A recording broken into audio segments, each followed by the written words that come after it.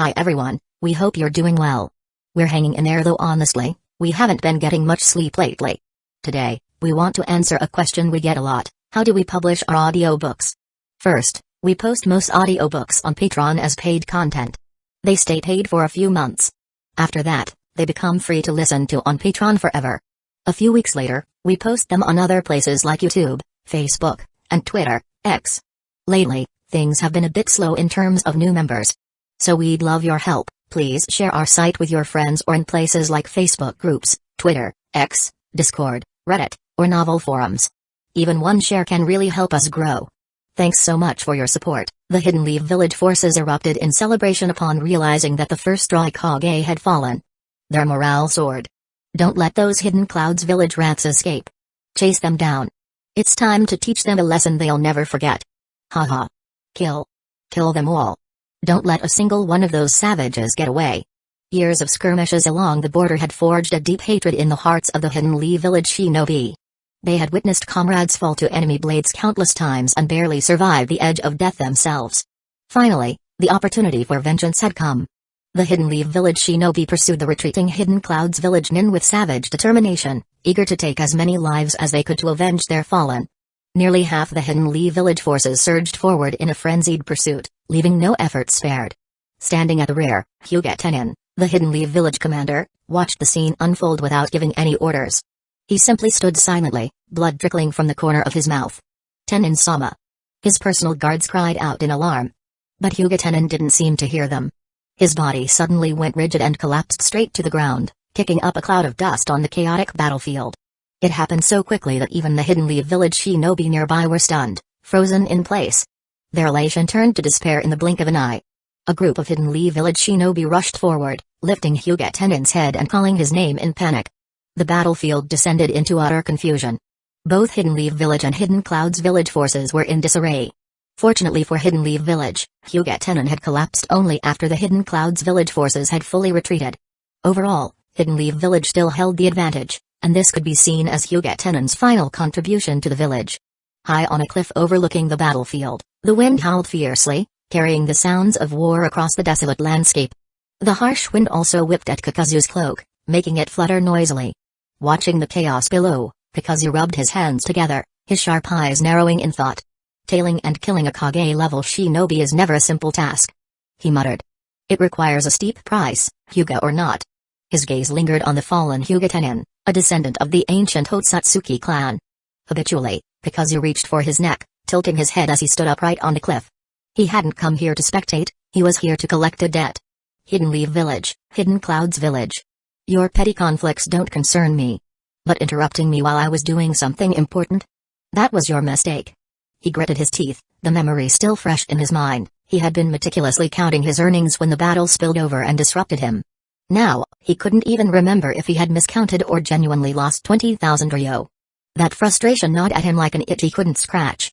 It was akin to being interrupted during his favorite activity, an insult he simply couldn't let slide. Hidden Leaf Village and Hidden Clouds Village. You'll both pay a price for this.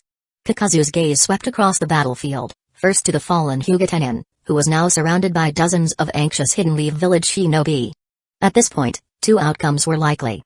Either Tenin was dead, or he was clinging to life by a thread. Kakuzu's mind worked like a machine, rapidly calculating the possibilities and weighing his options. Next, his attention shifted to the fleeing Hidden Clouds Village forces. A portion of the Hidden Clouds Village nin had stayed behind to cover their retreat. Among them, one particular individual caught Kakuzu's interest. 10 minutes later, deep within the forest, several Hidden Clouds Village nin raced through the dense undergrowth, carrying a severed arm. Their expressions were heavy, filled with grief. This arm, the last remnant of their Raikage, had to be brought back to Hidden Clouds Village. Once there, they could begin the process of electing a new Raikage.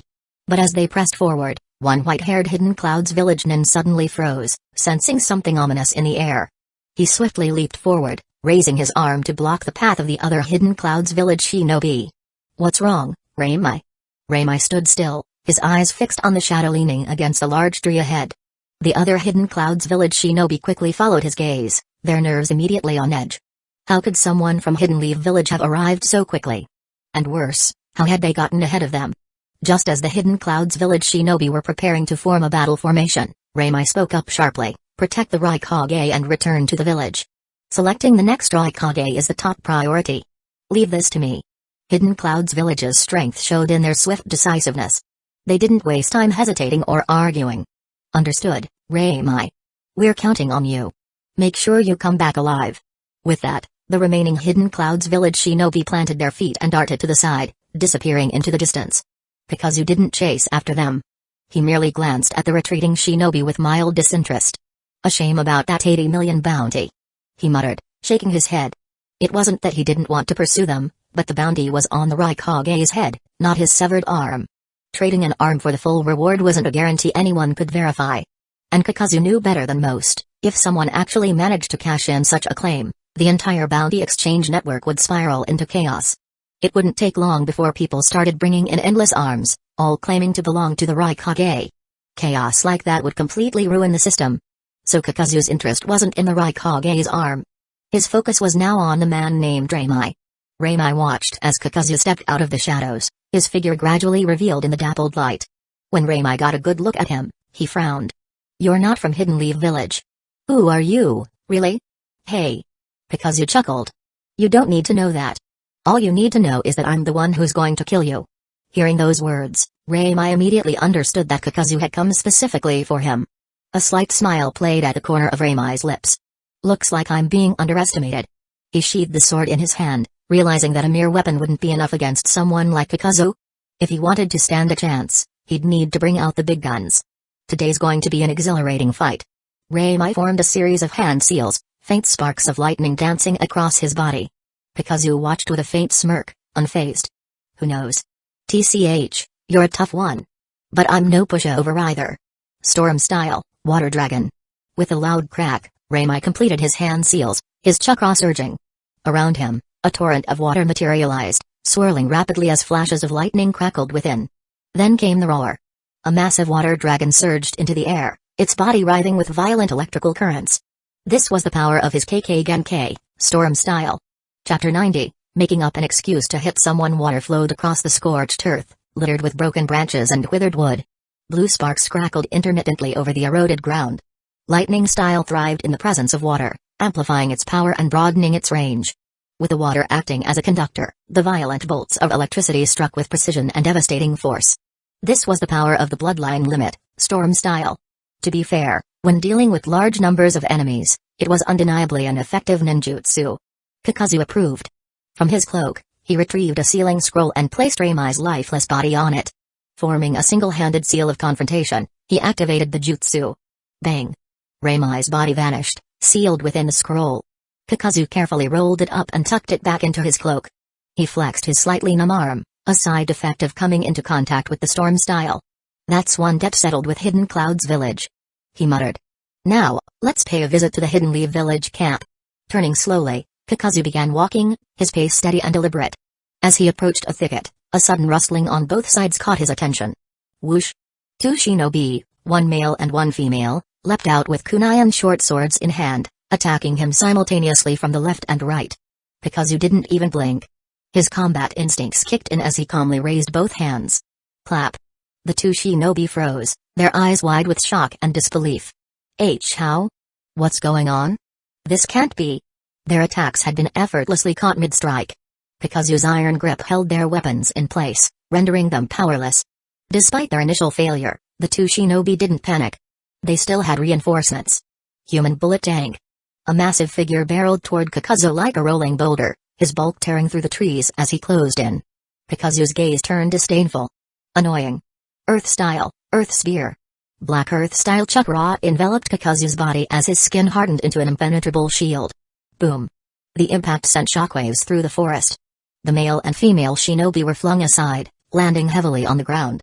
The large attacker groaned in pain as he was also repelled, reverting to his normal form. Amidst the swirling dust, Kakuzu stood unmoving, as solid as an iron fortress. But then, swish. Kakuzu's sharp eyes narrowed.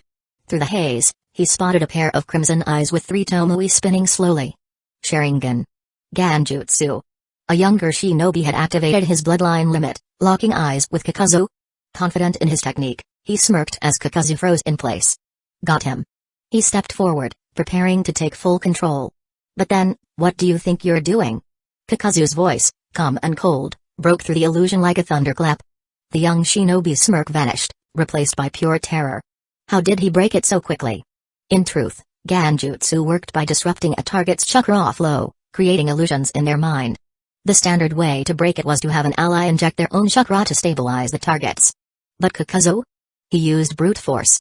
For someone like him, no Genjutsu could shatter his will or disrupt his monstrous chakra. Kakuzu lashed out with a sidekick, sending the young Uchiha flying into a tree. Blood dripped from the corner of the shinobi's mouth as he collapsed. Before he could recover, two more voices rang out from above. Fire style, great fireball jutsu. Wind style, breakthrough. The flames surged forward, fueled by the wind, doubling in size as they descended upon Kakuzu. Are you done yet? Kakuzu growled, visibly annoyed. With a swift hand seal and a step forward, he leapt straight into the inferno. The two young shinobi above froze in shock as Kakuzu emerged unscathed from the blazing flames. What? Kakuzu reached out, grabbing one of them mid-air. The other shinobi, smaller and quicker, barely managed to escape with a body flicker. As for the unlucky one, Kakuzu seized him by the hair and slammed him face first into the ground, leaving him dazed and humiliated. Got something to say? Kakuzu mocked. The shinobi could only spit out dirt, too terrified to respond. Shing shing shing. Threads shot out from Kakuzu's body, binding the unfortunate shinobi's limbs and hoisting him up a tree. Producing a vine-like whip from seemingly nowhere, Kakuzu lashed the young man's back. Arg! The agonized scream echoed through the forest. Kakuzu, unsatisfied, continued whipping, each strike sharper than the last. Finally, the pitiful cries roused the remaining shinobi from their stupor. A few people quickly gathered together. Despite the pain from their injuries, they were still determined to rescue their companion. However, the skinny, monkey-like young ninja stretched out his hand to block their path. Hiruzen, what are you doing? Can't you see Denzo's being beaten so badly he's practically in tears? Saratobe Hiruzen shook his head and looked to the side. Koharu, Hamura, take a closer look. Doesn't that guy remind you of Lord Kakuzu? Kagami Uchiha and Akimeki Torafu, who were with them, hadn't seen Kakuzu many times. Earlier, the intensity of the battle had kept their focus elsewhere, so they hadn't noticed. Now that they took a closer look, even though he's wearing a mask, I feel like he really is Lord Kakuzu, muttered Mitakato Hamura, sounding unsure. I don't think he's trying to kill us. It feels more like he's trying to discipline us. Look at Denzo. He's getting whipped so badly he's practically crying a river. At that, the five exchanged uncertain glances, but the truth was clear to them now. Meanwhile, Denzo had already taken more than 100 lashes. His screams echoed as he writhed under the blows. Lord Kakuzu? It's me, Saratobi. Lord Kakuzu, this is all a misunderstanding. We meant no offense. Denzo, he's... Denzo's nerves were fraying with every passing second. He finally processed his companion's words. Lord Kakuzu? It's me, Denzo. Hiruzen gave the order to attack you, not me. I swear it wasn't me. Wah. Only then did Kakuzu stop lashing him, turning his sharp gaze towards Saratobe Hiruzen and the others. That single glance sent a chill down their spines. Could they be next? Was Denzo's fate going to be theirs too? The thought sent a wave of dread through them, a fear that struck to their very core. Unbeknownst to them, Kakuzu's thoughts didn't match the stern look in his eyes. Time really flies, he mused internally. He recalled meeting Saratobe Hiruzen when the latter was just 13 years old, freshly graduated from the Ninja Academy and newly promoted to Genin. Denzo had been slightly older, about 15, if he remembered correctly. It had been 5 or 6 years since then, and now they were all adults. The nostalgia stirred countless emotions within him, but he couldn't let any of it show. He needed a solid excuse to justify beating these brats senseless. Slowly, Kakuzu pulled down his mask, his expression deadly serious. The muffled sobbing in the background grated on his nerves. Shut up. Denzo immediately clamped his mouth shut, his terrified eyes fixed on Kakuzu's back. Kakuzu turned his glare towards Saratobe Hiruzen and the others, his voice like thunder. Do you know why I'm beating you? Because your skills are lacking. You deserve it. The words struck Hiruzen and the others like a hammer. Despite being adults now, they couldn't help but lower their heads like children caught doing something wrong. Chapter 91, A Visit to the Camp. Hiruzen. I'm so disappointed in you all.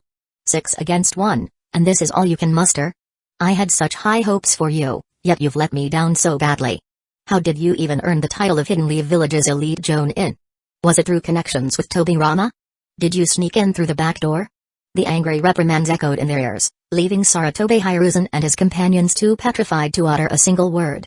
The weight of Kakuzu's seniority, his ties with their teacher, and his overwhelming strength made them feel as though they were facing Dobirama Senju himself. As a result, they could do nothing but endure the scolding in silence. Meanwhile, Kakuzu reveled in the act of venting his frustration. Truthfully, this sort of brainwashing-like tirade felt oddly cathartic. The so-called inheritors of Hidden Leaf Village's Will of Fire were supposed to excel at indoctrination themselves, weren't they? Kakuzu figured he'd get a head start by breaking them in today. Turning to Denzo, Kakuzu loosened the earth grudge fear threads binding him. As he did so, Akimaki Torafu and Kagami Uchiha rushed to support their comrade. Denzo. Ah. Lord Kakuzu? Denzo gritted out through clenched teeth. I once believed you would become the most exceptional Hokage in Hidden Leaf Village's history. Kakuzu began, his voice heavy with disappointment. But today, you've proven to be the most disappointing of the six.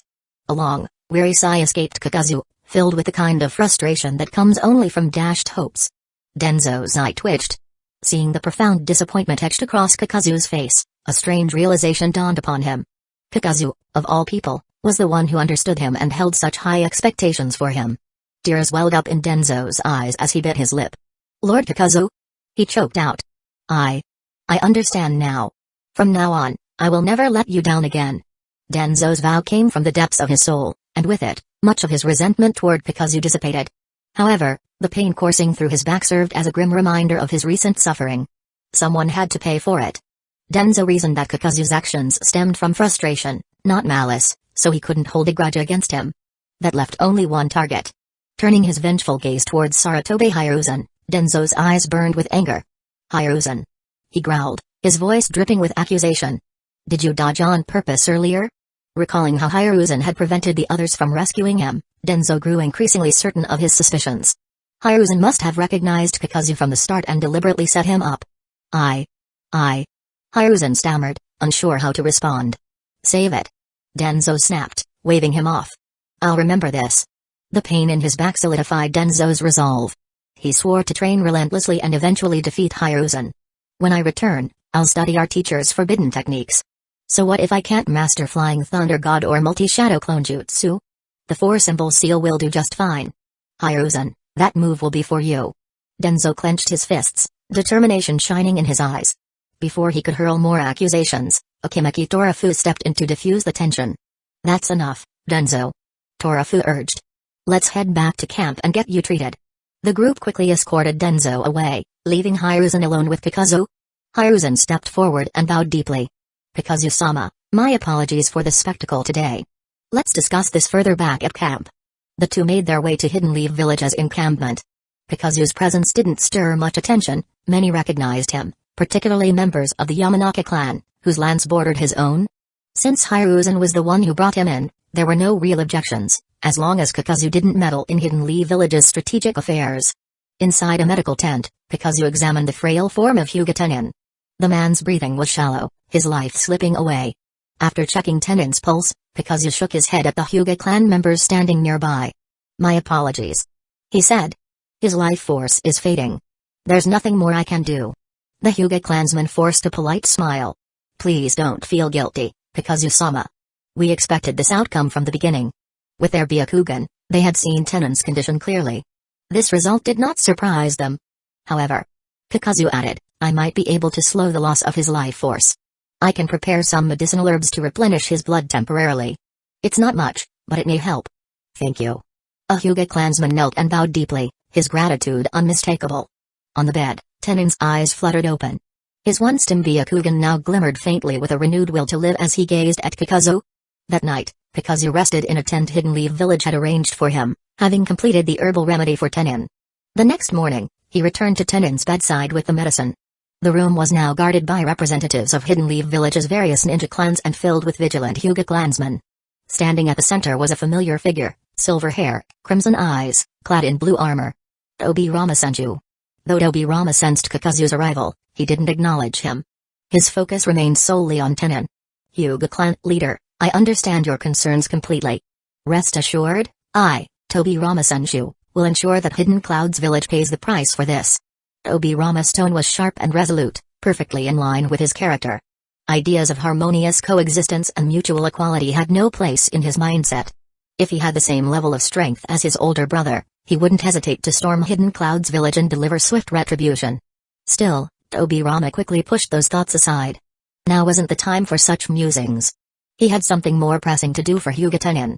Forming a single-handed tiger seal, he said firmly, "Clan leader, please wait a moment. I'll be back shortly." However, before he could activate Flying Thunder God, Hyuga shook his head. "No, Tobirama-sama, there's no need to trouble yourself. I can hold on until they arrive." Tobirama had planned to return to Hidden Leaf Village and bring Tenen's children to him so they could see each other one last time. But Tenen understood the reality of the situation. The distance between here and Hidden Leaf Village spanned more than half of the Land of Fire. The longer the distance, the more chakra Flying Thunder God would consume. While Tobirama could manage the trip alone, the added burden of transporting others would exponentially drain his chakra. Tenen had more than just one son, Hyuga. He had 3 children in total. Moreover, he wanted to see his newborn grandson. A round trip like that would take a toll even on Tobirama, and Tenen didn't wish to inconvenience anyone further. Tobirama paused for a moment before choosing to respect Tenen's decision. He could sense that Tenen still had some strength left in him. With a bow, Tobirama excused himself and stepped outside. Meanwhile, Kakuzu handed a medicinal concoction to the Hyuga clan members, instructing them to administer it to their leader. When Kakuzu re-emerged, he found Tobirama leaning casually against the doorway, waiting for him. Chapter 92, Big Moves in Hidden Leaf Village. The wind blew gently across the vast desert, sending dust swirling in the air as the sand shifted with the breeze. Amidst the barren landscape, Kakuzu and Tobirama Senju stood, facing the wind.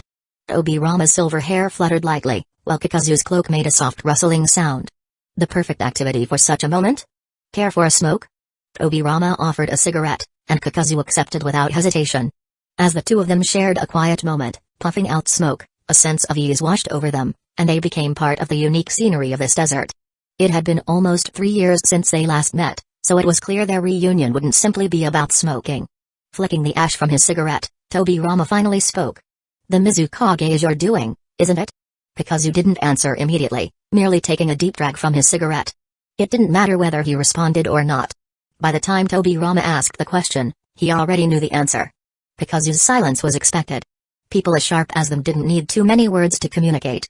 Often, a glance or a gesture said more than enough. Tobirama took another deep puff from his cigarette, the flame burning brighter with each inhale. "You're really not planning on returning to Hidden Leaf Village, are you?" This question carried a lot of weight. Kakuzu had spent a significant amount of time in Hidden Leaf Village, about 5 or 6 years, but Tobirama understood that Kakuzu wasn't the type to stay put. His position in Hidden Leaf Village had always been that of an unusual commoner. A commoner who had killed the first Mizukage. Would such a person be content living a quiet life? Kakuzu took another drag from his cigarette before tossing it away. "What's the matter? Got some big move planned?" Tobirama's question was never without reason. He always had a deeper meaning behind his words. He gave Kakuzu a meaningful glance before turning his gaze to the horizon. "Do you think this will all end so easily?" "Oh? Has your older brother gotten angry?" Kakuzu asked, his tone neutral. Tobirama didn't respond directly. The foundation of the first Hokage's creation of Hidden Leaf Village was to protect more people. In the past, small skirmishes along the borders were manageable, with Tobirama's compassionate, peaceful heart absorbing the conflict. But this time, things were different. The death of Hidden Leaf Village's top fighting force couldn't be brushed off. For Hidden Leaf Village's sake, and for the Hyuga clan, the first Hokage would undoubtedly demand an explanation from Hidden Cloud's village. Not to mention, if the first Hokage even slightly began to get serious, Hidden Cloud's village would probably find itself overwhelmed. Was Hidden Cloud's village really going to pay such a heavy price? Kakuzu glanced at Tobirama, uncertainty flickering in his eyes. His memories from his past life didn't clarify whether this event was part of the original timeline. But one thing was clear, determining the final outcome would depend on the will of the first Hokage. If he wasn't mistaken, Tobirama was likely on his way back from the Land of Wind right now. After standing in the desert for a while longer, the two returned to the camp. They didn't disturb Hyuga, but instead headed to the medical tent in the rear. As they arrived outside the tent, they overheard the sounds of 2 of Tobirama's disciples arguing. "Denzo, get well soon, and then we'll have a sparring match." "Humphrey. Hisashi, your indecisiveness will eventually make you regret it." The 2 disciples, though wounded, were still squabbling fiercely. Denzo had only suffered minor injuries, and aside from some lingering pain, he was otherwise fine. When the 2 saw Tobirama and Kakuzu enter, they immediately stopped bickering, straightening up. "Tobirama-sensei, Lord Kakuzu?" Seeing the injuries on the two of them, Tobirama glanced at Kakuzu, who, unsurprisingly, had already heard about the injuries to his disciples.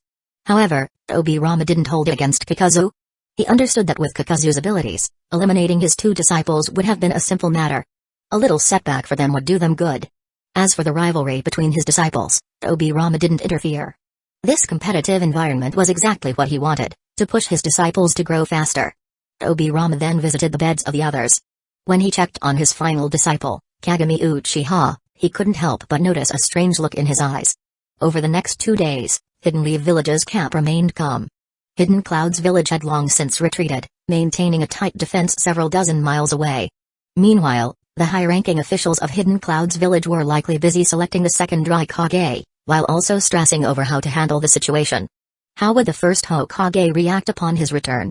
Meanwhile, Kakuzu's routine was simply to prepare some herbs for Hyuga Tenin. The Hyuga clan members had even came to thank him, expressing their gratitude. Kakuzu's herbs had truly helped. Hyuga Tenin had made remarkable progress and was in much better condition now. Kakuzu merely nodded and said, "You're welcome." He knew that his herbs were just helping with chi and blood recovery. The real reason Hyuga Tenin's health had improved so much was simply due to his body's last surge of vitality. When Kakuzu checked Hyuga Tenin's pulse one final time, he was certain the man wouldn't last until the next night. Fortunately, someone close to the Hyuga clan arrived that morning. Father. Hyuga Ruten hurriedly entered with his two younger brothers and several other Hyuga clan members. He immediately bowed his head to Hyuga Tenin, who was seated on the ground.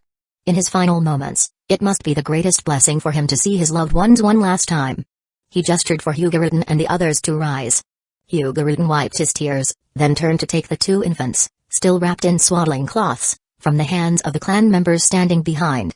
"Father, I've got them," he said as he looked down at the two peacefully sleeping babies. Hyuga Tenin nodded with a smile. Good. He longed to hold his grandsons, but his strength had already left him. He needed to use his remaining time to settle the affairs of the family. His gaze returned to his eldest son, Hyuga Ruten. According to the ancient traditions of the Hyuga clan, it was Ruten who would inherit the position of clan head. But Ruten was still only in his early 20s, far too young and inexperienced for such a heavy responsibility. Tenin couldn't help but worry. "Ruten, how do you plan to lead our people?" he asked, his eyes flickering with concern as they briefly landed on his two younger children. One was only 18, the other just 16. Ruten wiped his tears once more and raised his head. "Father, please rest assured. I will uphold the ancient traditions of the Hyuga clan and ensure that our family continues to grow and thrive." A few minutes later, Kakuzu entered, carrying medicine. Though he knew the medicine would have little effect now, he still felt obligated to fulfill his duties as best as he could. However, the moment he stepped in, he immediately sensed that something was wrong. The Hyuga clan's situation was delicate, and as an outsider, it would be better for him to stay out of the way. He was about to leave, but just then, Ruten's voice rang out. "Kakuzu, please wait." Kakuzu paused mid-step. What was going on? Wasn't Hyuga Tenin just passing on his final instructions? What did this have to do with him, an outsider? Still, Kakuzu turned to face him. In that instant, Kakuzu caught a brief flash of disappointment in Tenin's eyes. Was it because of Ruten, his successor? Was Tenin dissatisfied with him? Even so, it didn't concern Kakuzu. But if Hyuga Tenin had called him over, was it because he had seen something? Chapter 93, The Truth Unveiled. "Kakuzu-sama, please give me the medicine." "I'll handle it," a Hyuga clan member said, taking the medicine. He had assumed that Hyuga Tenin needed to take it, but he shook his head. Looking at Hyuga Ruten and the other clan members, he spoke firmly. "Everyone, leave. I need to speak with Kakuzu alone." His words stunned everyone. The reaction from the Hyuga clan was the same as Kakuzu's. Why would Tenin want to speak alone with Kakuzu at a time like this? Shouldn't he be with his family?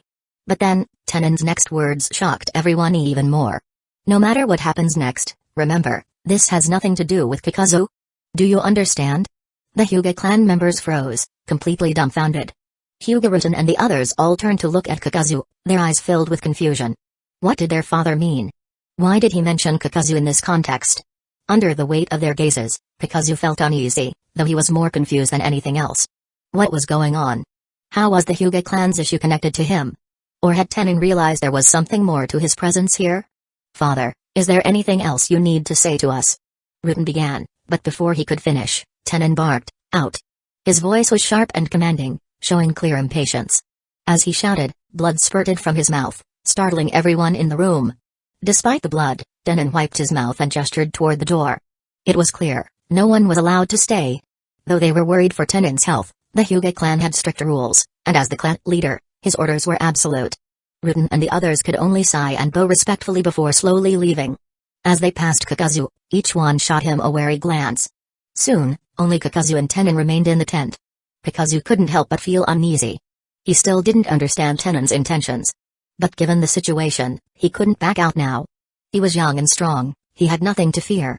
Seeing Tennin cough up more blood, Kakuzu moved slowly behind her, gently patting her back to help his breathe more easily. Lord Hyuga Tennin, is there anything else I can do for you? I will do everything in my power to assist. Tennin was older than him, Kakuzu spoke with the proper respect. After a few more harsh coughs, Tennin finally caught his breath and spoke. Kakuzu? Can you see the future? Kakuzu's hand, still on her back, froze. His pupils widened. The atmosphere in the room grew tense, the question was direct, and in that instant, he understood what Tennin was implying. His heart began to race, he had been careless.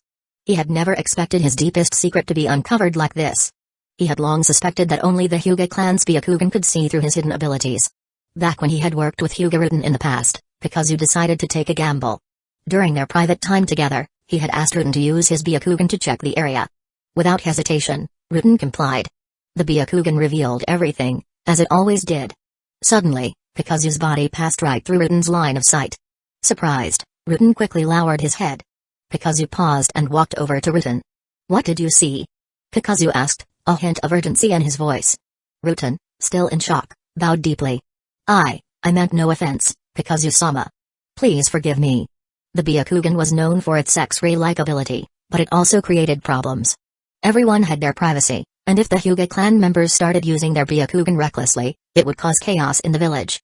If they walked through the street speaking into everyone's business, it could lead to major backlash. The Hyuga clan might even face extinction. This was why the Hyuga clan had strict rules. Byakugan could only be used in combat, and any misuse would be severely punished. Ruten had apologized quickly, fully aware of these rules. However, Kakuzu wasn't about to let him off so easily. What did you see? Ruten hesitated. I didn't mean to offend. I just saw your chakra cloak. The protective lines surrounding you. Is that all? Kakuzu asked, clearly not believing Ruten's answer. On one occasion, when Kakuzu had visited the Hyuga clan's training ground, he had seen the children and adults practicing with their Byakugan. Kakuzu had stood in a prominent position, fully exposed to their vision. Kakuzu observed that the Hyuga clan members all reacted the same way. They were surprised, but not horrified. It was like meeting someone at the corner of a street. When you get there and find they haven't arrived, you're surprised. But if you find someone you don't recognize, or someone looking extremely strange and unfamiliar, your reaction should be surprise tinged with a bit of shock. The Hyuga clan's eyes only showed surprise, not shock, which meant they could only detect the flow of chakra. Of influence, not what was hidden beneath the surface. It was similar to a barrier. You can see the structure outside the barrier, even pinpoint where it can be opened, but to understand what's inside, you need to open the barrier first. So, for the Hyuga's Byakugan, Kakuzu didn't need to worry too much. The body created by Tailed Beast Bomb's influence was strong, comparable to a barrier. However, every technique carries risks. The Byakugan of Hyuga Ruten couldn't see through Kakuzu's body, but that didn't necessarily mean the Byakugan of the Otsutsuki Kagaya couldn't. That's hard to say. But there's one thing Kakuzu was sure of, he clearly remembered when Hyuga Tennin used his Byakugan to defeat Raikage. His chakra pathways were gone. It seemed his Byakugan had evolved, which allowed him to perform that terrifying strike. The strike knocked out an S-rank ninja with a single punch. If he could land 70 or 80 punches, he could defeat 70 or 80 S-rank ninja. What kind of power does that represent?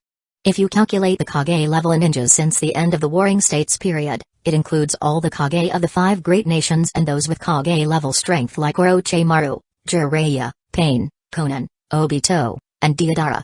Even considering the 4th Great Ninja War, Kakuzu could confidently say there wouldn't be 70 or 80 Kage-level fighters in total. So, if Hyuga Tennin could truly unleash that terrifying strike multiple times, say, 10 or 20, Kakuzu estimated that Tennin could go toe-to-toe with the likes of Senju Hashirama or Madara Uchiha. Finally, Kakuzu came to a conclusion: Hyuga Tennin's Byakugan had definitely evolved. His biggest secret had already been uncovered. Chapter 94, Final Wish. Kakuzu, I assure you, I mean no harm. Sensing the shift in the room's atmosphere, Hyuga Tennin hastily offered an explanation. Kakuzu, seated on the floor, observed Tennin's back in silence. After several moments, The corners of Kakuzu's mouth turned up slightly, forming a faint smile. Once, because of the side effects of Earth Grudge Fear, Kakuzu couldn't actively train to improve his strength. To avoid exposure, he had to hide his true capabilities as much as possible. But no secret remains hidden forever. Even without willingly revealing it, a high-intellect opponent could force his hand, exposing his trump cards. Everyone has weaknesses. To reveal a weakness or a hidden ace isn't the end, it's how one defends their vulnerabilities and capitalizes on their strengths that defines survival. Such is the true essence of a shinobi. Hyuga Tenin's words seemed to strike a chord with Kakuzu, who found himself unexpectedly at ease. The previously oppressive air in the room dissipated, replaced by a gentler atmosphere. Clan leader Hyuga, speak freely. Kakuzu said with a smile. Hyuga Tenin's expression relaxed. In his fleeting moments of clarity, he stopped coughing, and his thoughts sharpened. Kakuzu-san, you've lived since the Warring States period. Do you know the origins of the Hyuga clan? I can't say I do. Kakuzu replied, his gaze shifting to the window. But I'd wager your ancestor was someone extraordinary. After all, you possess the Byakugan, an exceptional Kekkei Genkai. Kakuzu's thoughts drifted briefly. The one who dwelled on the moon had indeed been restless, leaving descendants both on the lunar surface and the earth below. For 20 years, I scoured ancient texts and finally achieved an evolution of my Byakugan. I've named this state the Thousand-Eye Byakugan. Tenin said, his tone tinged with sorrow. Yet, I can no longer witness the glory of our Hyuga clan with my own eyes. Kakuzu fell silent, contemplating the words. He couldn't fault Tenin. To restore the glory of one's ancestors was no easy feat. Even Madara Uchiha, with Black Zetsu's manipulation, had spent decades successfully returning to his roots. Hyuga Tenin, without fully mastering this power, had forced his body to use it, pushing his life to the brink. Yet, Tenin's mind remained fixated on the Hyuga clan's history, the brutal era of conflict and the monumental achievement of founding the village. In his final moments, Tenin chose to defend his clan and legacy with his life. He had served Hidden Lee village and his bloodline well. Did he regret it? Of course. But in Kakuzu, Tenin saw a flicker of hope. Kakuzu-san, will you carry my will forward and let the world witness the brilliance of the Hyuga clan once again? Curiosity about the unknown, the pursuit of power, the longing to elevate one's lineage, you could explain Tenin's plea in any number of ways. Yet, it all stemmed from a single, unshakable desire. It was akin to a dying master passing on their ultimate techniques, ensuring their life's work endured. The same way the monk entrusted Kakuzu with Earth Grudge Fear. Kakuzu-san. Tenin said after a moment, his voice weaker, I have another question for you. Ask, clan leader Hyuga. Do you believe the Hyuga clan will decline in the future? Kakuzu lowered his head, choosing silence once more. A dying man deserves kindness in his final words. Kakuzu didn't want to lie, but he also didn't want to tell a painful truth. The fate of the Hyuga clan's branch members was particularly harsh. They were born to protect others, often at the cost of their own lives. Among Hidden Leaf Village's new generation, Hinata's fate had been kinder, no longer part of the Hyuga's main family but shielded as the Hokage's wife. Only a fool would dare harm her. But Neji's destiny had been cruel. He had fought against fate, yet he couldn't escape its grasp, ultimately perishing in its embrace. Perhaps he had found peace in death, fulfilling his role. The disappearance of his forehead seal had been the heaven's final blessing. The caged bird seal protected the Hyuga's Kekkei Genkai from outsiders. But it also shackled the clan, hindering their progress. Kakuzu didn't voice these thoughts, but his silence was an answer in itself. Hyuga Tenin closed his eyes slowly. Kakuzu, I have one final request. He said, his voice barely audible. Kakuzu listened as Tenin recalled his son, Hyuga Ruten. Not particularly strong but decent, a stickler for rules yet lacking adaptability. A father's worry for his child, it's the oldest tale in the world. Clan leader Hyuga, rest assured. Kakuzu said firmly. The Hyuga clan will endure. I promise you. Tenin's lips curled into a faint, peaceful smile. He could finally rest in peace. Do it. Carry my will forward and let me witness the Hyuga clan's glorious future. Kakuzu said nothing in response. Instead, he lowered his head in a solemn bow. With a soft swish, the black tendrils of Earth Grudge Fear extended toward Hyuga Tenin, intertwining around him. Slowly but surely, Tenin's life force began to flow into Kakuzu. Half an hour later, Kakuzu emerged from the tent. Hyuga Ruten, along with several other clan members, immediately rushed forward. Kakuzu-sama, my father, please accept my condolences. Kakuzu interrupted, his gaze steady as he looked at Ruten. No matter what happens, the living must face the future. Ruten swallowed hard, his throat tight with emotion. Without another word, he led the clan members into the tent. Inside, They found Hyuga Tenin seated cross-legged on the ground, his head bowed slightly. A faint smile graced his lips. He had passed away peacefully. Moments later, the camp was filled with the sound of grief-stricken cries. By nightfall, the Hyuga clan had prepared a coffin, carefully placing the old clan leader's body inside.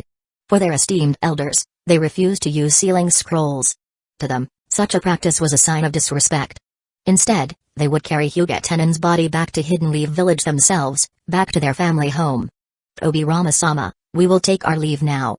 Please handle the matters here in our absence. Ruten said, bowing deeply to Senju Tobirama.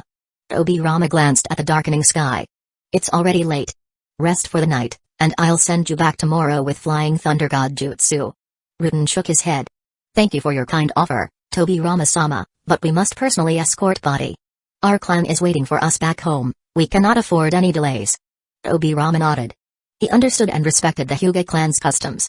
Ruten then turned his attention to Kakuzu and bowed once more.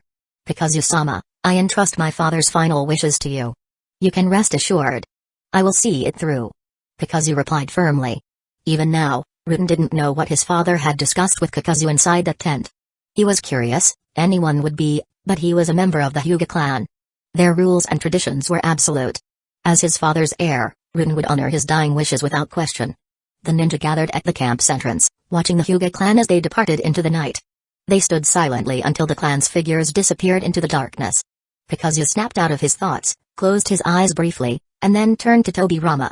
Tobirama, never one to avoid confrontation, met Kakuzu's gaze directly.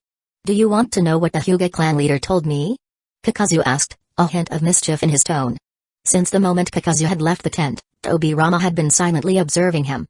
Someone as perceptive as Tobirama couldn't resist probing into a secret. Tobirama didn't respond, simply waiting for Kakuzu to continue.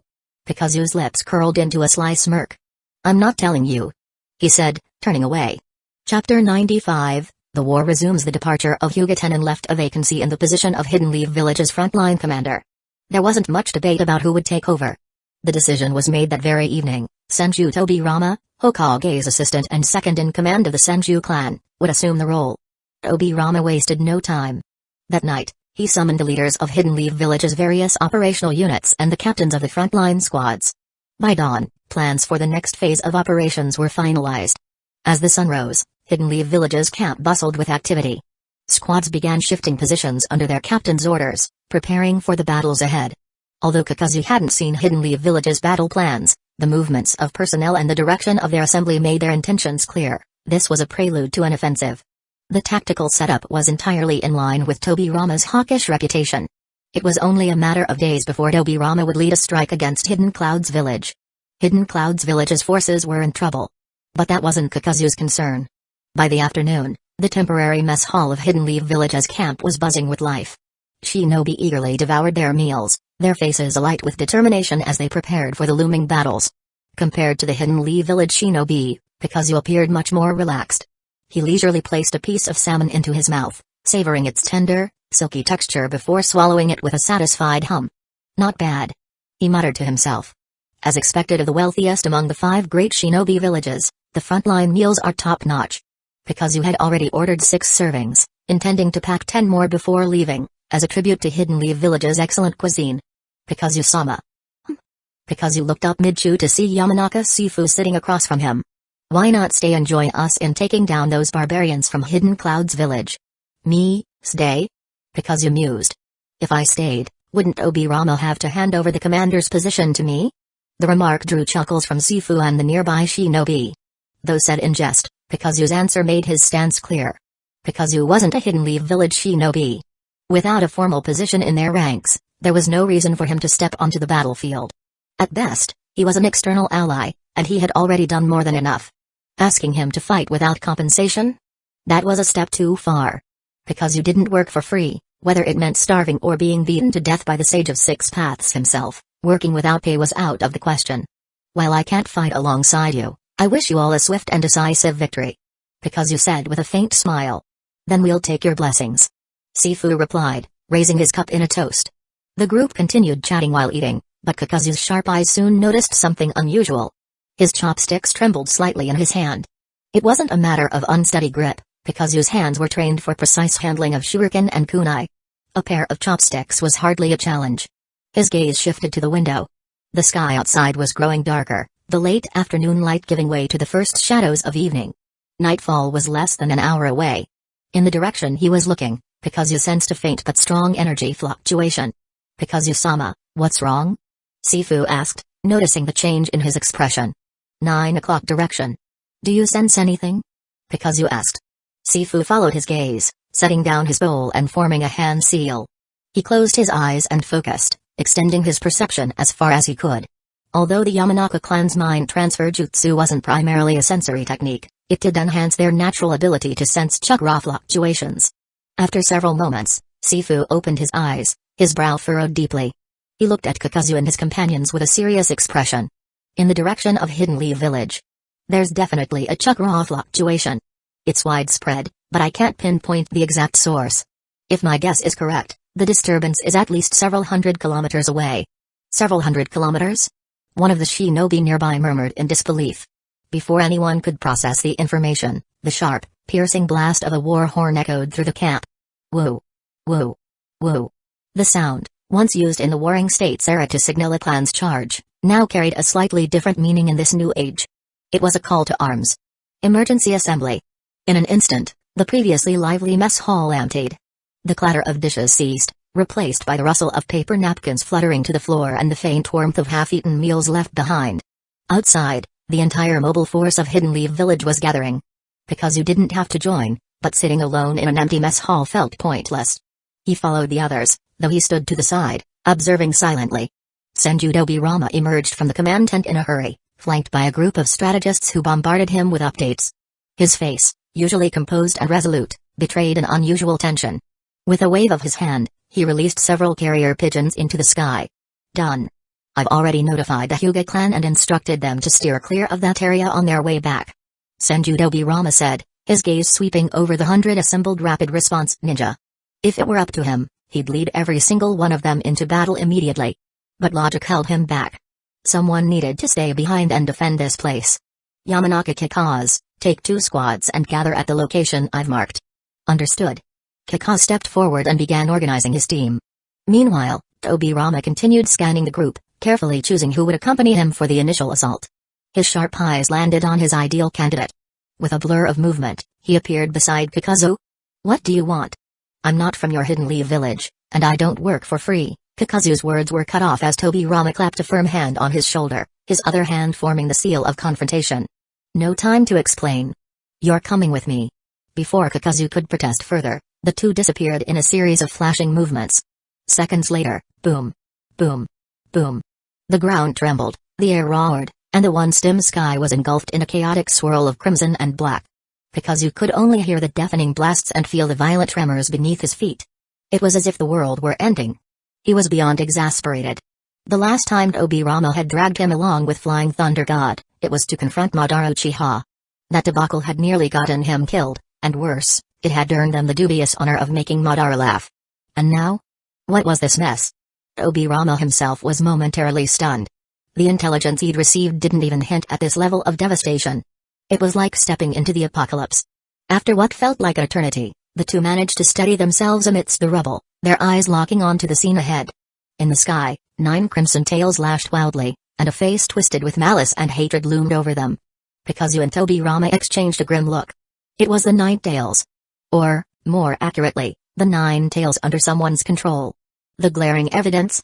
Its eyes, shaped unmistakably like the Sharingan. And the one controlling it was obvious. Standing on the 9 tails head with his arms crossed, exuding an air of absolute dominance, was none other than Madara Uchiha. After all these years, he had returned, with a vengeance. On the ground, facing Madara across the battlefield, was Senju Hashirama. Hashirama had just finished a diplomatic visit to Hidden Sand Village in the Land of Wind when urgent reports diverted him to the front lines to deal with a brewing conflict with Hidden Cloud's village. But here, in the Valley of the End, he had encountered Madara. One look into Madara's cold, unyielding eyes, and Hashirama knew this was no chance meeting. After instructing his subordinates to leave behind the large sealing scrolls and retreat, Hashirama stood firm. This battle could only be fought by him alone. Chapter 96, The Power of Gods. Hashirama, it's been ages since we fought for real. Madara said, his voice laced with both challenge and nostalgia. Madara, do you want to let all our efforts go to waste? Our infighting will only dishonor the comrades who once stood by our side. Hashirama implored, his tone earnest. His words seemed to strike a chord, if only for a moment. Are you lecturing me now? Madara retorted sharply, his pride flaring. No one, not even Hashirama, could presume to preach to him. Hashirama sighed inwardly. He knew there was no avoiding this fight. With a swift motion, he hoisted the colossal scroll on his back and clasped his hands together. I don't want to kill you, he said. Oh? So, you think you could kill me anytime you want? Don't underestimate me. I can strike the other shore now.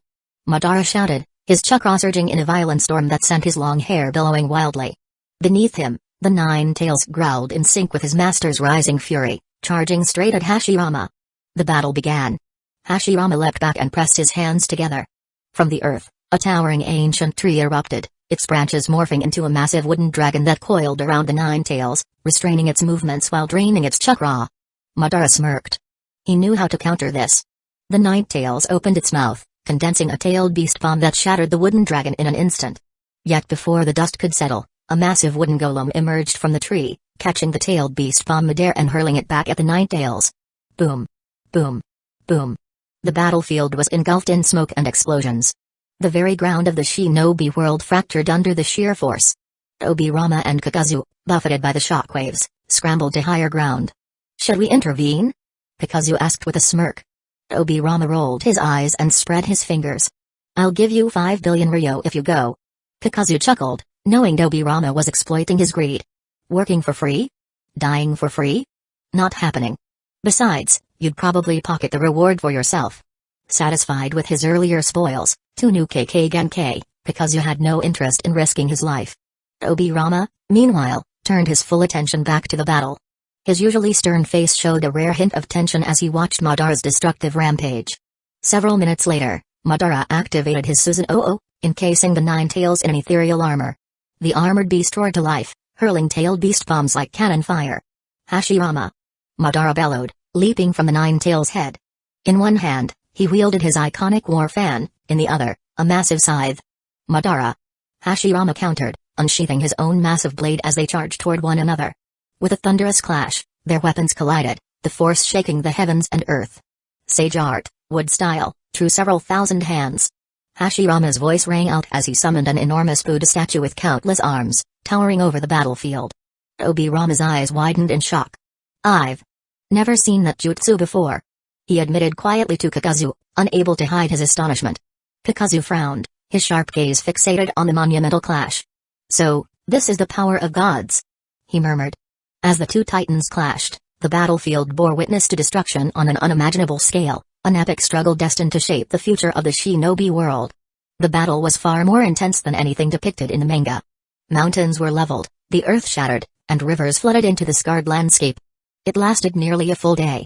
Finally, Hashirama used a hidden blade within his massive sword to pierce Madara's chest from behind. Madara's eyes closed, and his presence faded completely. As soon as Hashirama could no longer sense Madara's chakra, his legs gave out, and he dropped to his knees, panting heavily, his face pale. Quick! Senju Obirama called out, gesturing urgently. Yamanaka Sifu and several dozen Hidden Leaf village jonin rushed forward. Kakuzu, standing nearby, moved to Hashirama's side and grasped his wrist. He frowned as he assessed the situation. Hashirama's chakra still flowed through his body, but his pulse was growing weaker by the second. How is he? Obirama demanded. Kakuzu could only nod grimly. Their earlier suspicion had been correct. The true several thousand hands and its top transformed Buddha technique, while powerful, had consumed an overwhelming amount of energy, beyond what any mortal, even a god, could withstand. The reason Azura had survived using this technique was the power granted by the Sage of Six Paths, which served as a foundation for such feats. But Hashirama, no matter how exceptional, was still mortal. This technique didn't just deplete his chakra, it had drained his very life force. Even after being reanimated through Edo Tensei, Hashirama couldn't replicate the same feats he once performed in life. Without the vitality that came with being alive, his abilities were inevitably limited. I'll be fine, Hashirama said weakly, gripping Kakuzu's hand and forcing himself to his feet. He smiled at the others, though the effort made his condition all the more evident. Brother, enough talk. Let's get back to Hidden Leaf village first, Obirama said firmly, grabbing Hashirama's arm. But Hashirama shook his head, resisting the pull. He didn't want to leave just yet. Lord Hokage, Please. We need you to return. Yamanaka Sifu pleaded. The sight of their wounded leader filled the Hidden Leaf village shinobi with anguish. After a long moment of hesitation and a collective urging of his comrades, Hashirama's gaze drifted to Madara's lifeless body on the ground. Even now, at this moment, Hashirama couldn't stop thinking about the friend-turned-rival who had been his closest companion. The sight was both touching and heartbreaking. Enough, brother. Let's go back. The rest can wait. Tobirama's voice trailed off as he turned his attention to Kakuzu. Kakuzu, take Sifu and the others and bring Madara Uchiha's body back to Hidden Leaf Village. Brother, we're leaving. With that, Tobirama vanished with Hashirama in a swift shunshin. As the two disappeared from sight, Kakuzu felt a gnawing sense of unease. Hey, Lord Hokage, he began, but there was no trace of Hashirama left to answer. Chapter 97, Hashirama's final decision at this moment. Why not seize Hashirama's power and use it for oneself? The answer was simple. Hashirama's power was not something that could be forcibly taken. Such an attempt would only backfire. Take, for example, the future Shadow Denzo. He transplanted Hashirama's cells, but nearly fell victim to their backlash. Constantly suppressing those cells drained him to the point of fragility. A so-called interim Hokage. Perpetually outclassed by Sasuke, he embarrassed the very title of Hokage. Kakuzu, ever pragmatic, would never attempt such a reckless thing without sufficient physical strength. As for Madara Uchiha, his heart had stopped, and multiple medical men confirmed that he was beyond saving. Even Kakuzu's earth grudge fear couldn't manipulate a corpse with no trace of life. But then, wait. Don't leave, Lord Hokage. Kakuzu's thoughts raced. Stay and post a wood clone to guard this guy's body. Madara wasn't just dead, he was faking it. His body might be cold now, but it wouldn't stay that way for long. Kakuzu wanted to shout his warning aloud, but the chance was gone. Hashirama had already been taken away by Tobirama. Not that it mattered. Even if Kakuzu voiced his suspicions, who would believe him? Madara's lifeless state seemed undeniable. Besides, voicing such thoughts carried enormous risk. What if Madara's heart had stopped but his consciousness remained intact?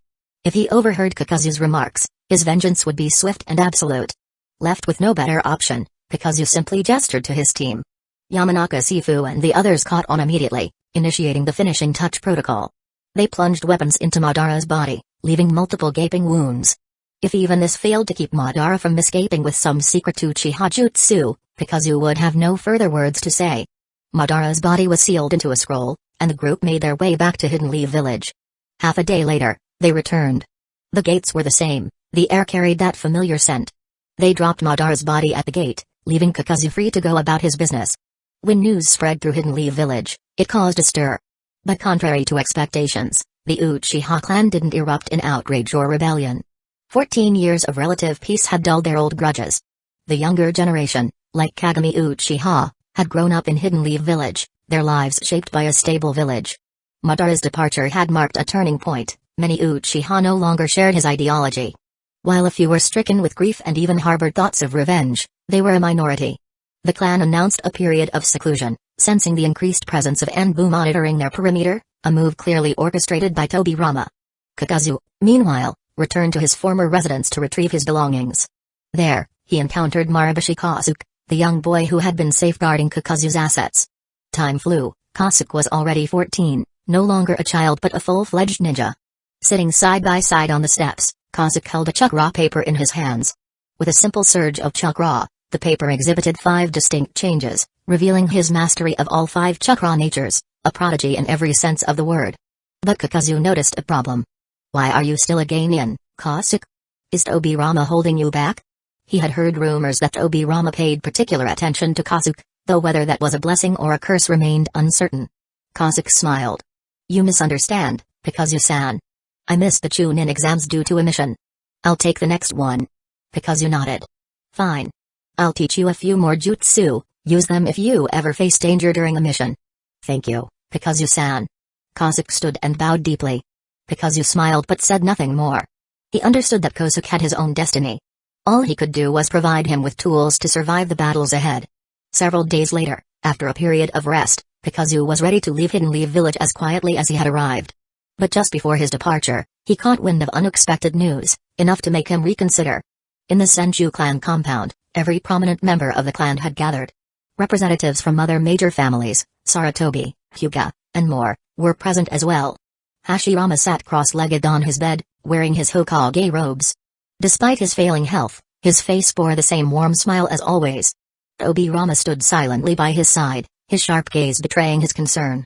He could feel his brother's life slipping away.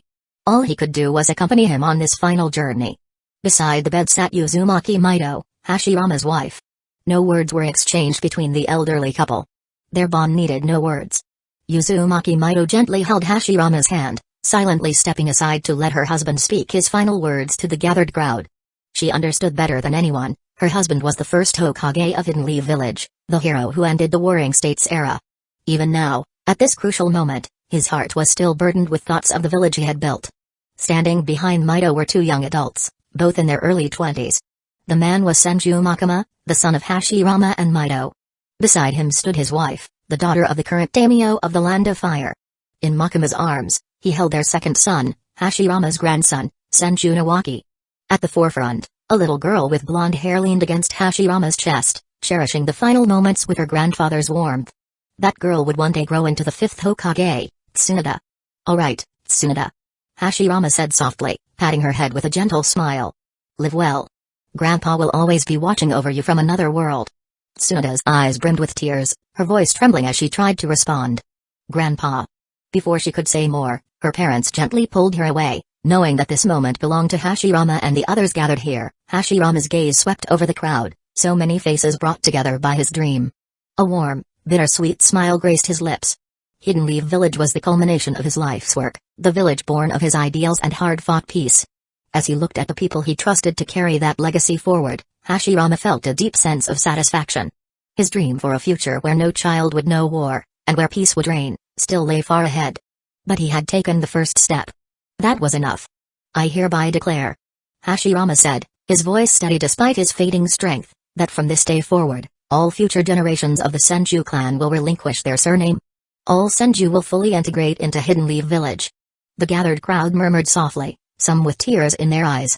Hashirama had always been willing to sacrifice everything for the village, even his clan's name. His belief in the unity of Hidden Leaf Village remained unshaken to the very end. As he closed his eyes for the final time, Hashirama entrusted the future to those who stood before him. His dream was far from complete, but the seeds of hope had been planted. Someday, Hidden Leaf Village would bloom into the haven of peace he envisioned. Chapter 98, The Fall of the God of Shinobi. Hashirama's decision left everyone present utterly speechless. Before the founding of the villages, clans operated as independent units, with their family name held in higher regard than life itself. A clan's name was synonymous with honor and strength. No one could have imagined that Hashirama Senju would propose dissolving the mighty Senju clan into the fabric of Hidden Leaf Village itself. Was this act of selflessness visionary or foolhardy? From a short-term perspective, it seemed like a loss, discarding the prestige of the Senju name. But looking ahead, Hashirama saw a greater purpose. By integrating the Senju bloodline into every family of the village, their legacy would persist indefinitely. A decade or two from now, even if the Senju clan ceased to exist as a singular entity, their blood would flow through all of Hidden Leaf Village, binding its people together. To others, however, this decision carried the more pragmatic subtext. Hashirama and Madara had established Hidden Leaf Village as its founding clans, and while this unity brought strength, it also made them targets. The tallest tree catches the wind. As the saying goes. Perhaps Hashirama had came to understand this harsh reality the moment he was forced to kill his closest friend. Madara had never fully embraced the dream of Hidden Leaf Village, and Hashirama realized the road to peace was far longer than he had anticipated. By dissolving the Senju clan, Hashirama not only strengthened the bonds of Hidden Leaf Village but also bolstered its collective power. The natural chakra reserves of the Senju bloodline would enhance the abilities of every shinobi who carried even a fraction of it. The clan heads exchanged uncertain glances but ultimately fell silent, understanding that the stage today belonged to Hashirama alone. Hashirama turned to Mido Uzumaki, his wife of over 2 decades. His gaze softened with affection. "Mido, forgive me. I can't be by your side any longer." Mido didn't cry. Instead, she gently caressed his face, her voice steady and resolute. "Don't worry, Hashirama. From now on, I will carry your will forward." Her hand instinctively rested on her abdomen, where the power of hatred and destruction had been sealed. She had taken on the burden of the 9 tails, a role Hashirama had once fulfilled with his unparalleled strength. 9 tails. Hashirama had once said to the 9 tails, "Your power is too great. I have no choice but to seal you away." He had then lifted the massive beast as effortlessly as a kitten. But this burden was now Mido's to bear. she resolved to protect Hidden Leaf Village in her own way, just as Hashirama had done. Turning to his younger brother, Tobirama, Hashirama's expression softened further. The bond between them was unshakable, forged through years of shared battles and sacrifices. Tobirama, he said, his voice carrying the weight of finality, I leave Hidden Leaf Village to you. Tobirama's throat tightened, but years of war had taught him to suppress his emotions. Tears would not come, not now. He had to be strong, for the burden of Hidden Leaf Village would soon rest on his shoulders. Hashirama's gaze swept over everyone present, his lips curling into a serene smile before his eyes slowly closed. Lord Hokage. The Senju compound was filled with the sounds of weeping as the god of shinobi passed. Beneath the cemetery, however, another story was unfolding. Madara Uchiha's eyes snapped open as he gasped for air, his chest heaving. The cramped confines of his coffin made movement impossible. Anger flared within him, and he prepared to shatter the lid with a single kick. But then he stopped, a strange sensation coursing through his body. His chakra remained, and the power of his Mangekyo Sharingan still surged, but something felt off. Hashirama. He murmured bitterly, his voice trembling with uncharacteristic emotion. Is this your doing? The memory of Hashirama's titanic power, the strength of a god, lingered in his mind. Yet, beneath that memory, a curious warmth stirred. It was the piece of Hashirama's flesh that Madara had torn away during their final battle. Though its vitality was fading, it continued to radiate an almost inexplicable energy. Tears welled in Madara's eyes, slipping down his cheeks. He couldn't remember the last time he had cried, not even at the death of his beloved brother, Izuna. For the first time in his life, Madara wept for someone else. Perhaps it was the weight of their years-long friendship, the shared dream of a world united, or the knowledge that they had both been prisoners of circumstance. As he lay in the suffocating darkness of his coffin, Madara's tears bore witness to the end of an era, and the faint hope of what might yet come. If childhood dreams could truly come true. Hashirama. After softly calling out his name, Madara suddenly felt at peace. Perhaps it was a response to the deepest call from his heart, or perhaps Indra's obsession had faded away along with his tears. Slowly, Madara sat up, his tears already dried. He glanced upward, his gaze seeming to pierce through the ground, reaching the world above. A faint smile tugged at the corner of his lips. The past that once weighed so heavily on his mind now seemed inconsequential. Going back up wouldn't change anything. He still had preparations to make for the plan he had been crafting for years. Leaving behind a substitute identity to fake his death, Madara disappeared into the earth. He needed time in the depths to slowly accumulate power and recover from the injuries Hashirama had inflicted upon him, injuries that might be the only reminder of their bond. A few days later, Hidden Leaf Village was draped in mourning. The entire village wore black and white to bid farewell to the first Hokage. Even many Uchiha came to pay their respects, a testament to the profound respect Hashirama commanded in everyone's hearts. When the funeral concluded, Kakuzu, who should have departed, made an unexpected visit to Uzumaki Mido before leaving. The reasons were unclear, perhaps it was out of courtesy, or maybe it stemmed from a sense of obligation. Mido graciously received him. Kakuzu-san, thank you for coming to send my husband off on his final journey. I also want to thank you for the vitality you've brought to Hidden Leaf Village over the years.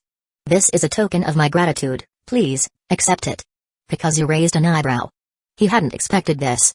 His visit was merely to console the widow, urging her not to grieve too deeply. He instinctively tried to refuse the gift, but as his eyes landed on it, his pupils contracted. He looked up at Mido, suddenly recalling the Uzumaki clan's exceptional sensory abilities. Could this woman read minds? How else could she have known that this was exactly what he needed most at this moment? Chapter 99, Nicknames Don't Lie. The sky was exceptionally clear today, with a refreshing breeze that made the atmosphere soothing. Kakuzu, clad in his usual coat and carrying a bag in hand, strode leisurely toward Hidden Leaf Village's gates. He had gathered everything he needed, it was time to leave. As he reached the gates, Kakuzu greeted the two gatekeepers warmly. They returned the gesture politely. Without breaking stride, Kakuzu walked out of the gates and through Hidden Leaf Village's barrier. Heading north, he traveled for about 10 miles before his steps abruptly came to a halt. Hey! I never thought someone as low profile as me would have the honor of a personal send-off today. Kakuzu said, unhurried as he placed his bag on the ground. If someone had come all this way, it would be rude not to acknowledge their efforts. Leaning against a nearby tree, Tobirama Senju slowly opened his eyes. His red pupils locked onto Kakuzu, and his blue armor exuded an imposing aura of killing intent. My flying thunder god mark, how did you remove it? Tobirama's voice was calm, but his tone carried a sharp edge. He hadn't felt the slightest disturbance when Kakuzu passed through the barrier earlier. Kakuzu raised his left arm and waved it casually. You mean this? He replied with a smirk. During their first encounter, Tobirama had left his Flying Thunder God seal on Kakuzu's left arm. That mark wasn't something one could just scrub off or wash away. Even when Kakuzu destroyed his own arm and reconstructed it with the threads of his Earth Grudge fear, the seal clung stubbornly to the new limb like a tenacious leech. Kakuzu understood this was a bona fide space-time ninjutsu. The mark didn't adhere to physical matter but rather to the space the matter occupied. Initially, Kakuzu believed he'd need a body on par with the Sage of Six Paths to counter it. However, by sheer luck, he stumbled upon a solution. As for how? He'd let Tobirama figure that out himself. It's quite the honor to have the second Hokage personally see me off, Kakuzu remarked dryly. Not bad at all. Though the daimyo's appointment hadn't officially arrived, Kakuzu estimated the paperwork was already en route. Kakuzu, there's no need for meaningless talk. You know why I'm here. Tobirama said after a pause, his gaze unwavering. The ninja world is on the brink of chaos. I can sense a great war looming on the horizon. I want you to stay and assist me. Tobirama's instincts in such matters were rarely wrong. The first great ninja war wasn't far off. The fragile peace that had lasted for over a decade was now stretched thin, with tensions brewing among the villages for just as long. The Valley of the End had left behind a powerful deterrent in the forms of Hashirama Senju and Madara Uchiha, but doubts lingered. Were those two titans truly dead, or was it all an elaborate ruse by Hidden Leaf Village? These uncertainties held the villages back, for now. But the growing hatred was like an overinflated balloon, ready to burst at any moment. You make a compelling argument. Kakuzu said with a nod before shrugging. Unfortunately, it has little to do with me. Did Tobirama want him to assassinate a Mizukage? Or eliminate a Raikage?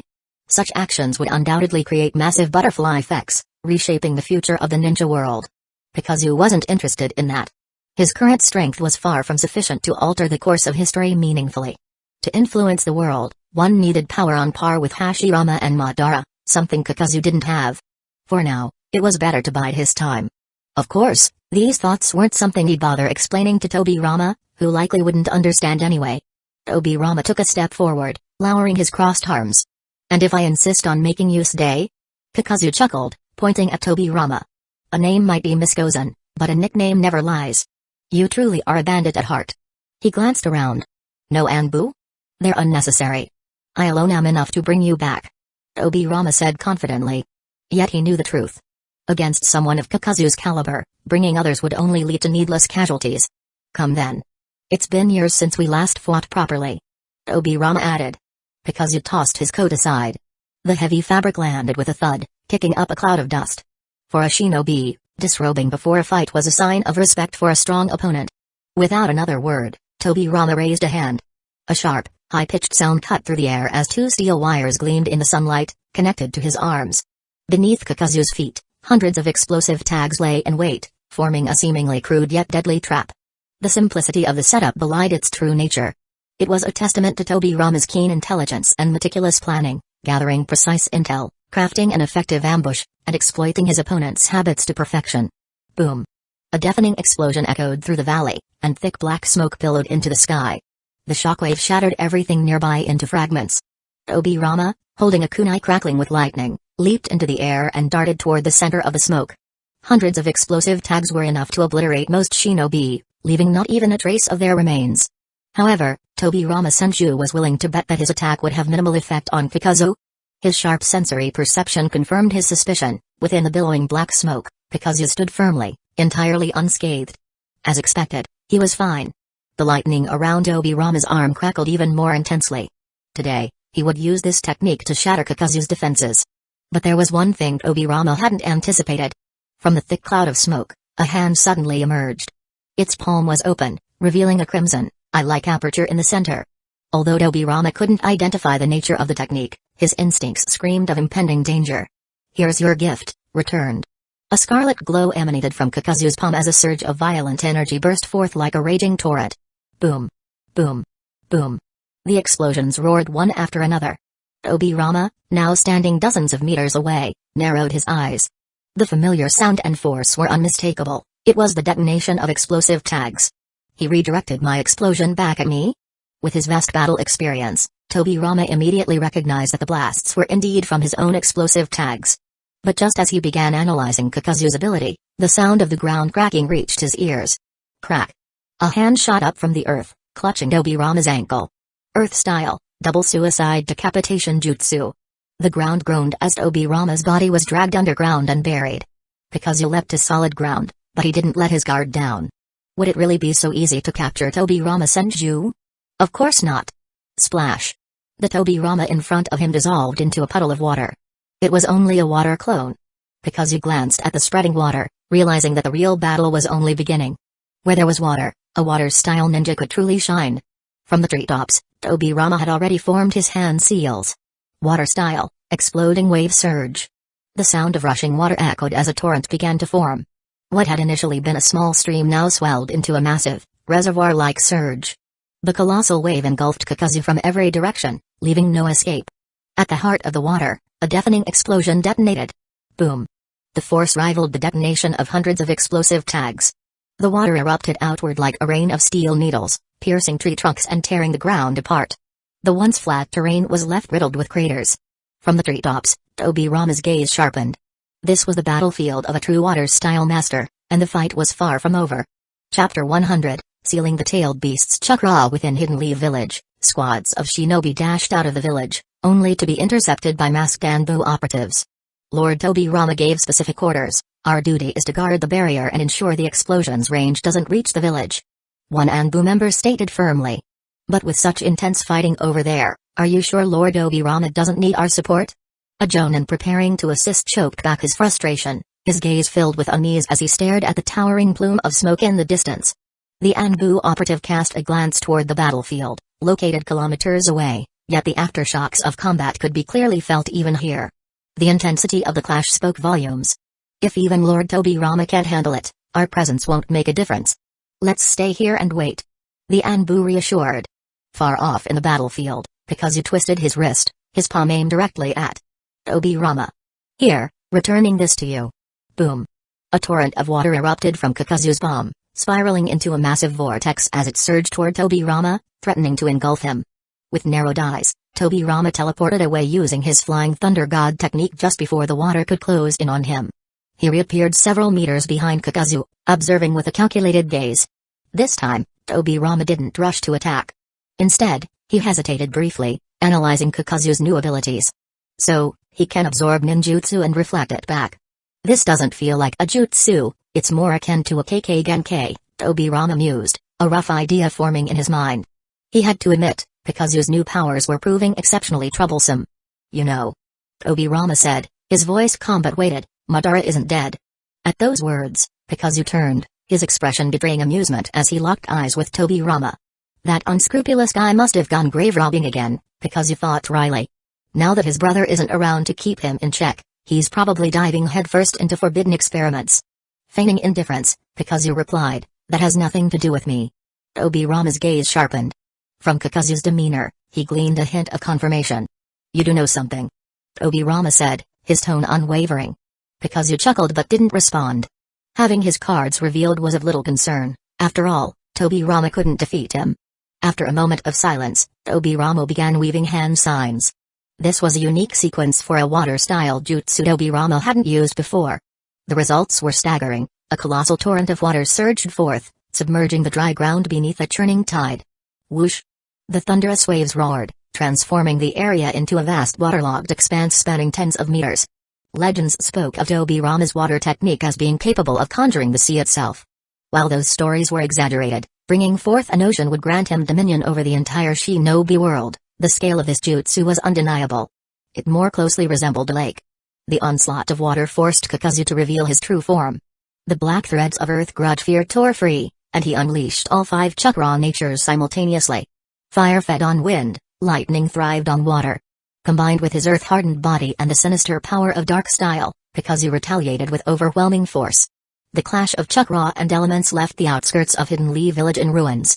Forests crumbled, reduced to ash and debris. Several minutes later, the Hidden Leaf Village shinobi stationed nearby witnessed their second Hokage, drenched and weary, returning alone from the battlefield.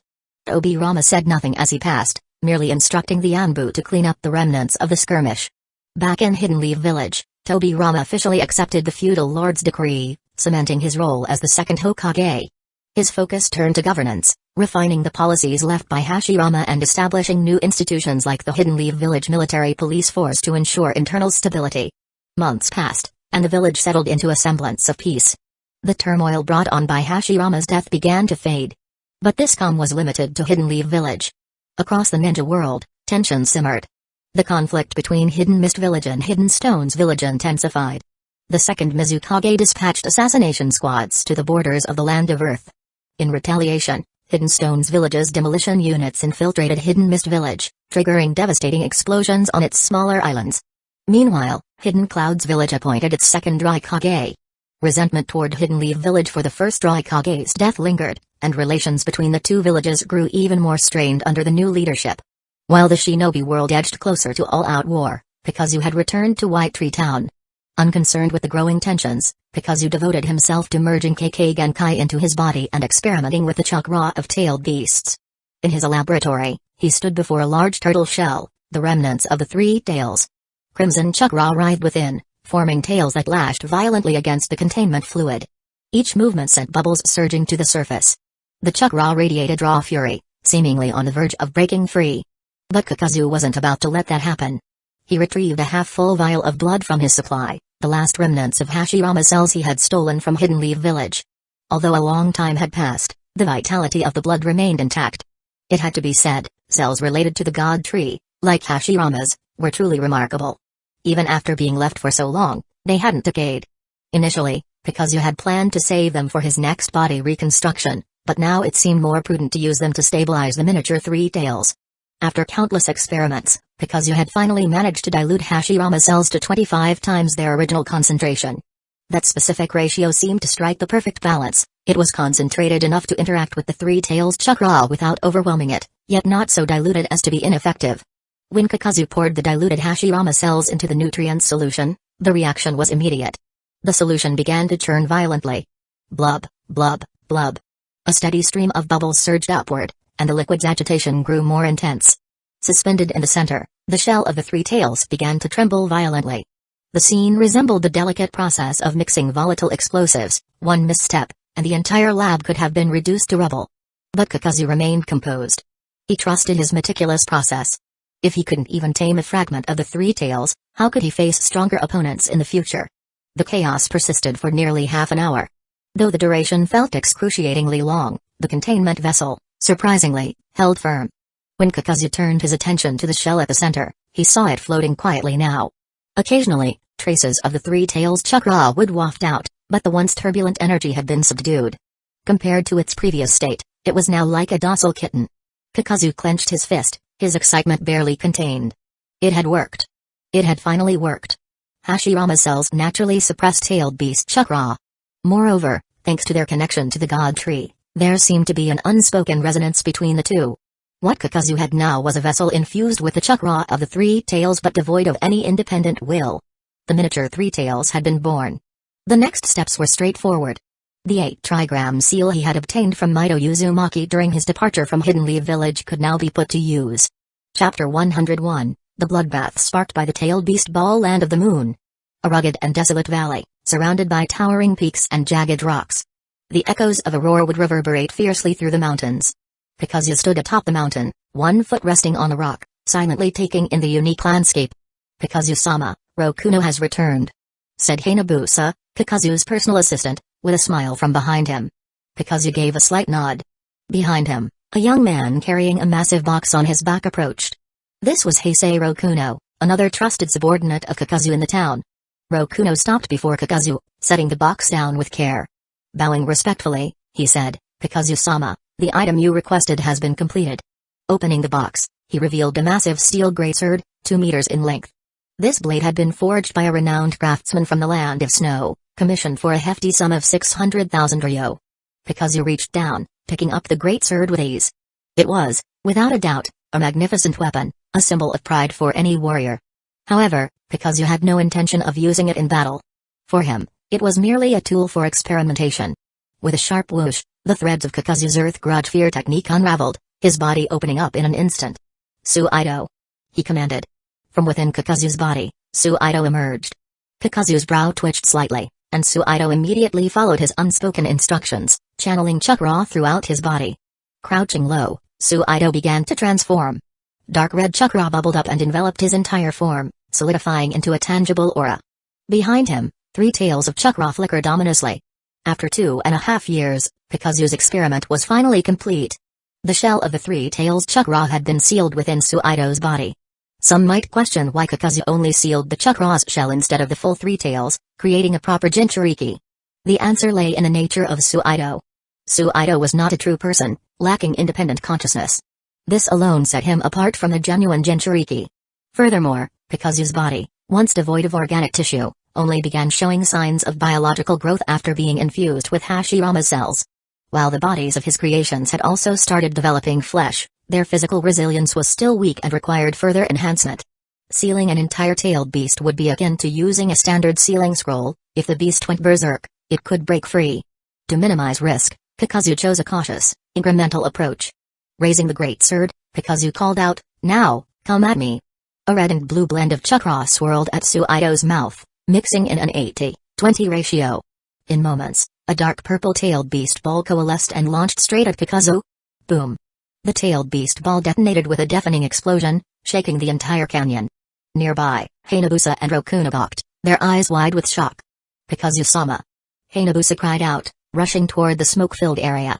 Amidst the rubble, Kakuzu leaned against a boulder, his great sword snapped cleanly in two. One jagged piece of the blade had lodged itself into Kakuzu's abdomen, embedded deep by the explosion's force. "I'm fine." Kakuzu grunted, forcibly extracting the shard from his stomach. Threads from his Earth Grudge Fear technique quickly emerged, stitching his wound back together.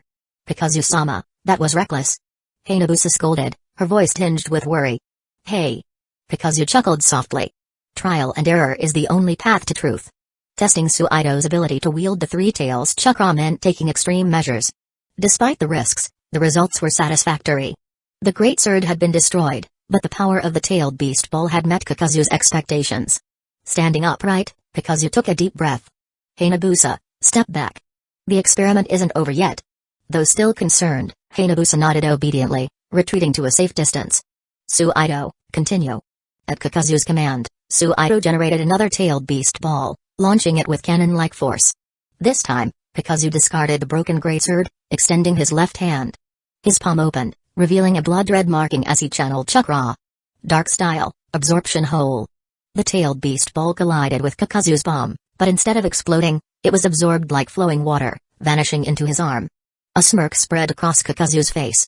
6 years, and finally, the power of the first Mizukage, Byakuran, is mine. Rest in peace in the Pure Land. Kakuzu had even once clashed with Tobirama Senju using his dark style, though the technique had not been fully awakened at the time. Now, having completely absorbed a tailed beast bomb, it was clear his mastery over dark style had reached its peak.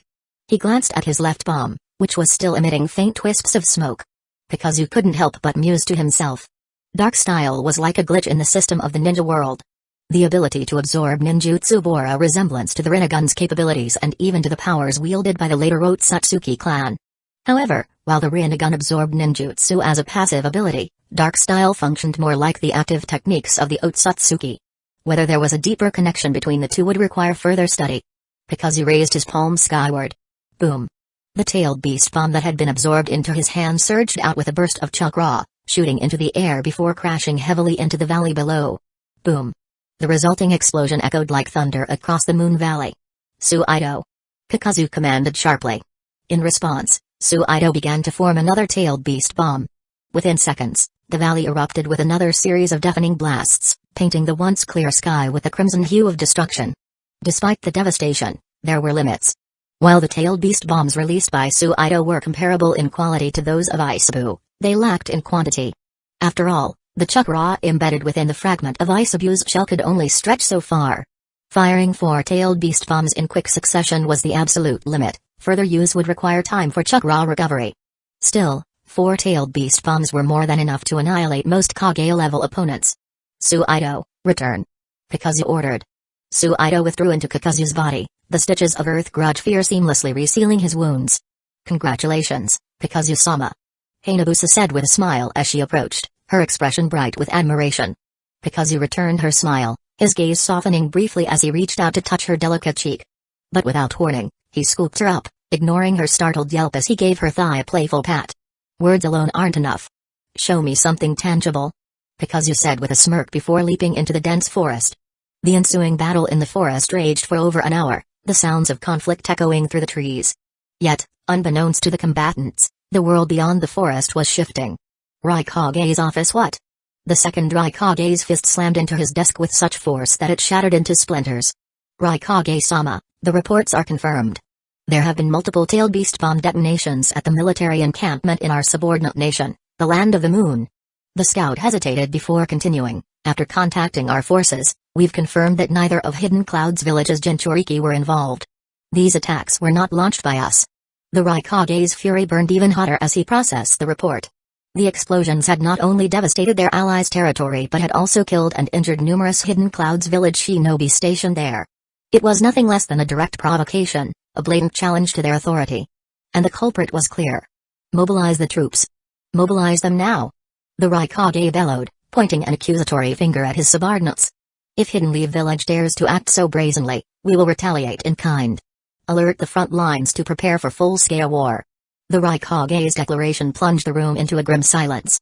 His advisors and shinobi exchanged solemn glances, knowing full well the gravity of the situation. This wasn't just a battle for vengeance, it was a fight for Hidden Cloud's village's pride. No matter the cost, they would make Hidden Leaf Village pay for this affront. At that moment, the tensions that had been simmering across the ninja world erupted into open flames.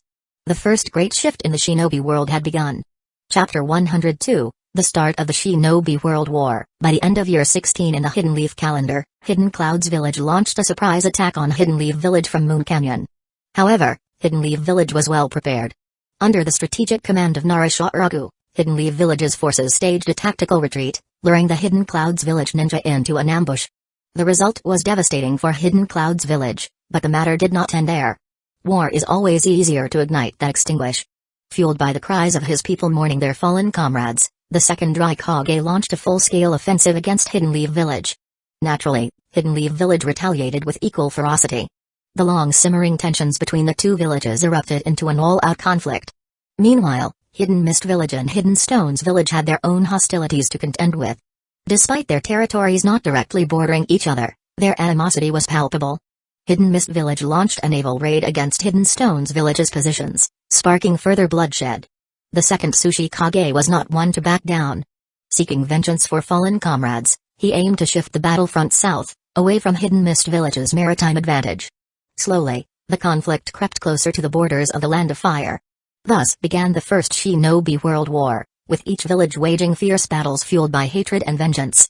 For Hidden Leaf Village, the challenges were particularly daunting. Positioned at the heart of the continent with fertile lands and open terrain, the Land of Fire became an inevitable battleground. In addition to repelling Hidden Cloud's village's assaults, Hidden Leaf Village had to brace for potential spillover from the conflict between Hidden Stones Village and Hidden Mist Village. Faced with these realities, the second Hokage, Senju Tobirama, made a crucial decision.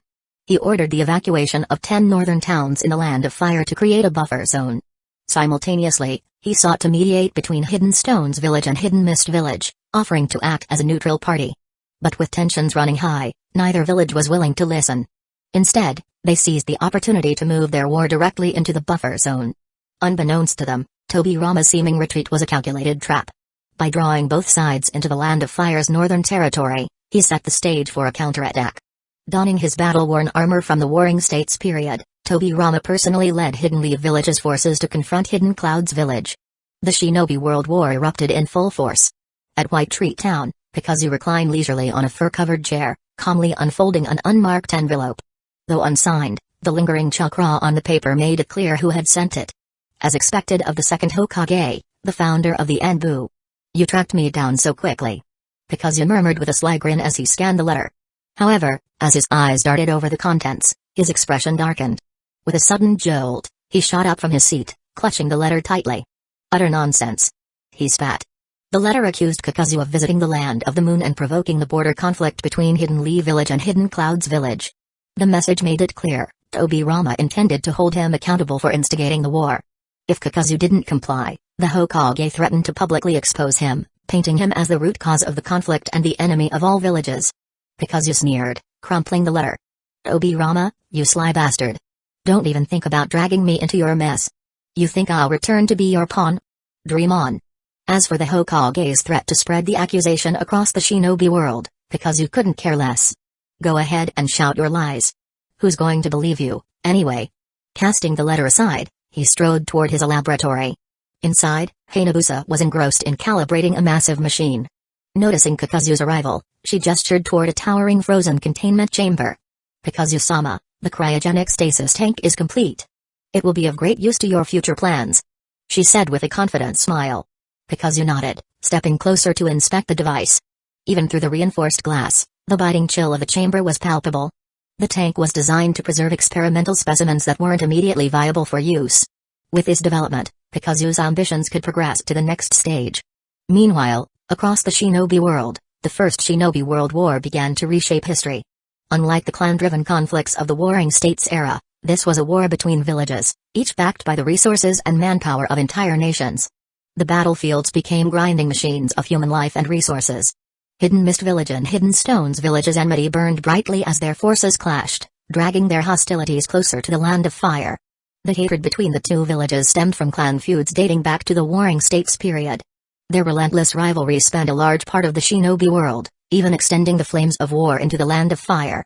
After fighting each other to the brink of destruction, both sides were left physically and mentally drained. Under such circumstances, the best course of action was to retreat to their respective villages to recover and prepare for the next battle. However, when Hidden Stones Village and Hidden Mist Village attempted to withdraw, they were shocked to discover that retreating would not be so simple. Standing in their way, like vultures waiting for their prey, was Hidden Leaf Village, which had previously offered to mediate between the two sides. Leading the Hidden Leaf Village forces were Denzo Shimura and Koharu Utatane, two rising stars among the younger generation of shinobi.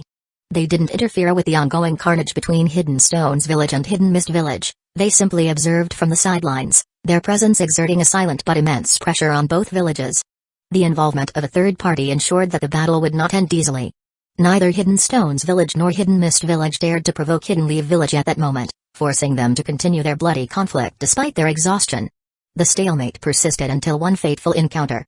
The second Mizukage, a man with a distinctive mustache, arrived on the battlefield, only to run into the second Tsuchikage, Mu. These two figures, representing the highest will of their respective villages, could not let their grievances go unresolved. With so many of their shinobi killed by the opposing side, neither leader had any intention of backing down. Their statuses alone dictated that their confrontation would decide not only their personal fates but also the future of their villages. Though they couldn't die on their own soil, meeting their ends on the battlefield within the Land of Fire seemed like an acceptable alternative. Meanwhile, on another front, the battlefield between Hidden Leaf Village and Hidden Clouds Village presented a very different picture. Contrary to many expectations, the war between these two villages was far from evenly matched. The tide was entirely in Hidden Leaf Village's favor. The combined might of the Senju, Hyuga, and Uchiha clans, alongside the emergence of promising young shinobi like Hiruzen Sarutobi and Kagami Uchiha, was more than enough to overwhelm Hidden Clouds Village. Among all the combatants, the most remarkable figure was none other than Senju Tobirama, often hailed as the fastest shinobi in the ninja world. Few could have predicted that even after losing Senju Hashirama, Hidden Leaf Village would remain so formidable. If Hashirama was a titan who subdued the entire shinobi world with his overwhelming strength, then Tobirama was undoubtedly a born leader. With his exceptional strategic mind and considerable power, he united Hidden Leaf Village's forces and relentlessly pushed the battlefront forward. Within months, Hidden Clouds Village was beaten to the ground, left in utter disarray. Chapter 103, The Struggle for Hokage. Under Senju Tobirama's instructions, Denzo entered the camp. Facing the Mist and Stone emissaries, who were already seated opposite each other, he said, "Let's begin. Talk it out." Why did Hidden Leaf Village step in to mediate the negotiations between the Mist and Stone? The reason was simple. Denzo recalled his teacher's lessons about the principle of striking a balance. Both the second Mizukage and the second Tsuchikage had perished, leaving both sides heavily crippled. If Hidden Leaf Village didn't step in at this juncture, the consequences would be disastrous. Fuming from their losses, both sides would likely redirect their rage toward Hidden Leaf Village. In such a scenario, Hidden Leaf Village would face the grim prospect of a three-front war. As a brilliant strategist, Tobirama wouldn't make such a novice mistake. Moreover, Hidden Leaf Village had only provided the battleground for their skirmish, suffering minimal damage. The Mist and Stone would merely need to compensate Hidden Leaf Village for the ruined buildings and land. By now, both the Mist and Stone had realized Tobirama's scheme. Fighting each other to mutual destruction had only benefited Hidden Leaf Village.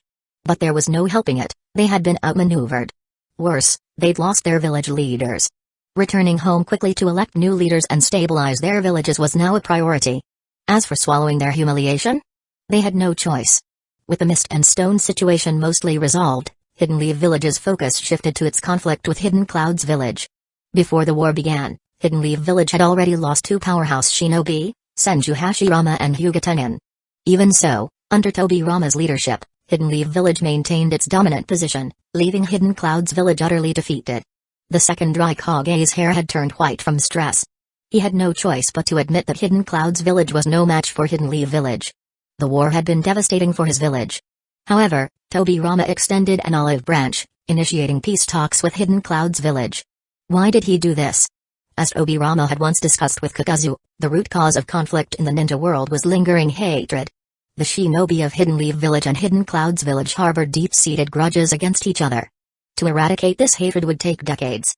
Thus, for Hidden Leaf Village, resting on its laurels and pursuing peace was the most prudent course. As for the terms of the ceasefire, Tobirama had no intention of letting the second Raikage off easily. As the losing side, Hidden Clouds Village needed to display proper humility. Tobirama demanded Hidden Clouds Village's ninja body techniques and financial reparations. The second Raikage, long prepared for this outcome, accepted these terms with resignation. While the demands were harsh, Hidden Clouds Village could afford them. Still, the draft peace treaty caused a stir in Hidden Clouds Village. Some viewed the terms as a national humiliation and vehemently opposed them, splitting the village into 2 factions that bickered endlessly. But regardless of the infighting, the tide of events was inevitable. Hidden Leaf Village and Hidden Clouds Village eventually agreed to negotiate and sign the treaty in the Land of the Moon. The negotiators were none other than the current Hokage and Raikage. The location was neutral, and both sides agreed to bring only minimal escorts. Tobirama arrived with his 6 disciples, while the Raikage brought his personal guard. At first, the negotiations went smoothly, and both leaders signed the treaty. But no one anticipated what happened next. Hidden Clouds Village's hawkish faction, led by the infamous Gold and Silver brothers, launched a sudden attack on the negotiation site with over a dozen elite shinobi. Seeing the ambush unfold, Tobirama ordered Hiruzen Sarutobi to secure the treaty while he and his 6 disciples retreated. The rebellion within Hidden Clouds Village wasn't something Tobirama intended to involve himself in. However, after killing the Raikage, the Gold and Silver brothers, driven by madness, pursued Tobirama and his disciples relentlessly. It was because he was always overshadowed by Hiruzen Sarutobi. Hiruzen. You bastard. I'll never forget how you've schemed against me in the past. Today, I will muster all my courage and defeat you. Denzo gritted his teeth fiercely and slammed his fist into the ground. His mind was made up. He raised his head, eyes filled with a resolve as unyielding as steel, and addressed Tobirama Senju. Sensei. Let me do it. Denzo's breaths were heavy, so heavy that his heartbeat was hammering at 180 beats per minute. His gaze was a mixture of yearning and desperation as he stared at Tobirama, hoping his teacher would give him a clear answer. But before Tobirama could respond, the voice of Hiruzen Sarutobi rang out, filled with a sense of justice. Sensei, let me go instead. Hiruzen's face bore a faint smile, untainted by even a hint of fear in the face of death. His sincere expression made it clear, he was ready to sacrifice himself for his comrades. Seeing this, Tobirama had already made up his mind. He turned his gaze back to Denzo. Denzo. Tobirama said, his tone firm yet composed, a ninja's duty is not about settling personal scores. Your impulsiveness, driven by grudges, only endangers your comrades. Until you understand that, live on and reflect on it. Denzo froze, stunned by Tobirama's response. He couldn't comprehend it. Hadn't he stepped forward before Hiruzen, offering to stay behind? So why had his teacher said such words? He couldn't figure it out. But Tobirama didn't dwell on Denzo's confusion. He shifted his attention back to Hiruzen. Looking into the young man's clear eyes, Tobirama's face remained stoic, but deep inside, he was smiling. His thoughts drifted back to more than a decade ago, when the Hidden Leaf Village was first founded. At that time, both Tobirama and Hashirama had been drawn to the young Hiruzen Sarutobi. His character was so similar to Hashirama's, open-hearted and brimming with kindness. To encourage Hiruzen back then, both Hashirama and Tobirama had, without prior agreement, turned back under the sunlight and spoken the same words to the young boy, from today onward, you are the Hokage. Remembering this, Tobirama's lips curved into a faint smile. As a ninja who had survived the Warring States period, he had long come to terms with the concept of life and death. In this moment, he only felt a sense of fulfillment. The promise he and his brother had made all those years ago was finally about to be realized. Hiruzen. Here. This time, Tobirama didn't call him Sarutobi but used his actual name. The atmosphere around them shifted, becoming solemn. You must protect the villagers who trust and look up to you. Nurture and guide the next generation who will carry on the village's future. Starting tomorrow, you will be the Hokage. The moment those words left Obirama's mouth, everyone present was stunned. You will be the Hokage. You will be the Hokage. The words echoed in Denzo's mind like a nightmare, repeating over and over. He looked at Hiruzen, his entire world in disarray. Chapter 104, Love Me Once More. Look at him. Sarutobi Hiruzen, that despicable man. Denzo seethed inwardly, consumed by bitterness. Once again, Hiruzen had managed to curry favor with their teacher using his faux compassionate facade. Why is it always him? Denzo thought, gnashing his teeth. But he said nothing aloud. Senju Obirama was a man whose decisions were absolute. If Denzo dared to argue, he knew the consequences. Obirama would likely deny him even the smallest chance of becoming Hokage in the future. All Denzo could do was silently endure the sting of humiliation. If only I had pretended to consider things more carefully before making a decision, maybe Sensei wouldn't think I'm so rash. Denzo mused bitterly. Curse you, Sarutobi Hiruzen. He silently added another tally to the long list of grudges he held against his rival. Returning to the matter at hand, Obirama turned to his gathered students. Enough with the sorrow. If I don't make it back, Hiruzen, you will assume the role of the third Hokage. Understood? This statement caused Denzo to clench his fists. But none of the students dared to question their teacher's authority. Yes, Sensei. I will honor your will. Hiruzen replied, bowing alongside the others. The 6 students knelt, half bowing as a sign of respect before withdrawing. Obirama turned his back on them, his focus now solely on the approaching threat. It didn't take long for his enemies to appear. Before him stood Kinkaku, Ginkaku, and a group of over 10 elite Hidden Clouds village Jonin. So, we meet at last, the famed fastest shinobi in the ninja world. Kinkaku said, licking his lips as his bloodthirsty eyes locked onto Obirama. Ginkaku, standing beside his brother, erupted into maniacal laughter. Ha ha ha. That weakling A was so scared of you? Ridiculous. You're just Senju. Nothing more. Watch as we cut you down like the dog you are. Obirama remained unperturbed. His expression stayed calm, though his mind was on high alert. Careful. Obirama warned. The wind's strong here. You might bite your tongues off with all that bluster. Despite his composed demeanor, Obirama couldn't ignore the sheer danger these brothers represented. The tales of Kinkaku and Ginkaku were infamous. Long ago, these two had reportedly faced off against the Nine Tails and lived to tell the tale. Not only had they survived, but they had also absorbed some of the beast's chakra, gaining the ability to partially transform into tailed beast forms. Equipped with Hidden Clouds Village's legendary 5 treasured tools, they were powerhouses who disregarded authority, even going so far as to assassinate the second Raikage. Hey, Obirama, we know you're fast. Why don't you prove it by running away? We'll even give you a head start. Kinkaku sneered, pulling out the crimson gourd and golden rope. Ginkaku joined in, brandishing the banana palm fan and the 7-star sword. Go ahead, second Hokage. He mocked. If you don't run, we'll just assume you want to be ground into paste. Their arrogance was unshakable, and Obirama could only sigh inwardly. If he truly wanted to escape, there was no way these two could catch him. But retreat wasn't an option. He had to buy time for his students to retreat safely. If he abandoned them now out of fear, he'd never be able to live with himself. Obirama's decision was clear. If possible, he wouldn't just delay the brothers, he'd eliminate them entirely. You two are far too arrogant, he said, his voice taking on a deeper, more dangerous tone. Oh? And you're not afraid of biting your tongue, old man? Kinkaku shot back, smirking. Brother, I think he's trying to tell us he can kill us any time he wants. Ginkaku laughed, his mocking tone full of scorn. But Obirama merely responded with a faint, disdainful smile. In truth, Ginkaku wasn't entirely wrong. If Obirama wanted to defeat them, he had a way. It would just require him to do something utterly humiliating. Taking a deep breath, Obirama began forming hand seals. Tiger. Snake. Earth. Dragon. Edo Tensei. His hand slammed onto the ground, and sealing runes spread outward in an intricate pattern. Boom. 3 massive coffins erupted from the earth behind him. Kinkaku and Ginkaku froze, their mocking expressions vanishing. What is this? Kinkaku growled, his eyes narrowing as the air around the coffins seemed to hum with malevolent energy. Even they, despite their bravado, could sense the danger emanating from these strange vessels. Kinkaku-sama. The Hidden Clouds village Jonin immediately formed a defensive perimeter, their movements swift and practiced. Obirama straightened, looking at his opponents with a resigned expression. This is why having an elder brother can be so useful. He muttered to himself. If his elder brother, Hashirama, were still alive, Madara wouldn't dare to lurk in the shadows. If Hashirama were here, defeating King Kaku and Ginkaku would be a trivial matter. But fate was cruel. Although his older brother's corpse was now in his possession, Tobirama Senju had long since let go of restraint after Hashirama's death. Without anyone to hold him back, he fully embraced his freedom and began delving into the study of the Edo Tensei technique. He had considered the unthinkable, using the technique to resurrect his elder brother. It was a notion that bordered on sacrilege.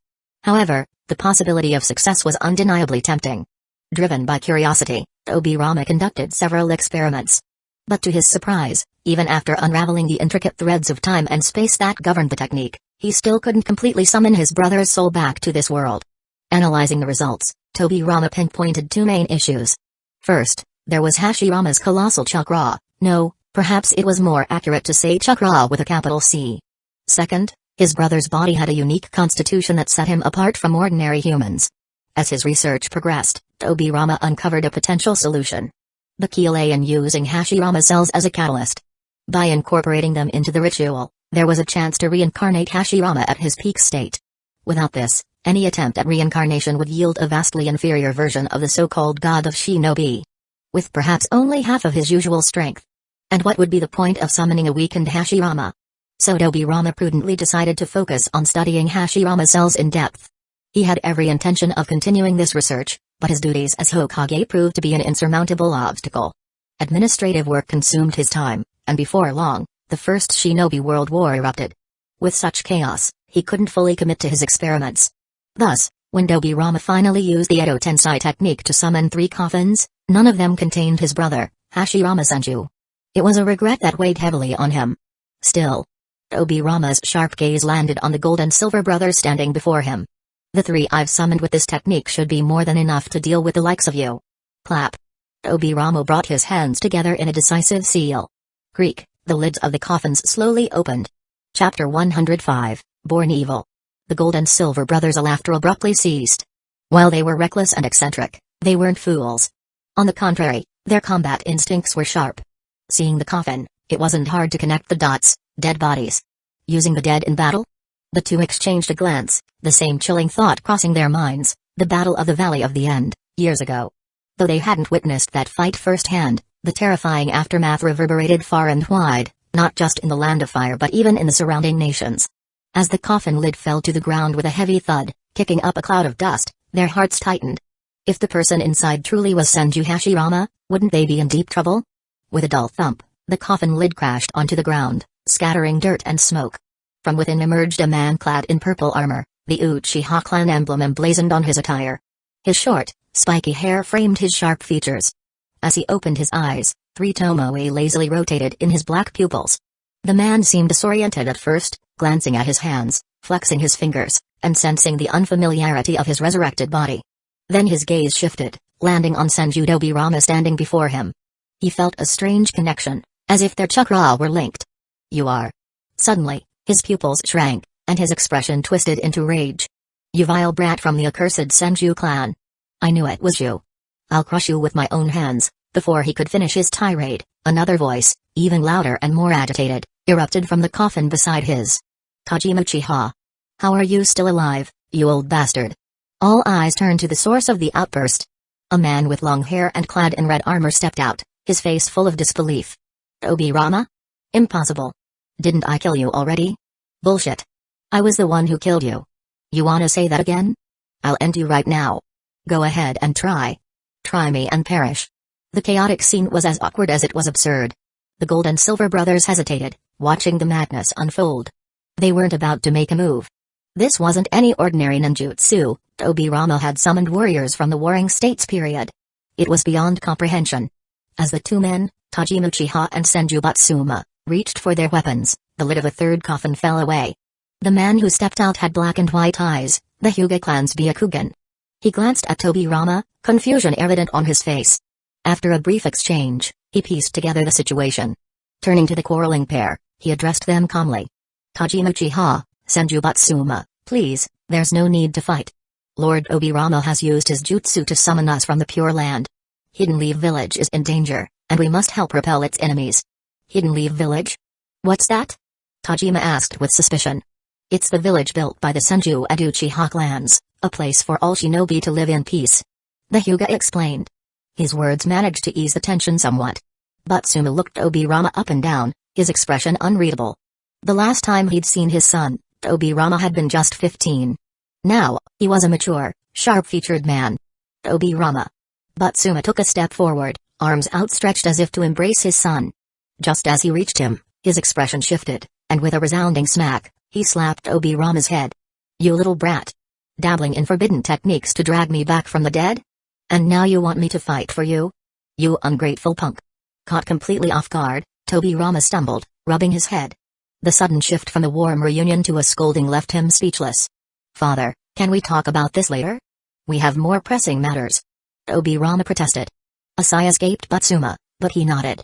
No matter how rebellious his son's actions were, Tobirama was still his child, and now he was in trouble. Fine. But we'll have words later. Butsuma unsheathed the massive blade on his back, his lips curling into a smirk as he faced the assembled shinobi from Hidden Cloud's village. It's been 20 years since I last fought. Let's see how today's shinobi stack up. Tajima Uchiha, standing nearby, was having none of it. The cursed Senju clan. Not only did you toy with my soul, but now you expect me to help you fend off enemies? Not a chance. Clearly, the Uchiha elder still harbored grudges, his mindset firmly stuck in the Warring States era.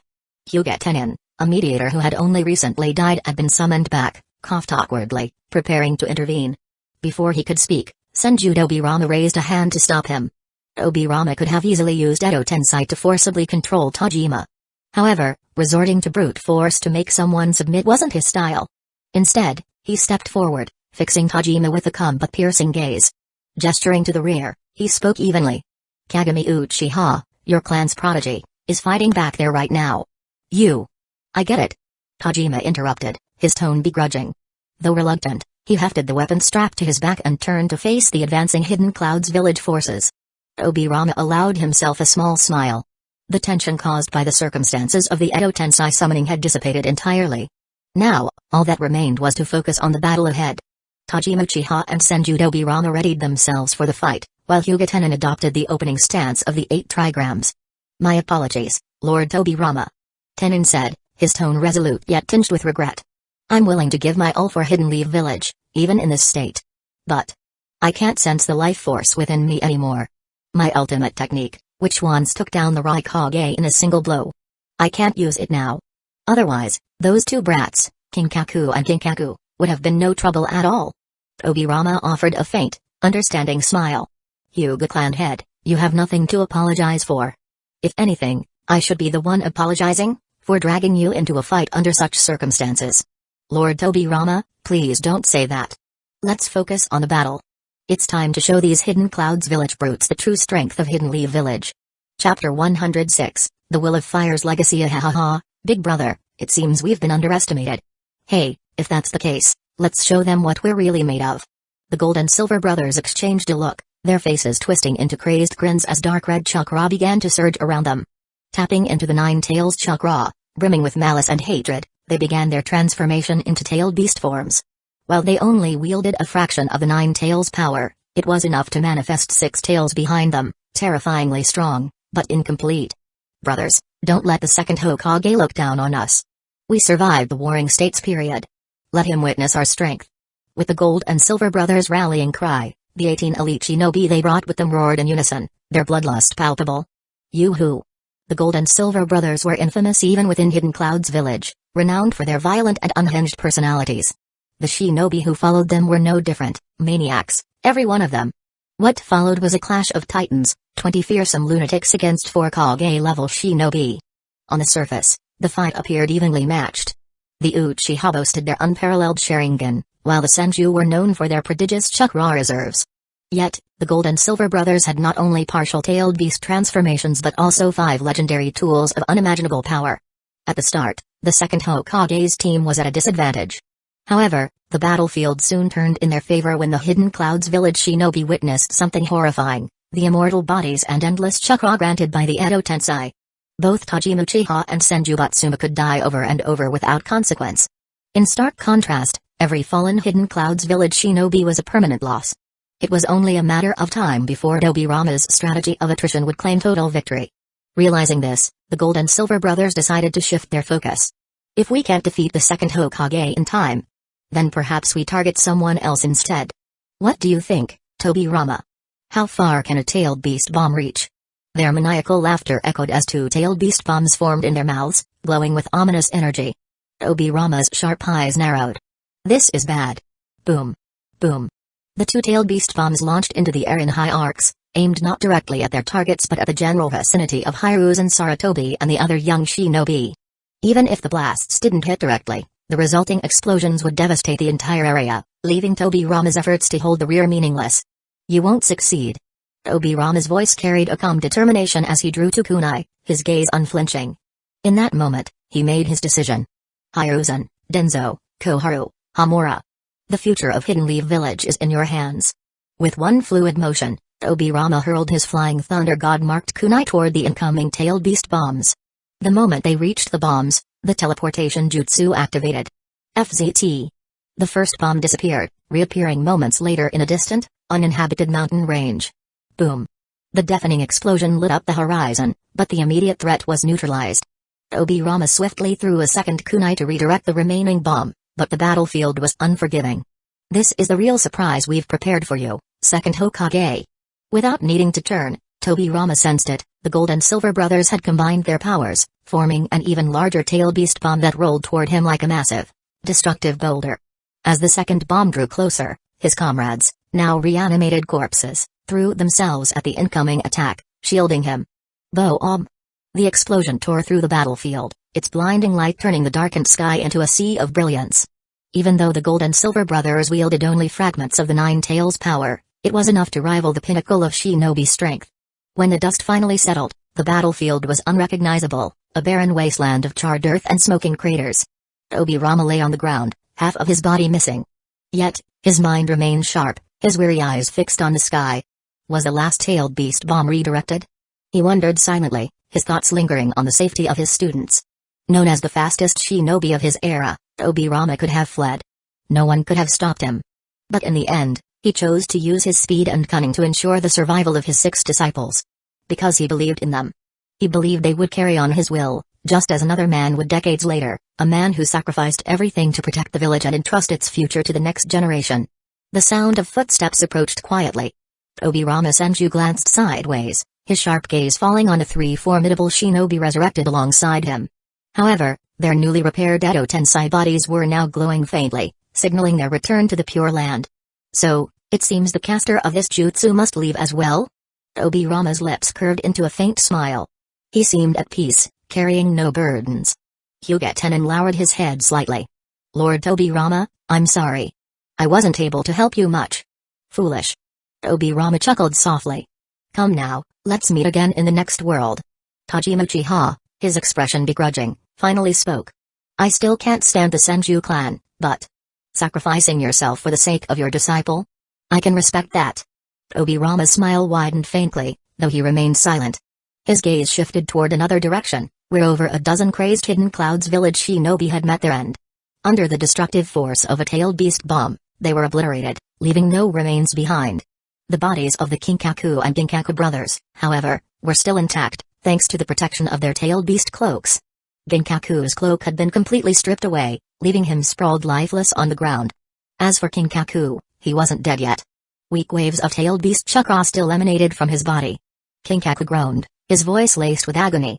He seemed to be desperately trying to use the tailed beast's chakra to sustain his life, but it was clear he wouldn't succeed. Tobirama could feel the life ebbing from him.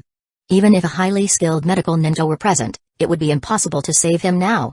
Perhaps the Kinkaku and Ginkaku brothers had never imagined their own tailed beast bomb would explode right in front of them, leaving them with no chance to escape. Chapter 107, Friend or Foe. The dense forest was eerily silent as Hiruzen Sarutobi and his team came to a halt atop a thick tree branch. Their Adam's apples bobbed involuntarily as they stared ahead, tension thick in the air. Moments ago, they had witnessed a tailed beast bomb streaking through the sky, its descent marked by a deafening crash just a few kilometers ahead. Yet strangely, the bomb didn't explode. Such anomalies only heightened their unease. After all, fear of the unknown often surpassed the terror of what one could see. Doc. Doc. Doc. Hiruzen. Someone's coming. Denzo whispered, his voice taut. I know. Hiruzen replied, steeling his nerves. Prepare for battle. Whatever lay ahead, they couldn't afford to falter. They were Hidden Leaf Village shinobi, students of the second Hokage. They would face any challenge head-on. The six-man team, Hiruzen, Denzo, Akimeki Torafu, and Kagami Uchiha, along with the two remaining members of their squad, stood ready, the tension palpable. So, a calm, almost teasing voice emerged from the shadows. Have you all lost your ability to sense chakra? Or is this how you greet someone who just saved your lives? The figure stepped out of the shadows, his left hand faintly smoking. With a casual flick of his wrist, Kakuzu dispelled the lingering heat from his palm. Internally, he was grumbling.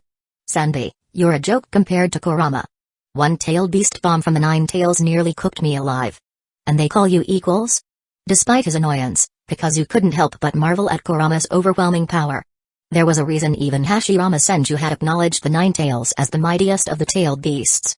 As the six shinobi recognized Kakuzu, relief washed over them. The tension in their shoulders eased slightly, though Hiruzen remained alert. Kakuzu-sama. Hiruzen began, his tone respectful. To him, Kakuzu was more than just a formidable warrior, he was also a mentor figure from their earlier missions. What had just occurred wasn't a village secret, so Hiruzen quickly summarized the situation. Kakuzu's sharp gaze scanned Hiruzen as he spoke. At only 24, Hiruzen was young, not particularly tall, but already exuding a steady and composed demeanor. Even in the face of Kakuzu's overwhelming presence, the young man maintained his poise. Impressive, for someone so green. Not bad, Kakuzu thought. Though he couldn't help but wonder if the Fire Daimyo would share his sentiments. Would they really entrust the role of Hokage, such a critical position, to someone so young? It wouldn't be surprising if they demanded a village-wide vote for approval. Still, with Tobirama Senju's prior endorsement and Hiruzen's undeniable talent, Kakuzu figured it was only a matter of time. Give him a year or two to prove himself, and Hiruzen would cement his place as the third Hokage. Humphrey. I see. Kakuzu finally said, patting Hiruzen on the shoulder. Congratulations on becoming the third Hokage. As your teacher said, head back to Hidden Leaf Village and ensure the flames of the village keep burning strong. I'll handle the situation ahead. Hiruzen hesitated. He knew the bond between Kakuzu and their teacher, Tobirama, was deeper than he could comprehend. Kakuzu's appearance here couldn't be a coincidence. If that's your decision, then we'll leave it to you, Kakuzu-sama. Hiruzen said, his voice firm despite the grief welling inside him. The earlier explosion had left no doubt, their teacher's fate was grim. Yet Hiruzen knew his duty, to return to Hidden Leaf Village with a signed peace treaty from Hidden Cloud's village. That was what mattered most. Denzo, standing beside him, clenched his fists. While mourning Tobirama was difficult enough, it was the realization that his own dreams of becoming Hokage had been crushed that cut even deeper. Kakuzu, noticing Denzo's somber expression, offered a rare moment of comfort. Don't brood, Denzo. Kakuzu said. The position of third Hokage is set in stone. Your teacher's decision is final. But remember, failure now doesn't mean failure forever. He smirked faintly. If you're capable, you might become the fourth. Or the fifth. If not the fifth, well, you'll find your moment eventually. Denzo's eyes widened. The weight in Kakuzu's words sparked a realization. A single setback didn't define a lifetime. As long as he lived, as long as Hidden Leaf Village endured, there would always be another opportunity to fulfill his ambitions. Understood, Kakuzu-sama. Denzo said, his voice resolute. I will stand beside Hiruzen and protect our village. Kakuzu nodded, satisfied. Watching both Hiruzen and Denzo steady themselves, he allowed himself a rare moment of optimism. Hidden Leaf Village's future seemed secure, at least for now. After a brief farewell, Kakuzu turned and vanished into the distance. The team began their journey back to Hidden Leaf Village, their steps heavy yet purposeful. A stretch of scorched earth lay ahead, smoke curling into the darkening sky. Kakuzu's boots crunched against the charred ground as he approached the scene of devastation. You're here. The voice was weak but resolute, as though its owner had been expecting him. Kakuzu's eyes landed on the sole survivor of the clash, Tobirama Senju. Beside him lay Ginkaku, barely clinging to life.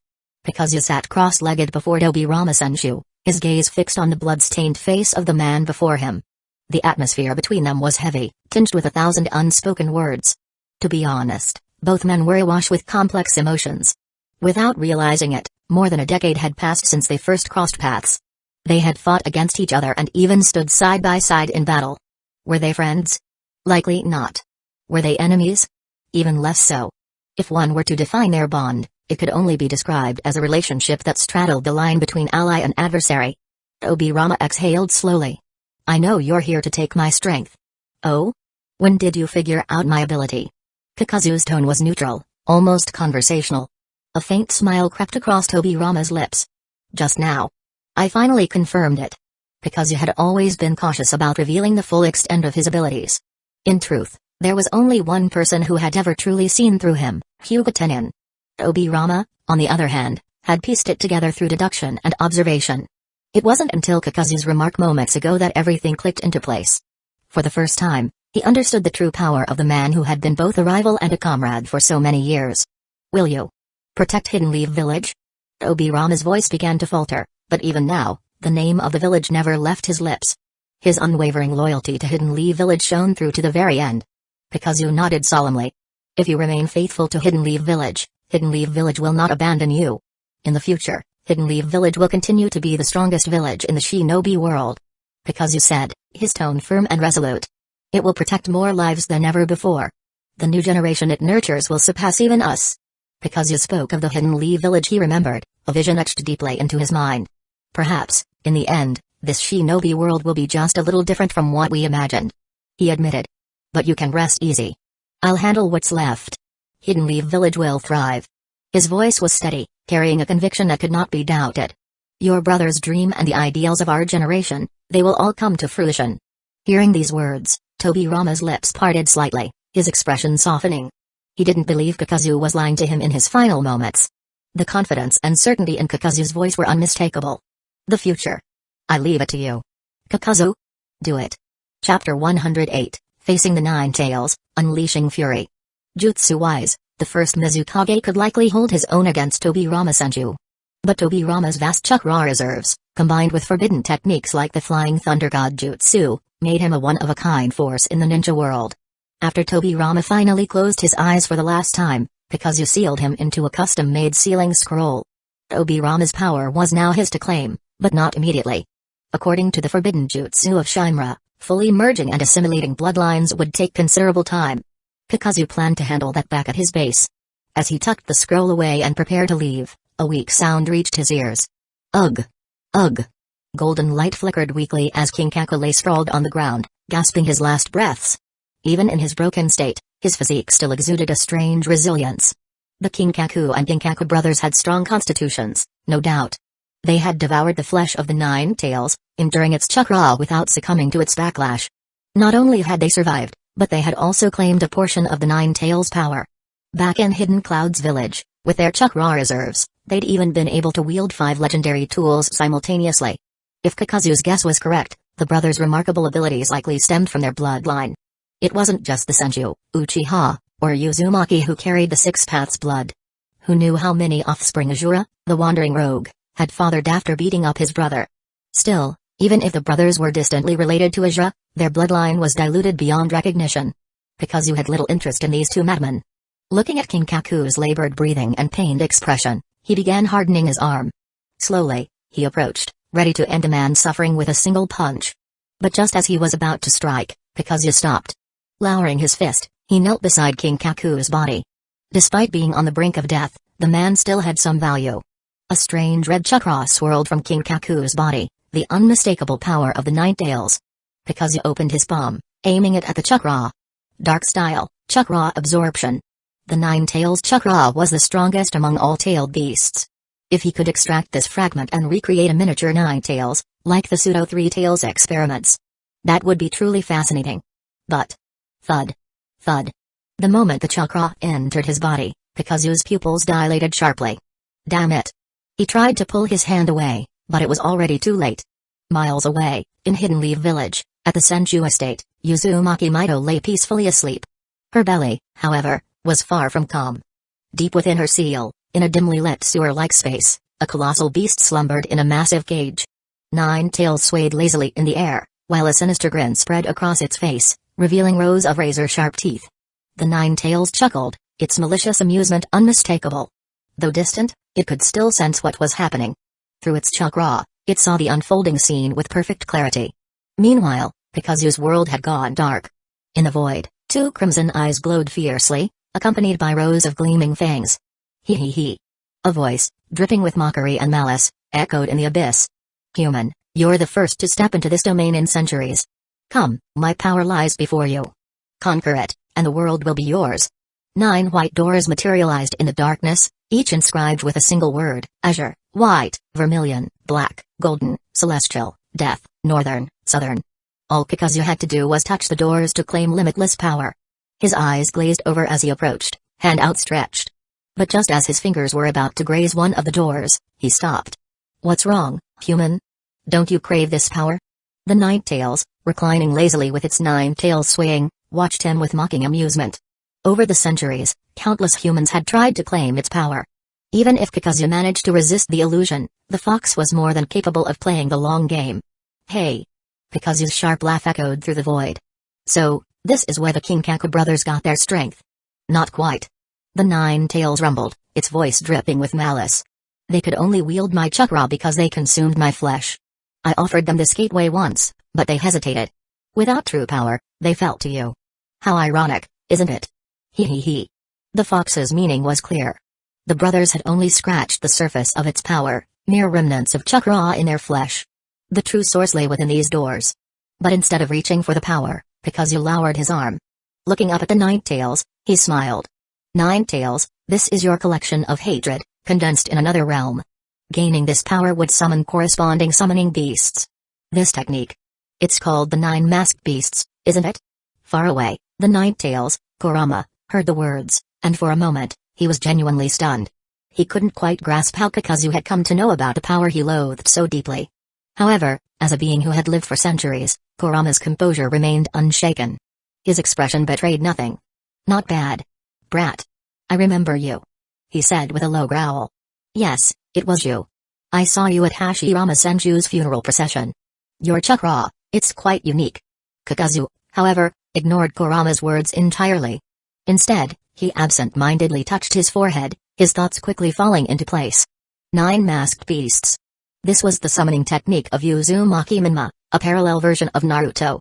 Unlike Naruto, Minma had grown up with a loving family, his parents both powerful ninja. Yet, despite this ideal environment, he had chosen a path of darkness and hatred, becoming the ultimate antagonist of his world. And why had Minma fallen so far? That question could only be answered by the dark Kurama of Minma's world, who had twisted his mind. Minma and the Dark Ninetales shared a mutual understanding. Minma could freely wield Kurama's power, including this formidable summoning technique, the 9 masked beasts.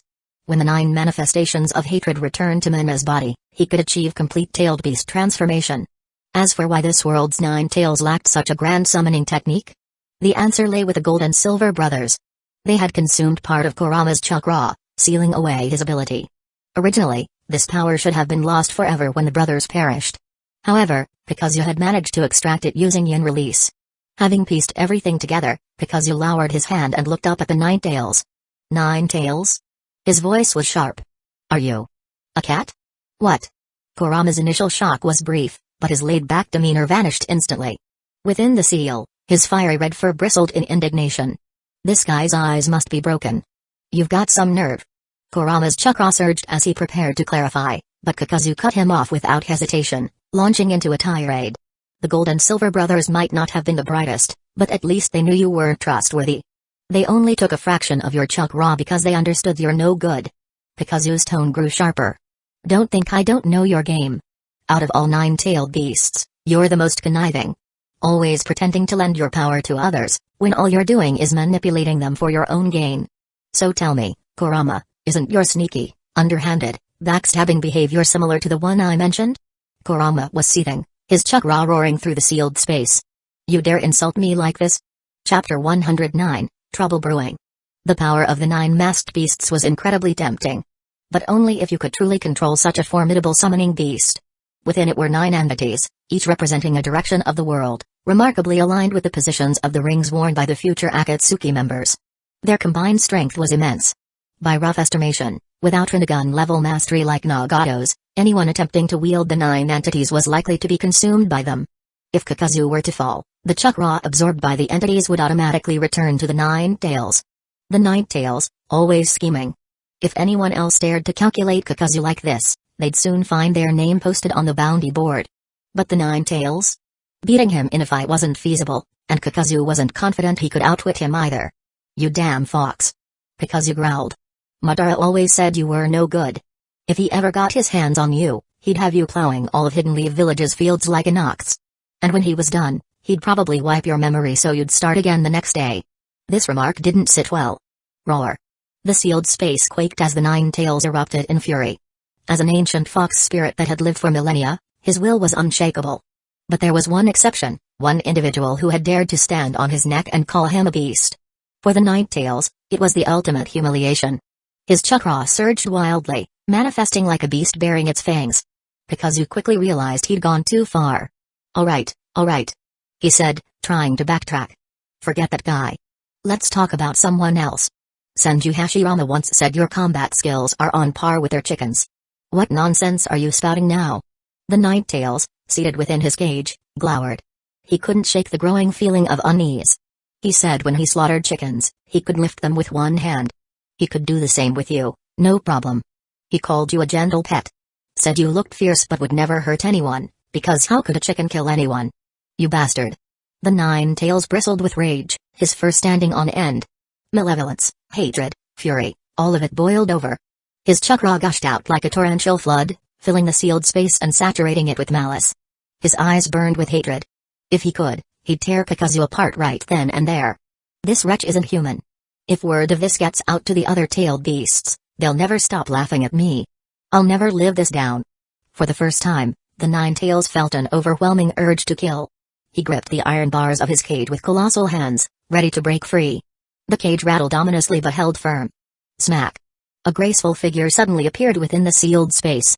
Wearing a thin nightgown, her hair loose and disheveled, Uzumaki Mido stepped forward, her wooden sandals clicking softly against the floor. "Nine Tails, it's the middle of the night. What are you making a fuss about?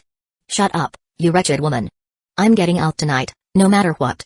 The Nine Tails had never been so brazen, even speaking insolently to a woman Senju Hashirama himself dared not cross. But Mido wasn't fazed. Forming the tiger seal with a single hand, she unleashed her chakra. Whoosh! 4 golden chains shot forth from her chest, tearing through her delicate gown like gleaming steel whips. The Nine Tails didn't back down. As the strongest of the tailed beasts, he wasn't about to cower before a mere human woman. Roar! Roar! Roar! His chakra flared, his rage intensifying. Until, crack! Crack! Crack! The adamantine chains lashed against his body. Arg! The Nine Tails let out a guttural cry of agony. It was excruciating. Mido stood tall, her expression unyielding. In this space, she was queen. At last, the Nine Tails began to understand why Hashirama had sealed him in this place. Reluctantly, he began to back down. But he couldn't let go of the humiliation Kakuzu had inflicted on him. The mocking words echoed in his mind, fueling his simmering anger. Mido, perceptive as always, lowered her chains and scrutinized the Nine Tails. Over the years, they'd coexisted peacefully. Why was he acting up tonight? She studied him carefully, her face suddenly turning a shade of crimson. The realization hit her. The Nine Tails was still an animal, after all. And animals had urges. Flustered, Mido tightened her nightgown, her exposed skin a reminder of her rushed appearance. "Nine Tails," she said gently. "If there's something on your mind, you can tell me." The Nine Tails glared, his earlier fury dampened. "Tell me, who was that man?" "Which man?" "The one with the unusual chakra at the funeral." "Unusual chakra?" Mido's brow furrowed as she tried to recall. It only took a moment of reflection before she remembered. But Uzumaki Mido's expression darkened. "Kakuzu? You're thinking about a man? So, that guy's name is Kakuzu, huh? Damn it. You pervert, Kurama." Uzumaki Mido's opinion of the Nine Tails dropped sharply. She'd thought the fox was lonely and acting out because of that. Smack. Another iron whip lashed against Kurama's forehead. Arg. Kurama yelped, clutching his head. That strike hurt. "No more nonsense. Keep it up, and you'll regret it," Mido said, stomping her foot before leaving the ceiling space. Kurama was left behind, tears of pain threatening to spill from his eyes. "Kakuzu? You bastard, I'll remember this." Deep within the forest, Kakuzu extended his hand, using his dark style to absorb the dark red chakra entirely. He then sealed it into a storage scroll. This wasn't just ordinary chakra, it was something far more potent, a fragment of the Nine Tails' power. However, this energy couldn't return to Kurama right now. If someone were ever to tame this power, The legendary 9 masked beasts would serve them. Kakuzu wasn't sure if he was capable of conquering this power yet. For now, he decided to seal it away until he had the confidence to take control. How odd. Earlier, the 9 tails was so ferocious. Kakuzu muttered. But now it's as docile as a kitten. Sealing the chakra had been far too easy. There wasn't even a hint of resistance or emotional backlash from the 9 tails chakra. It was unnatural, to say the least. Still, Kurama's lack of resistance worked in his favor. Kakuzu didn't overthink it. Stashing the scroll away, he prepared to leave this troublesome place. But just as he turned, Kakuzu froze mid-step. Someone was behind him. They had appeared silently, without a trace.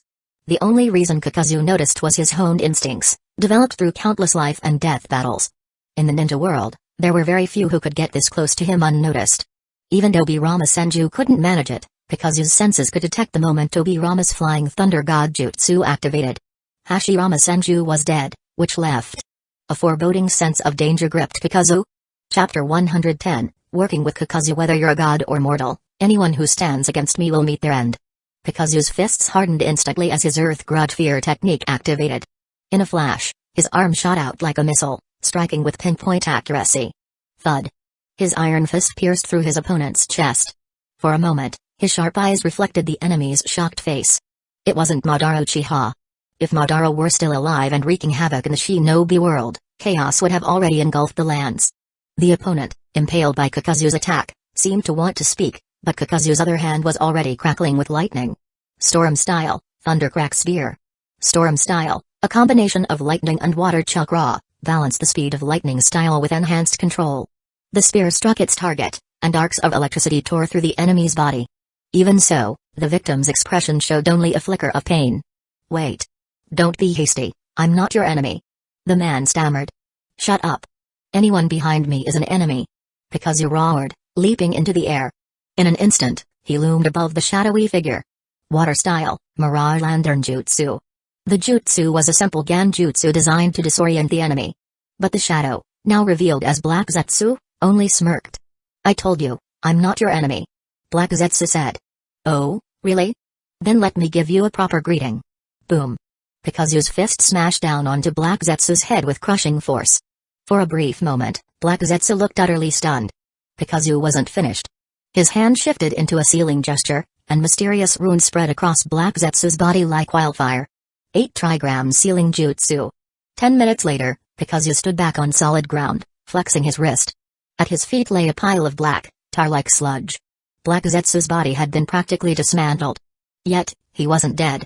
Even after being pounded into goo, Black Zetsu remained alive. Kakuzu scowled.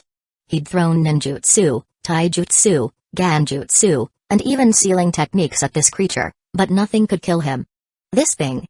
It's like Kaguya's leftovers. Disgusting, but indestructible, Kakuzu muttered.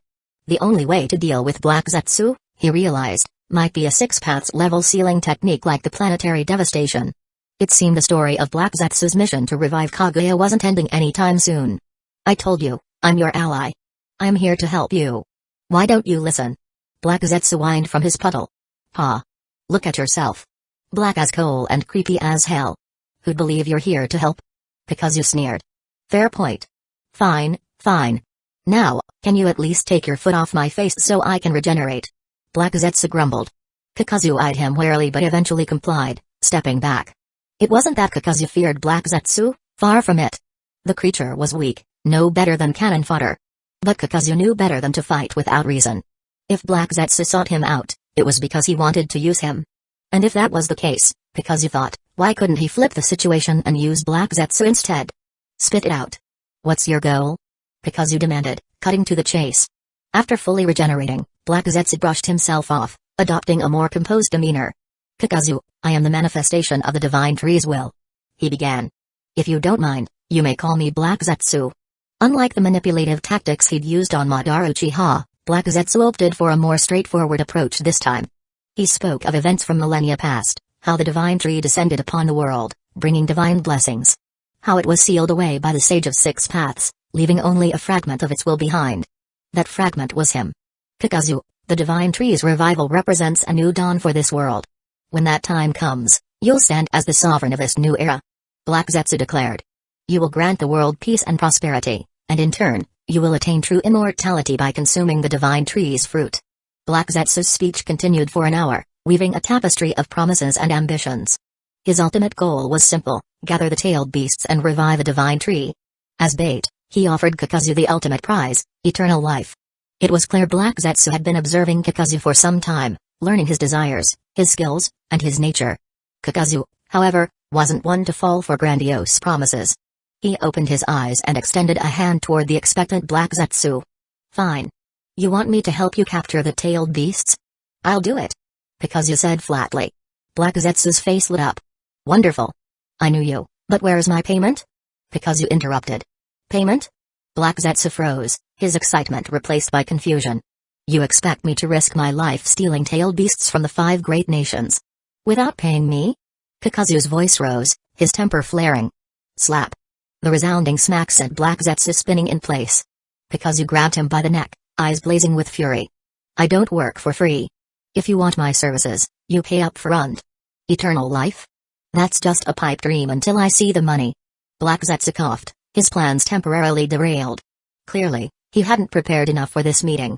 But Kakuzu wasn't done. Remember this, I, Kakuzu, do everything based on principle. If you want me to work for you, you better have something to offer. You give me the money, and I'll deal with them immediately. But if you're broke and trying to freeload... Kakuzu's hands clenched tightly. Crack. The newly regenerated Black Zetsu was once again reduced to a pile of sludge. Since Black Zetsu wanted to stage a scene with Kakuzu, Kakuzu was determined to play his part convincingly. For now, he was playing the role of a normal person unaware of the truth. A normal person encountering Black Zetsu for the first time wouldn't trust him outright. That would be truly abnormal. After finishing his performance, Kakuzu turned and left without a second glance. The puddle of sludge that was Black Zetsu began to slowly reform itself. Damn it! Black Zetsu muttered. His body, connected to the earth, could heal at will, but the pain from Kakuzu's relentless attacks lingered. That guy was unbelievably violent, breaking his body apart twice upon their first meeting. It was utterly disrespectful. Adjusting his head back into place, Black Zetsu glanced in the direction Kakuzu had left, his lips curling into a sinister grin. Earlier, he had caught a brief moment of hesitation in Kakuzu's eyes when he mentioned immortality. That split second of doubt confirmed that his words had left an impression. My eternal life claim got to him, huh? Black Zetsu chuckled darkly. He's such a money-grubbing bastard. But I can work with that. Being chosen by me should be considered an honor. He mused. Now, hurry up and contribute to my mother's resurrection. A new plan was already forming in Black Zetsu's mind. But there was no rush, he had waited millennia, and a little more time was insignificant. For now, it was best to avoid appearing too frequently in front of Kakuzu. Pushing his luck could only lead to Kakuzu's irritation. Black Zetsu's body slowly sank into the earth, disappearing without a trace. Not long after, Kakuzu returned to White Tree Town. Whether Black Zetsu's sudden appearance was a blessing or a curse was hard to say, but it was ultimately a minor interlude. Kakuzu's primary focus remained on increasing his strength. For now, he would concentrate on merging his bloodlines. Chapter 111, a legacy passed down. The past 5 years had quietly flown by. Hidden Leaf Village. The village was still as imposing as ever, surrounded by its towering wooden walls. A few Hidden Leaf Village shinobi patrolled lazily, clearly uninterested in their mundane task. Suddenly, a tall figure appeared on the horizon, stepping into their line of sight. The man was broad-shouldered and towering, his presence exuding an overwhelming aura of raw power. Chakra rippled around him, unrestrained and palpable. The shinobi, driven by their instincts, felt a lump in their throats. This man was no ordinary traveler, he was a force to be reckoned with. Summoning their courage, the patrol stepped forward to intercept him at the village's barrier. The leader, clad in the standard Hidden Leaf Village vest, barked out sharply, "Identify yourself." The newcomer didn't respond. His gaze lingered briefly on the gates of Hidden Leaf Village. It was said that these gates were the safest in the shinobi world, so secure that even someone like Pain had hesitated to breach them. But what ripples would it create if someone like him forced his way through? Before the situation could escalate, a large, rotund shinobi appeared, his sudden arrival breaking the tension. This was Akimaki Torafu, the newly appointed commander of Hidden Leaf Village's guard detail. "My apologies, Lord Kakuzu," Torafu said with a slight bow. "These are newly stationed guards and didn't recognize you." Torafu was even broader and more imposing than before, his stature a testament to his strength. Kakuzu waved it off. "No matter. Take me to see Saratobi. We have a prior agreement to discuss." "Of course, Lord Kakuzu. Right this way." As Torafu escorted Kakuzu into the village, the bustling streets unfolded before them. Shops lined the wide roads, and the laughter of children filled the air as they played. The village had transformed drastically since the last time Kakuzu had been here. Now, it was year 22 of the leaf calendar, and Hidden Leaf Village had undergone a remarkable evolution compared to the days when Kakuzu first set foot in the village. It was true that the deaths of the first and second Hokage had diminished Hidden Leaf Village's military might. Back then, the village had been unrivaled in nearly every respect. But under Sarutobi Hiruzen's leadership, Hidden Leaf Village's economy had flourished, making it a symbol of prosperity. At one of the village's training grounds, Hidden Leaf Village's current Team 7 was hard at work. Sarutobi Hiruzen stood at the forefront, commanding the session. Though not yet 30, the weight of his responsibilities as Hokage had etched lines into his young face. Before him stood his 3 students, Jiraiya, Tsunade, and Orochimaru. Tsunade was radiant, full of youthful energy. Orochimaru, calm and composed, exuded a maturity that seemed beyond his years. Meanwhile, Jiraiya's attention wandered, his gaze lingering far too long on Tsunade as he daydreamed about asking her out after training. Hiruzen was in the middle of teaching them the Shadow Shuriken Jutsu. Orochimaru mastered it after a single demonstration, prompting Tsunade to shoot him an envious glance. Jiraiya, refusing to be outdone, stepped forward to show off, only to fumble spectacularly. Shadow Shuriken. His clumsy execution sent the weapons flying wildly in every direction, earning exasperated looks from Tsunade and Hiruzen. Hiruzen pinched the bridge of his nose, fighting the urge to scold his wayward student. Just as he was about to intervene, he spotted Kakuzu and Torafu approaching from afar.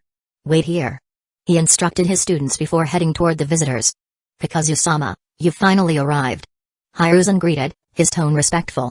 Though he now held the title of Hokage, he hadn't forgotten the reverence owed to Kakuzu, a man who had once stood alongside the second Hokage. Kakuzu offered a faint smile and handed Hiruzen a scroll. "The second's remains are intact. It's time he returns to where he belongs." Hiruzen accepted the scroll solemnly. He didn't question Kakuzu's motives, he knew the deep bond between his teacher and Kakuzu. For Hiruzen, it was enough that his master's body could finally come home. "Kakuzu-sama, since you're back in Hidden Leaf Village, why not stay for a few days?" Kakuzu chuckled softly. Was Hiruzen hoping to show off his achievements? It didn't matter, Kakuzu still had unfinished business here.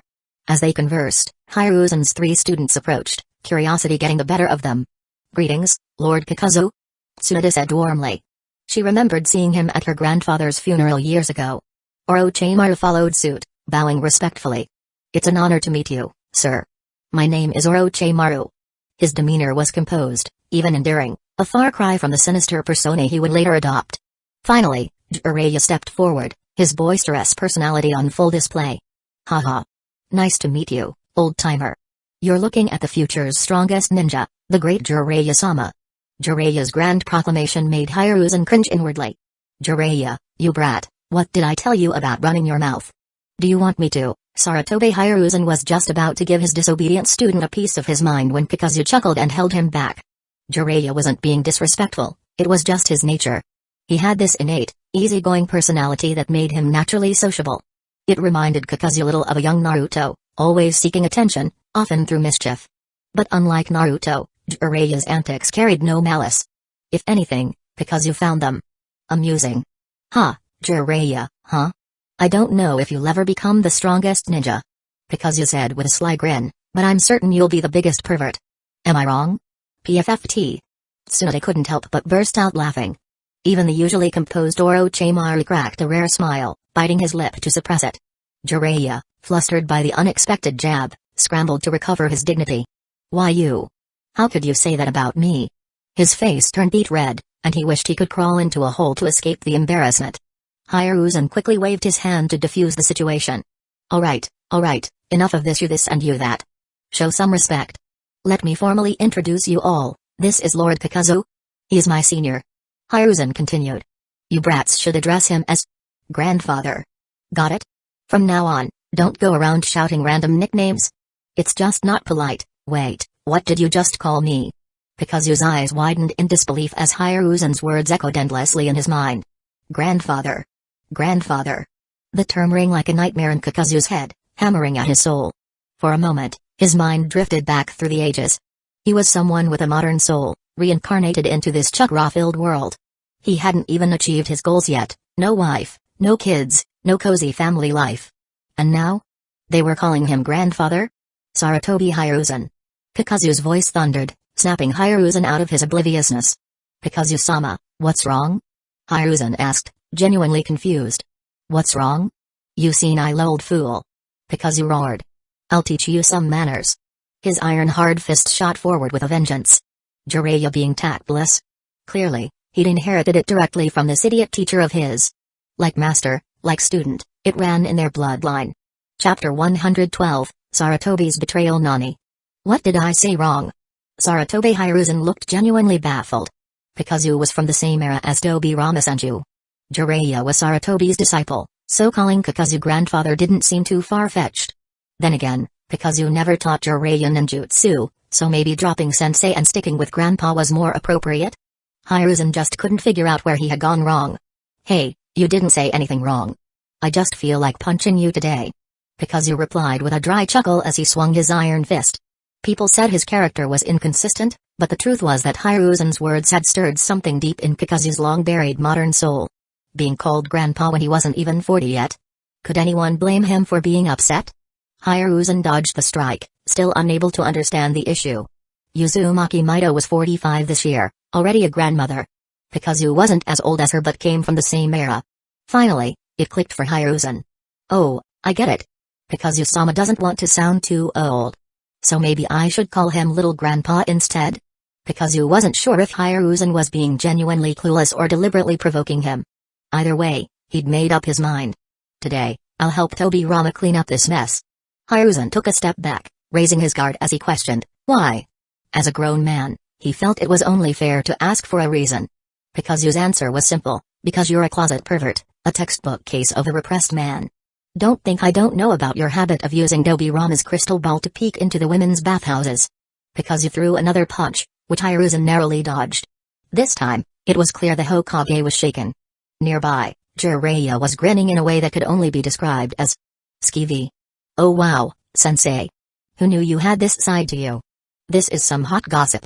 I gotta share this with the whole village, consider it my gift to our master-disciple bond. Hee hee hee. Hiruzen's composure crumbled further at the sight of Jiraiya's knowing smirk. His student would absolutely spread the news. What made it worse was the look of disdain from Tsunade. Sensei, is what Kakuzu-sama said true? You're so gross.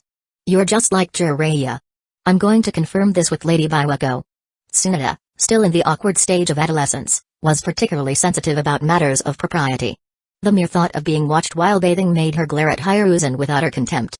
The look of disgust from a teenage girl? It stung, deeply. Hiruzen's face turned crimson. But as mortifying as his students' reactions were, he had bigger concerns. Tsunade, don't do anything rash. Oh. Hiruzen, didn't know you were so henpecked.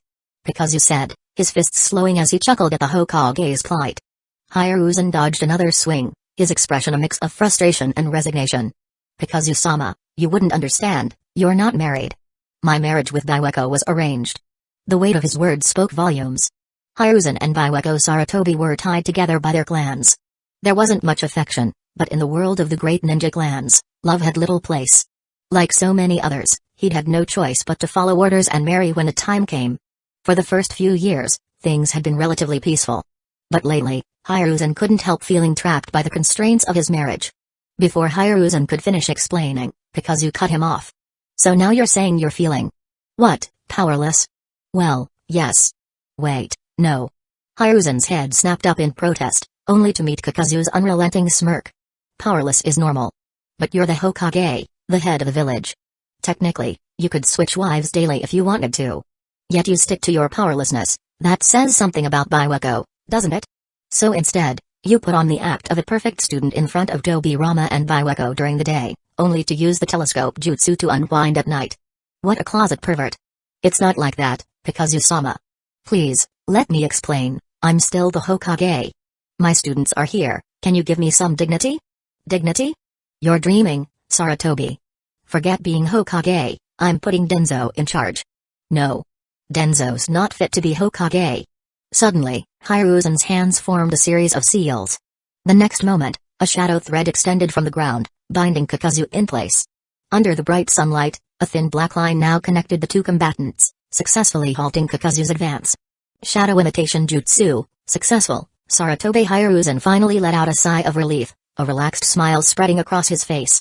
He knew that Kakuzu wasn't entirely serious in this sparring match, but even so, the extent of the joke felt a bit much.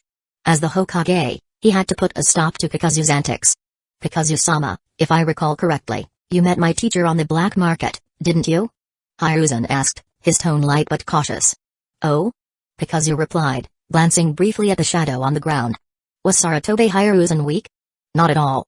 In fact, his future nickname in the shinobi world, the Professor, spoke volumes about his capabilities. It indicated that in his youth, he was a formidable and renowned shinobi. However, Hiruzen often preferred to keep his true strength hidden. Now, as he stood before Kakuzu, Hiruzen wielded chakra of all 5 elements and had mastered over 100 jutsu. He might not have yet reached his peak, but his youth and versatility gave him a significant edge. His strength was not to be underestimated. Saratobi, are you trying to imply your bounty is not low these days? Kakuzu's lips curled into a sly grin. Ahem. Hiruzen coughed lightly, but his expression betrayed a hint of pride. He vividly remembered the day he'd stumbled upon his bounty in the black market, an impressive 96.8 million ryo. Even his mentor, Senju Tobirama, had a peak bounty of only 136 million ryo. The disparity between their bounties felt like a progress bar, constantly driving Hiruzen's ambition forward. It was like a student growing strong enough to challenge their teacher, not out of disrespect, but out of a desire to surpass them. Yet in the world of shinobi, where the tradition of killing one's master wasn't unheard of, such ambition came with dangerous implications. Now that Tobirama was gone, Kakuzu seemed like the perfect replacement to fill that rival position. Kakuzu's grin deepened. Saratobi, it looks like you're planning to rebel today. No, you're mistaken. Hiruzen said, chuckling. I merely wish to exchange a few pointers with you. As he spoke, a smile played at the corners of Hiruzen's lips. Once, his teacher had been an insurmountable presence, towering far above him. But today, Hiruzen was ready to see if he could surpass that shadow. Bang! Bang! 2 shadow clones appeared beside Hiruzen in an instant. One of them clasped its hands together, limbs expanding rapidly. Multi-size jutsu. The other closed its eyes, forming a triangular hand sign. Mind Transfer Jutsu. Chapter 113, The Next Generation of Hidden Leaf Village. Hidden Leaf Village, outskirts, underground-based dim light flickered at the entrance to a hidden staircase that spiraled deep into the earth. At the bottom lay a labyrinthine network of meticulously organized buildings, their rooftops stacked in a claustrophobic array. Denzo Shimura, appearing about 30 years old, clad in battle armor with a ninjato strapped to his back, descended the stairs at a measured pace. 2 shinobi flanked him as escorts. Denzo-sama, that's the general situation in the village. One of them reported. Denzo's eyes glimmered briefly with excitement at the update, though he quickly masked it. In front of subordinates, he knew he had to project cold, calculated authority. It was the demeanor befitting someone in his position. Keep a close eye on these matters while I'm not in the village, he ordered. For Hidden Leaf Village's sake, I must have full control over this information. Yes, Denzo-sama. The shinobi responded promptly. Denzo soon reached his private quarters. As his hand turned the latch, the door creaked open slightly. His sharp instincts screamed danger, and he instantly stepped back, muscles coiled for action. The 2 shinobi at his side snapped into alertness, kunai drawn. Someone had entered Denzo's room. Denzo's gaze locked onto the silhouette of a figure seated in his chair, facing away from the door. His mind raced. Who could have found this place, let alone bypassed its security? The figure turned slowly. Well, Denzo, aren't you going to welcome me? The man's slick back hair, calm yet piercing eyes, and long coat were unmistakable. Denzo's tension eased, though his caution remained. With a wave of his hand, he signaled his subordinates to stand down. Entering the room, Denzo gave a small, respectful bow. Kakuzu-sama, why didn't you notify me of your arrival? The subordinates wisely excused themselves, leaving the 2 men alone. Denzo took a seat opposite Kakuzu. Kakuzu-sama, I've heard rumors that you paid Saratobi Hiruzen a visit, and even taught him a lesson. Denzo couldn't hide the spark of satisfaction in his voice. Kakuzu chuckled. Indeed. I suggested he step down and hand over the Hokage position to you. He refused, so I gave him a little reminder of his mortality. Denzo's eyes lit up with undisguised admiration. Kakuzu-sama has always supported my ascension to Hokage. He is even willing to act for it. Your wisdom is unparalleled, Kakuzu-sama. Denzo said fervently. Hiruzen's stubbornness will be his downfall. Kakuzu smirked, resting his chin on one hand while lightly tapping the ancient wooden table with the other. His gaze swept the room. This place. Did you build it? No, Kakuzu-sama. Denzo replied. It was originally my teacher's laboratory. I've since repurposed it. Here, I will establish a new organization dedicated to safeguarding Hidden Leaf Village from the shadows. Kakuzu chuckled darkly. And what do you plan to call it? Root. Denzo declared, standing tall. Just as the roots of a great tree remain hidden from sight, this organization will operate in darkness, ensuring Hidden Leaf Village's safety. Kakuzu nodded knowingly. A noble sentiment. Though I suspect the Uchiha will bear the brunt of your reforms. Denzo didn't flinch. The Uchiha must understand their place for the greater good of Hidden Leaf Village. Kakuzu didn't press further. This was none of his concern. Taking a sip of tea, he redirected the conversation. Denzo, isn't there something you owe me? Denzo blinked before realization dawned. He quickly retrieved a scroll from his robe, unrolling it onto the table. After forming a series of hand seals, a small vial materialized. This is what you requested. Denzo said, presenting the vial. Kakuzu took it, inspecting the liquid inside with a calculating expression. Hashirama cells. Excellent. You've done well, Denzo. With this, I'll support you as the next Hokage. Kakuzu patted Denzo's shoulder, a rare gesture of approval. Denzo's gratitude was evident. Kakuzu-sama is a true ally. A strong, unyielding ally who recognizes my potential. Supporting my ascension proves he has Hidden Leaf Village's best interests at heart. Kakuzu smirked inwardly. With Denzo under his thumb and a steady supply of Hashirama cells, his plans were falling into place. Taking another sip of tea, he savored the moment. After his meeting with Hiruzen Sarutobi and Denzo Shimura, Kakuzu had no pressing matters to attend to in Hidden Leaf Village. Before leaving, though, he decided to check on his investments in the village. The 300-plus properties he owned still stood, bustling with activity as ninja and residents came and went. The monthly income was steady, if not spectacular. As for the glass factory and the gambling den, his major moneymakers, while they weren't as explosive as when they first started, they had stabilized, bringing in tens of millions in profit each month. It was far better than the risks of mercenary work. Before departing, Kakuzu also met with his longtime steward, Marabushi Kosuke. Once a young boy, Kosuke was now a grown man. He lost his teammates on a mission due to a critical mistake, an event that haunted him. Stricken with guilt, he voluntarily chose to remain a genin under Tobirama Senju's administration, avoiding the higher responsibilities of a shinobi. The only difference this time was Kakuzu's influence. He had taught Kosuke various ninjutsu and forbidden techniques. Although Kosuke had failed his mission, he hadn't suffered lasting injuries. When Kakuzu saw him again, Kosuke was working as a caretaker at the Ninja Academy, cleaning tools and equipment. Sitting beside Kakuzu, Kosuke set aside his work and smiled faintly. Kosuke. Kakuzu began, are you really content with being a genin for life? Kosuke chuckled, shaking his head. Kakuzu-sama, this job isn't so bad. It keeps me away from the bloodshed, and I get to watch the next generation of Hidden Leaf Village grow. That's a kind of happiness too. Because of his genin status, Kosuke wasn't eligible to teach at the academy, but he found satisfaction in his current role. Kakuzu respected his choice. After all, living a peaceful life, collecting steady profits, and observing the children wasn't a bad way to spend one's time. While the two chatted, the academy's training field buzzed with excitement. A group of kids had gathered in the center, forming a noisy ring around two figures. The children varied in age, some looked as young as 6 or 7, while others were 8 or 9. Though most faces were unfamiliar to Kakuzu, a few stood out, prompting him to narrow his eyes in thought. Noticing this, Kosuke explained, those two with the Byakugan are from the Hyuga clan, Hizashi and Hayashi, the young heirs of their family. Kakuzu nodded, remembering when they were mere infants. He had once visited their grandfather, Hyuga Tenin, on the man's deathbed. 8 years had flown by since then. Kosuke continued, pointing toward the crowd. The spiky-haired boy and the chubby one beside him are Narashikaku and Akimaki Choza. Kakuzu smirked. The little ones he'd known before their birth had grown up into Hidden Leaf Village's new generation. The children were cheering loudly, focused on the two older students sparring in the field's center. What's all the commotion about? Kakuzu asked. It's tradition. Kosuke explained. The previous year's graduates are invited back to spar as a way to inspire the younger students. They demonstrate what it means to be a ninja, though the kids mainly care about how cool it looks. Kakuzu chuckled softly. He recalled similar events in his previous life, though ninja students seemed far more preoccupied with flashiness than actual danger. They weren't interested in the risks of being a shinobi, only in how impressive the techniques and battles looked. The graduates, eager to show off, had turned the sparring session into a full-on arena match. However, there was a downside. Someone always lost. And losing in front of your juniors wasn't exactly great for one's pride. As Kakuzu observed, his eyes settled on a white-haired boy currently being pummeled on the field. "You idiot.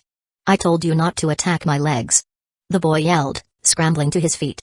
"You're playing dirty. That's just strategy," the opponent retorted smugly. "Damn it. I wasn't ready. Let's go again." Kakuzu squinted at the white-haired boy and smirked in recognition. It was none other than Jiraiya. As for the boy beating him senseless, Kakuzu's gaze turned sharp with interest. Chapter 114, Changing Fate? In a memory of a past life, there had been a compilation video featuring Hidden Leaf Village's infamous 4 dead lasts. Among them stood Jiraiya, his adolescent self not particularly strong, but not many could completely overpower him either. Kakuzu narrowed his eyes. The one who had once crushed Jiraiya into the ground didn't seem older than 15, likely 2 years Jiraiya's senior. His striking white hair and a short sword in hand marked him as none other than Tsukumo Hatake.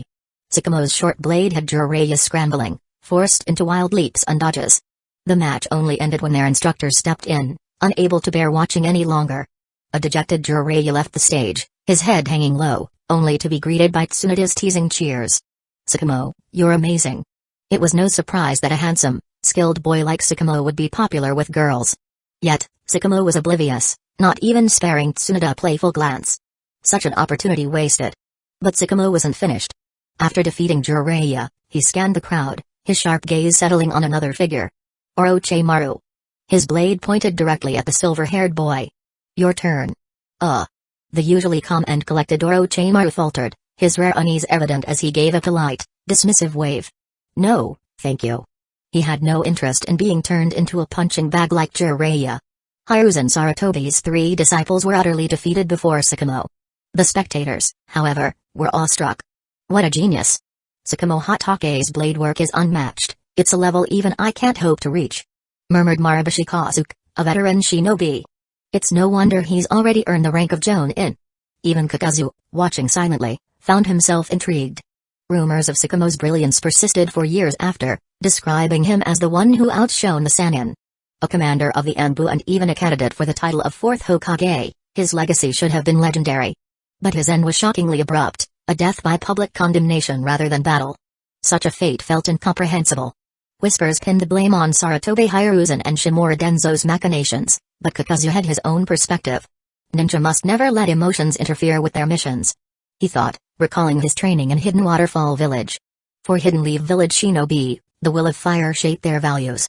It wasn't uncommon to see them risk their lives for their comrades, valuing the mission only slightly less than their bonds.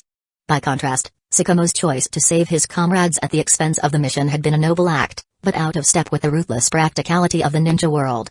After all, true success only belonged to those capable of defying the system itself. Heroes like Naruto Uzumaki, who managed to save both comrades and missions, were exceedingly rare. Kakuzu shook his head, pondering the harsh realities of their world. "Kazuki-sensei, the cleaning is done. You don't need to worry about it anymore." A boy's voice interrupted his thoughts. Turning, Kakuzu saw a bushy-browed boy in a green training suit, carrying a bucket. Despite his age, the boy was already a Genin. "Might Dewey, thank you. You've saved me a lot of work. Stay for lunch, won't you?" Dewey waved him off, a bright smile showing off his pristine teeth. "Thank you for the offer, Kazuki-sensei, but I can't. My youth is calling. I still need to run 500 more laps this afternoon to build my endurance, so I'll never hold my comrades back during a mission." Kazuki sighed. "Dewey. If it's too much, you don't have to be a ninja, you know." Dewey's smile didn't falter. "Arigato. But I won't give up." With that, he sprinted off, leaving Kazuki to shake his head with a bittersweet expression. That boy. His ninjutsu talent is nearly non-existent, yet he is determined to rely on taijutsu alone. No matter the ridicule, he refuses to give up. Kakuzu observed the scene silently before letting out a quiet chuckle. "Something funny, Kakuzu-san?" Kazuki asked, puzzled. "Nothing much," Kakuzu thought, "just that the kid named Dewey reminds me of you. He may spend his whole life as a Genin, but in the end, he'll be a remarkable shinobi." Mike Dewey was a man who had proven his youthful spirit through self-sacrifice, leaving a lasting impression, much like his son. Kakuzu couldn't help but feel a twinge of admiration for the man. In Dewey's eyes, Kakuzu saw reflections of countless others, people who fought, struggled, and persevered only to remain ordinary, just another drop in the vast ocean of humanity. But no matter the hardships, they pressed on. Dewey was no different. Even in a world dominated by powerful ninjutsu, where his abilities were insignificant, he maintained an unyielding optimism toward life. That indomitable spirit was something rare and commendable. As Kakuzu observed the training field, his gaze fell on someone else. A boy sat alone, apart from the bustling crowd, as though he knew his skills weren't worth showcasing. If geniuses like Kakashi Hatake and Orochimaru could effortlessly crush Jiraiya, Kakuzu mused, then it's clear Jiraiya would never stand a chance against them either. The boy crouched in a corner, watching Jiraiya, Orochimaru, and Tsunade on the arena stage with unspoken envy glimmering in his eyes. That must be Hiruko, Kakuzu finally deduced after a long moment of observation. Hiruko longed to keep up with his peers, Jiraiya and the others, but his talents were only marginally better than Might Dewey's. Over time, he would fall even further behind the three legendary Sannin. Unlike Dewey, Hiruko didn't retain the same pure, unyielding heart. Instead, he turned to experimenting with the forbidden Chimera Jutsu. But Hiruko's version of the technique differed greatly from Kakuzu's. It was rushed, forceful, merging with others' bloodlines at any cost. The result was a grotesque transformation, neither human nor monster. Today, Kakuzu's attention was drawn to three individuals, each remarkable in their own way. From a certain perspective, they were all geniuses: Kakashi Hatake, a combat prodigy; Might Dewey, a genius of sheer effort and determination; Hiruko, a researcher and innovator, despite his flawed methods. Yet, the fates of all three were tragic in their own way, leaving Kakuzu with a sense of melancholy. But now, Kakuzu's gaze sharpened, his fingers lightly tapping against one another. Should I step in and alter their destinies? Chapter 115, A Token of Meeting Kid, come with me. I'll teach you new powers and help you change your destiny. If Kakuzu were to say something like this, it'd undoubtedly turn into a comedy of public humiliation. Even a 3-year-old knows not to go with strangers, let alone elite ninja like Kakashi Hatake and the others. They'd never trust someone they'd never met before. When it comes to winning over children, it's better to take a page from the adult Orochimaru's playbook, appear at their lowest moment when they most need you. That way, the odds of luring them to your side increase significantly. For now, the best approach is to let things unfold naturally. When their fates reach a turning point, they'll find new choices waiting for them. Still, if Kakuzu intends to change their destinies, he can't just sit idly by. While Sakamo was training in swordsmanship, Kakuzu gave him a few pointers. As expected of a genius, Sakamo grasped the concepts immediately, infusing his white fang short blade with lightning style. With one slash, its power surpassed anything he had achieved before. Though Kakuzu's advice was offhand, his effortless, masterful demeanor left a lasting impression on Sakamo. Then came the matter of Might Dewey. Kakuzu had little to offer him directly but instructed Maraboshi Kazuki to look out for him whenever possible. Dewey was sunny, disciplined, and driven, qualities that required no strict guidance. As for Hiruko, Kakuzu already had a plan for him. But before that, it was necessary to let him endure some hardship to awaken his hunger for power, an essential form of training in itself. A few days later, Kakuzu returned to White Tree Town. In a spacious room, he sat cross-legged, staring at a test tube in front of him. Taking a deep breath, he remembered the last time he diluted Hashirama cells by 260 times before his body could adapt. This time, after countless experiments, he settled on a final concentration, 120 times. While it was a significant improvement, there was still a long way to go. Progress would have to come step by step. Just as Kakuzu prepared to inject the cells, a commotion erupted outside. Hayabusa swiftly formed hand seals, casting a Genjutsu on the intruder. Heisei Rokuno swung his blade in a powerful slash. Yet, to their surprise, no matter how hard they attacked, they couldn't drive the unwelcome guest away. Kakuzu slowly stepped out. The intruder, upon seeing Kakuzu, chuckled darkly. I told you, I'm not an enemy. I've come to assist Lord Kakuzu. Kakuzu waved his hand, signaling Hayabusa and Rokuno to stand down. He crossed his arms, his gaze cold as he regarded the man before him. Say what you have to say. If it's nonsense, I can't kill you, but I can beat you senseless and toss you in the latrine. Haha, Lord Kakuzu, still as icy as ever. Black Zetsu said, unfazed by the hostility. He was, after all, the greatest manipulator behind the scenes.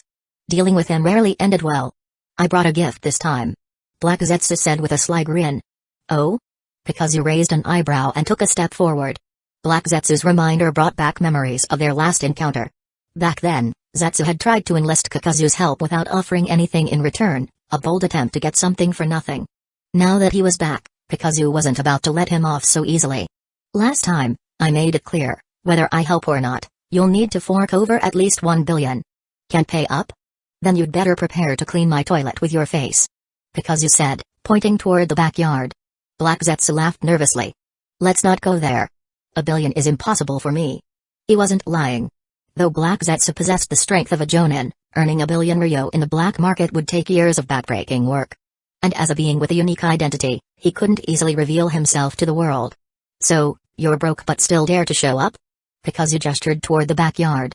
Do it yourself, or shall I help you? Lord Kakuzu, wait. I've prepared something better for you this time. I know how to awaken wood style more efficiently. Oh? Do tell. Kakuzu said, lifting Black Zetsu by the neck with a faint smile. If you're lying, you'll be scrubbing toilets with your face. Without giving Zetsu a chance to explain, Kakuzu dragged him into the house. He instructed Hainabusa and Rokuno to stand guard outside, ready to drag Zetsu off to the latrine if necessary. Though Kakuzu didn't mind beating Black Zetsu to a pulp again, he had to admit the guy was crafty. Lord Kakuzu, the power of Hashirama's wood style comes from the God Tree. Since the God Tree is the source of this world's energy, why not integrate its essence through meditation and incorporate it into wood style? As he spoke, Black Zetsu dragged out a white figure from the ground. This figure could only be White Zetsu. During the Fourth Great Ninja War, the 100,000 White Zetsu used as cannon fodder were created later on. However, the initial few dozen White Zetsu were born directly from the Divine Tree. They could be explained as remnants of people from the previous era who had been absorbed by the Divine Tree. Following Black Zetsu's instructions, Kakuzu remained seated, meditating quietly on the nature of the world. Meanwhile, White Zetsu stood nearby, radiating his unique aura. Then, something remarkable occurred. The energy White Zetsu released, combined with the Hashirama cells within him, formed a perfect synergy. What would normally take 11 or 12 years to fully assimilate was happening at an accelerated pace. Not only did the Hashirama cells rapidly enhance Kakuzu's growth, but they also fused seamlessly with his Earth Grudge Fear technique. In the blink of an eye, 7 years passed. On this day, Kakuzu opened his eyes. His deep, shadowed pupils gazed ahead, and the index finger resting on his knee twitched slightly. Creak. A piece of wood extended from his finger, growing forward continuously. So, this is the essence of life. Kakuzu murmured, raising his hand to inspect it.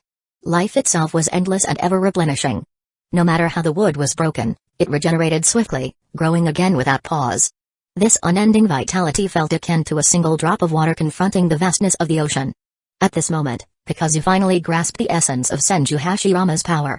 To be honest, had Hashirama not exhausted his life force during the Battle of the Final Valley when he unleashed his godlike power, he might have remained the eternal god of the ninja world. It was then that Black Zetsu emerged from the ground once more. Kakuzu-sama, it seems this round of Hashirama cell fusion was a success. Black Zetsu remarked. Kakuzu didn't even glance at him. Get lost. He hadn't forgotten that Black Zetsu was more a rival than an ally. The foundation of their collaboration was mutual exploitation, and nothing more. Seeing this, Black Zetsu shrugged. You're as cold as ever. But it seems the time has come for me to share a little secret with you.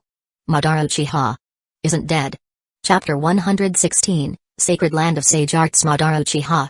Hey, I once had the privilege of searching for him in the afterlife alongside Tobirama Senju. We didn't find him, though. Kakuzu showed no surprise at Black Zetsu's revelation. Instead, he skillfully shifted the blame onto Tobirama. After all, the dead couldn't refute him. Not to mention, Black Zetsu couldn't use the Edo Tensei to verify the story. Kakuzu, as far as I know, your relationship with Madara wasn't exactly amicable. Kakuzu paused, narrowing his eyes at Black Zetsu. So what? He's not in any condition to kill me now. Indeed, I can sense that Madara Uchiha's current state is far from his peak. Black Zetsu replied, nodding thoughtfully. However, according to my knowledge, before he disappeared, Madara managed to tear off a piece of Hashirama Senju's flesh. He's now hiding in the shadows, waiting quietly. Kakuzu didn't respond. Instead, he adjusted his expression and listened intently. Truth be told, he couldn't figure out why Black Zetsu was sharing all this information. Wasn't Madara supposed to be Black Zetsu's chosen candidate for reviving Kaguya? Could it be that Black Zetsu wanted Kakuzu to provoke Madara? That didn't make sense. At last, Black Zetsu revealed his intentions. Kakuzu-sama, I've already explained that both the Senju and Uchiha clans are descendants of the Sage of Six Paths. Madara Uchiha's actions serve a singular purpose, to restore the glory of the Sage of Six Paths era. And you, my dear Kakuzu, are the one I place my hopes on, the one who can revive the God Tree. As Black Zetsu spun his web of words, Kakuzu couldn't help but admire the creature's storytelling abilities. Essentially, Black Zetsu depicted the God Tree and the Sage of Six Paths as two opposing forces, unable to coexist. Yet, Black Zetsu cleverly avoided casting either side as good or evil. Finally, the bait was set. Kakuzu-sama, I know you have two loves in life, money and immortality. You've spent centuries savoring the pleasures that wealth can bring. But as far as I know, you are not truly immortal. Those words struck a nerve. Furious, Kakuzu grabbed Black Zetsu by the neck. Are you courting death? Black Zetsu's implication was clear, Kakuzu could still be killed. And the one capable of killing him might very well be Madara Uchiha. According to Black Zetsu, only by reviving the God Tree could Kakuzu achieve true immortality. As much as Kakuzu hated to admit it, Black Zetsu's words made sense. The creature's persuasion worked its way into Kakuzu's thoughts. After a long, tense moment, Kakuzu finally released Black Zetsu.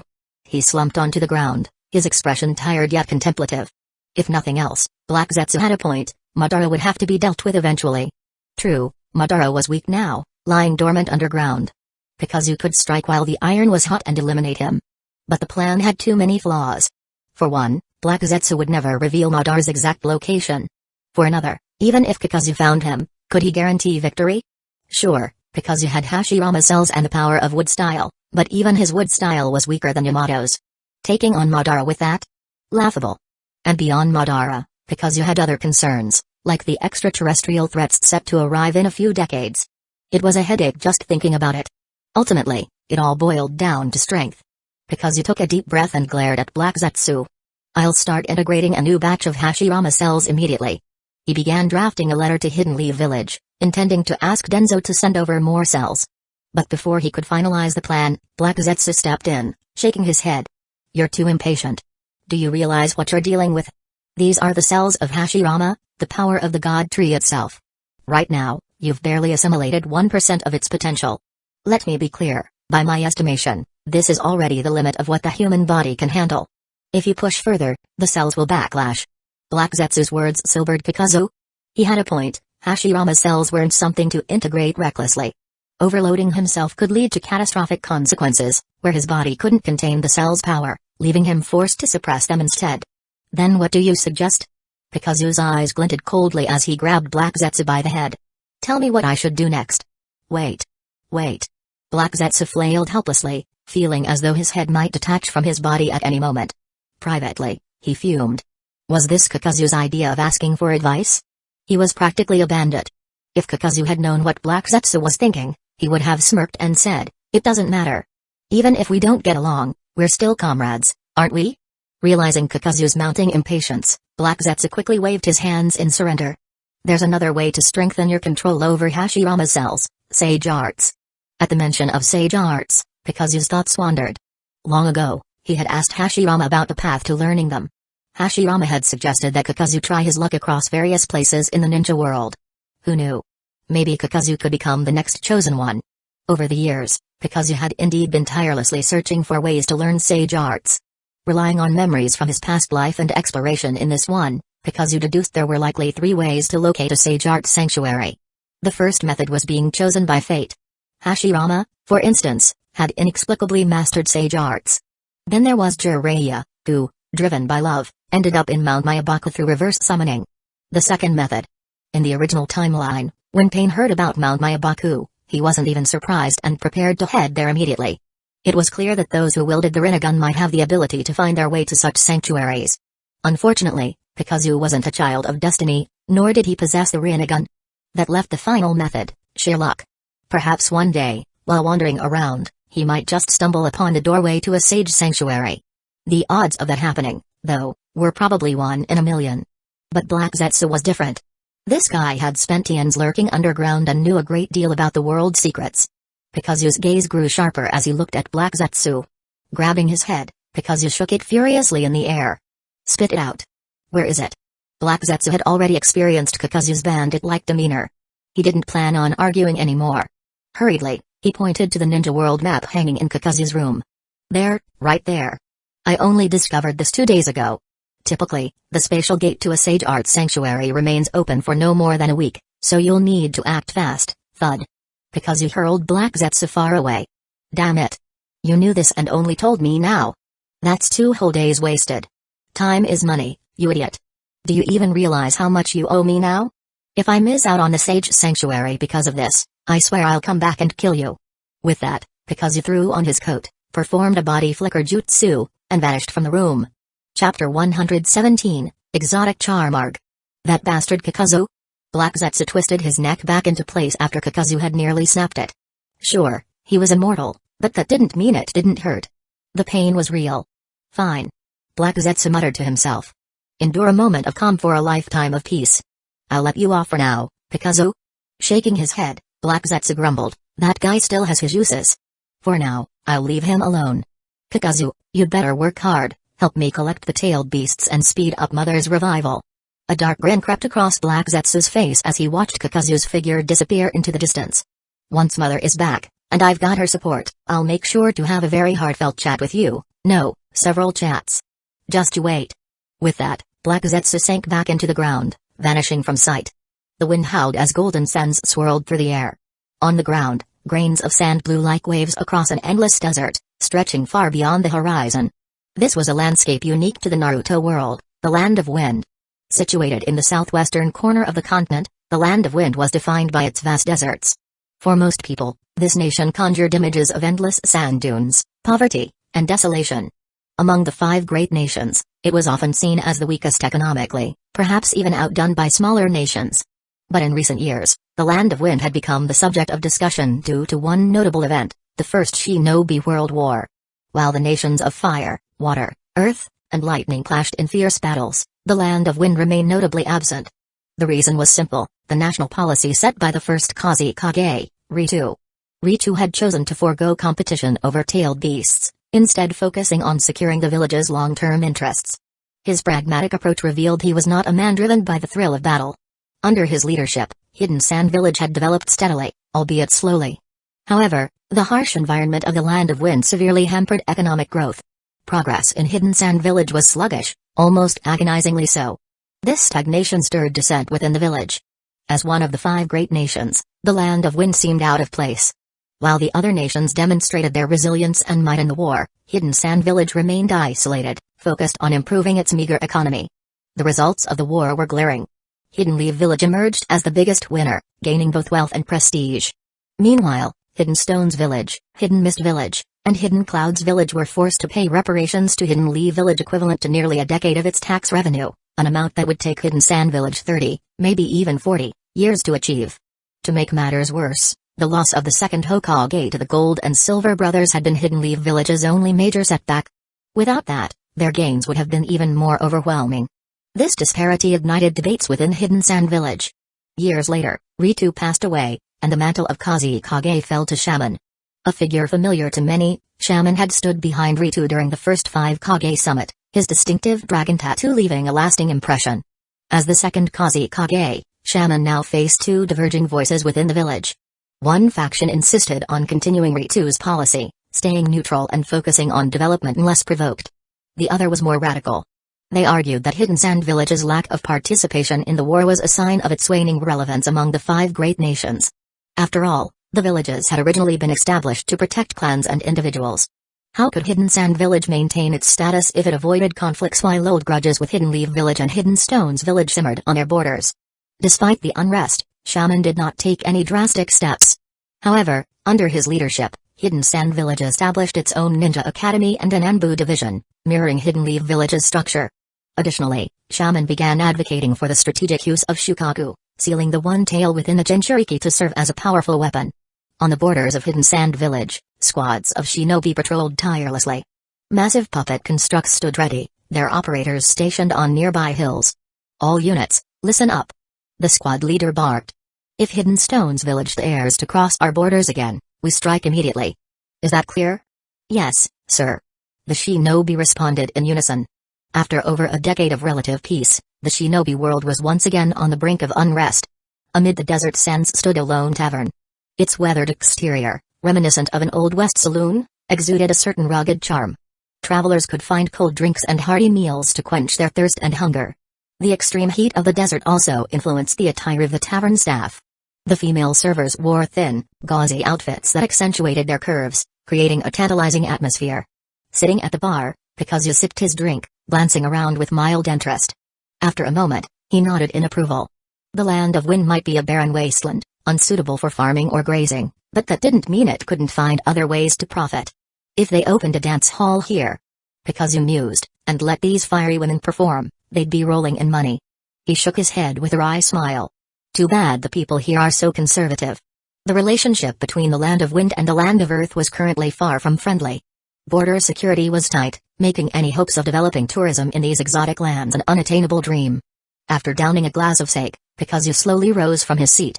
If he had the time, he wouldn't have minded lingering here to experience the local customs. However, time waited for no one, and Kakuzu had urgent business to attend to. Leaving a stack of money on the counter, Kakuzu didn't immediately leave the tavern. Instead, he followed the proprietress into a back room. With a flirtatious sway in her step, she led him down into an underground chamber. That's right, this tavern was also a secret exchange point for bounty hunters. Among professionals, convenience was a given. Here's what you requested, the proprietress said, handing him a set of blueprints. Kakuzu unfolded them and carefully examined the details. It was a partial map of the land of wind, meticulously marked with precise coordinates. Thank you, proprietress, Kakuzu said. Oh, you're too polite, she replied with a teasing chuckle. Don't forget to visit again and give my business a little love. Her alluring figure and the playful glint in her eyes didn't escape Kakuzu's notice. He smirked, reaching out to pinch her plump, charming cheek. Don't worry. Once my work is done, I'll be back, he promised, giving her a light slap on the thigh as he spoke. Her playful squeal followed him as he disappeared with a body flicker jutsu. Armed with the coordinates provided by Black Zetsu and the detailed map from the proprietress, Kakuzu quickly arrived at a storm-prone area. The winds howled ferociously, and violent sandstorms swept through the terrain. Even the locals of the land of wind avoided this hazardous region unless absolutely necessary. Covering his face with one hand, Kakuzu trudged forward step by step, his cloak whipping wildly in the relentless wind. At last, he reached a canyon where a vortex-like depression swirled in the air. That spot, it had to be his destination. Without hesitation, Kakuzu leaped forward. A strange and mystical spatial force enveloped him, pulling him into another dimension. The sensation was peculiar, as though the very fabric of reality shifted around him, transporting him to a different world entirely. Chapter 118, Shikatsu Forest. After Kakuzu steadied himself, he surveyed his surroundings. The stark contrast between this place and the barren, sand-blasted wasteland he had just left was striking. Here, the air was fresh and pleasant, the skies clear and bright. In the distance, rolling mountains stretched endlessly, while jagged boulders and flowing streams flanked the path. Towering trees with lush, green canopies dominated the landscape, their sheer size a marvel to behold. Well, the dimensional portal is closing, and yet another visitor stumbles in. Looks like I'll have to work again, a sultry female voice echoed, carrying a hint of allure. The voice suggested a stunning beauty, but when Kakuzu scanned the area, he found no one. Over here, dear, the voice cooed. Following the sound, Kakuzu's gaze landed on a peculiar figure. Most of its body was white, adorned with golden stripes. It had 4 antennae, or rather, 2, as the other pair seemed to function as eyes. Its body was massive and slimy, thoroughly shattering any illusion of beauty. Suppressing his initial disappointment, Kakuzu composed himself. This place, he mused, was elegantly called a sacred land of sage arts.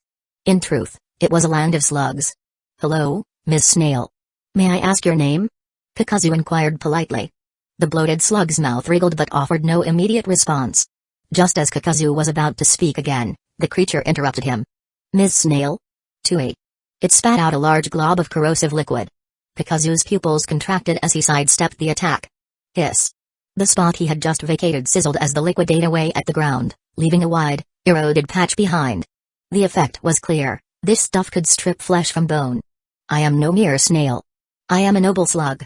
Ah, my apologies, Miss Noble Slug, Kakuzu replied dryly. He wasn't fazed by the creature's hostility, he had faced worse. His primary focus was getting to the point. The slug seemed to hold no grudges, and it was evident that it understood why Kakuzu had come. Twisting its plump body, it turned and began inching forward. I should introduce myself, it said as it moved. I am the most beautiful slug in this land. To facilitate communication with you humans, I've even taken on a human name. Call me Katsu. Katsu. Kakuzu echoed, though his expression betrayed discomfort as he glanced at the slug's jiggling rolls of flesh and the slime coating its body. The name felt too elegant for such a grotesque figure.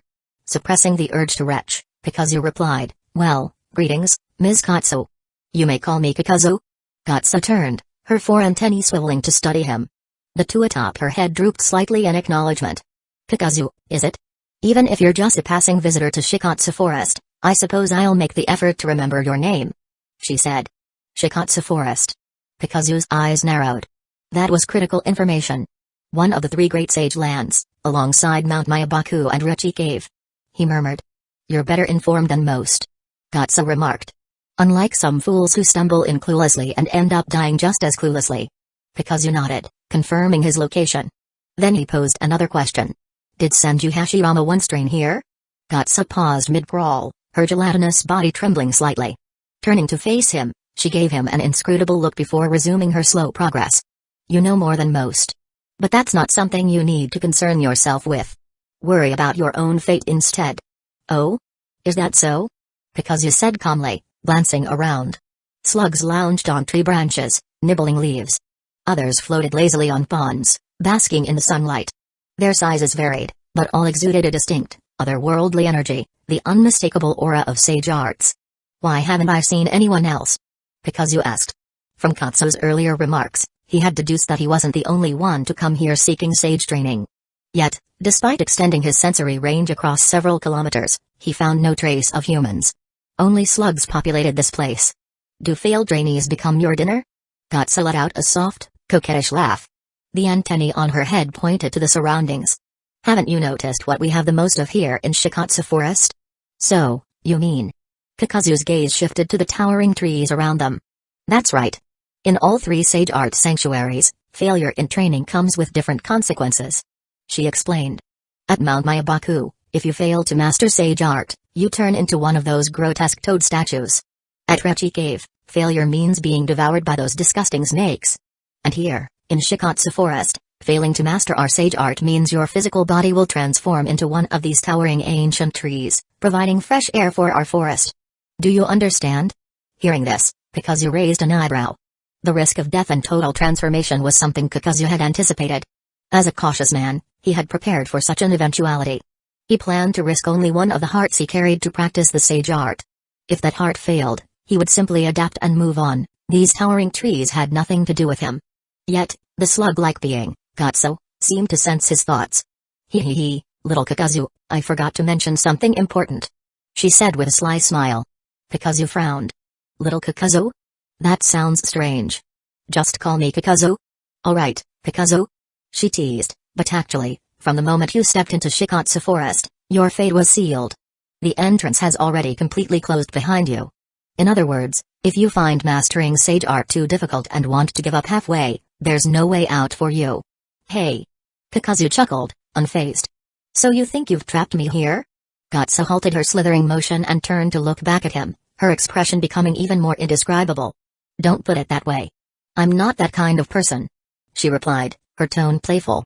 It's just the nature of sage art sanctuaries.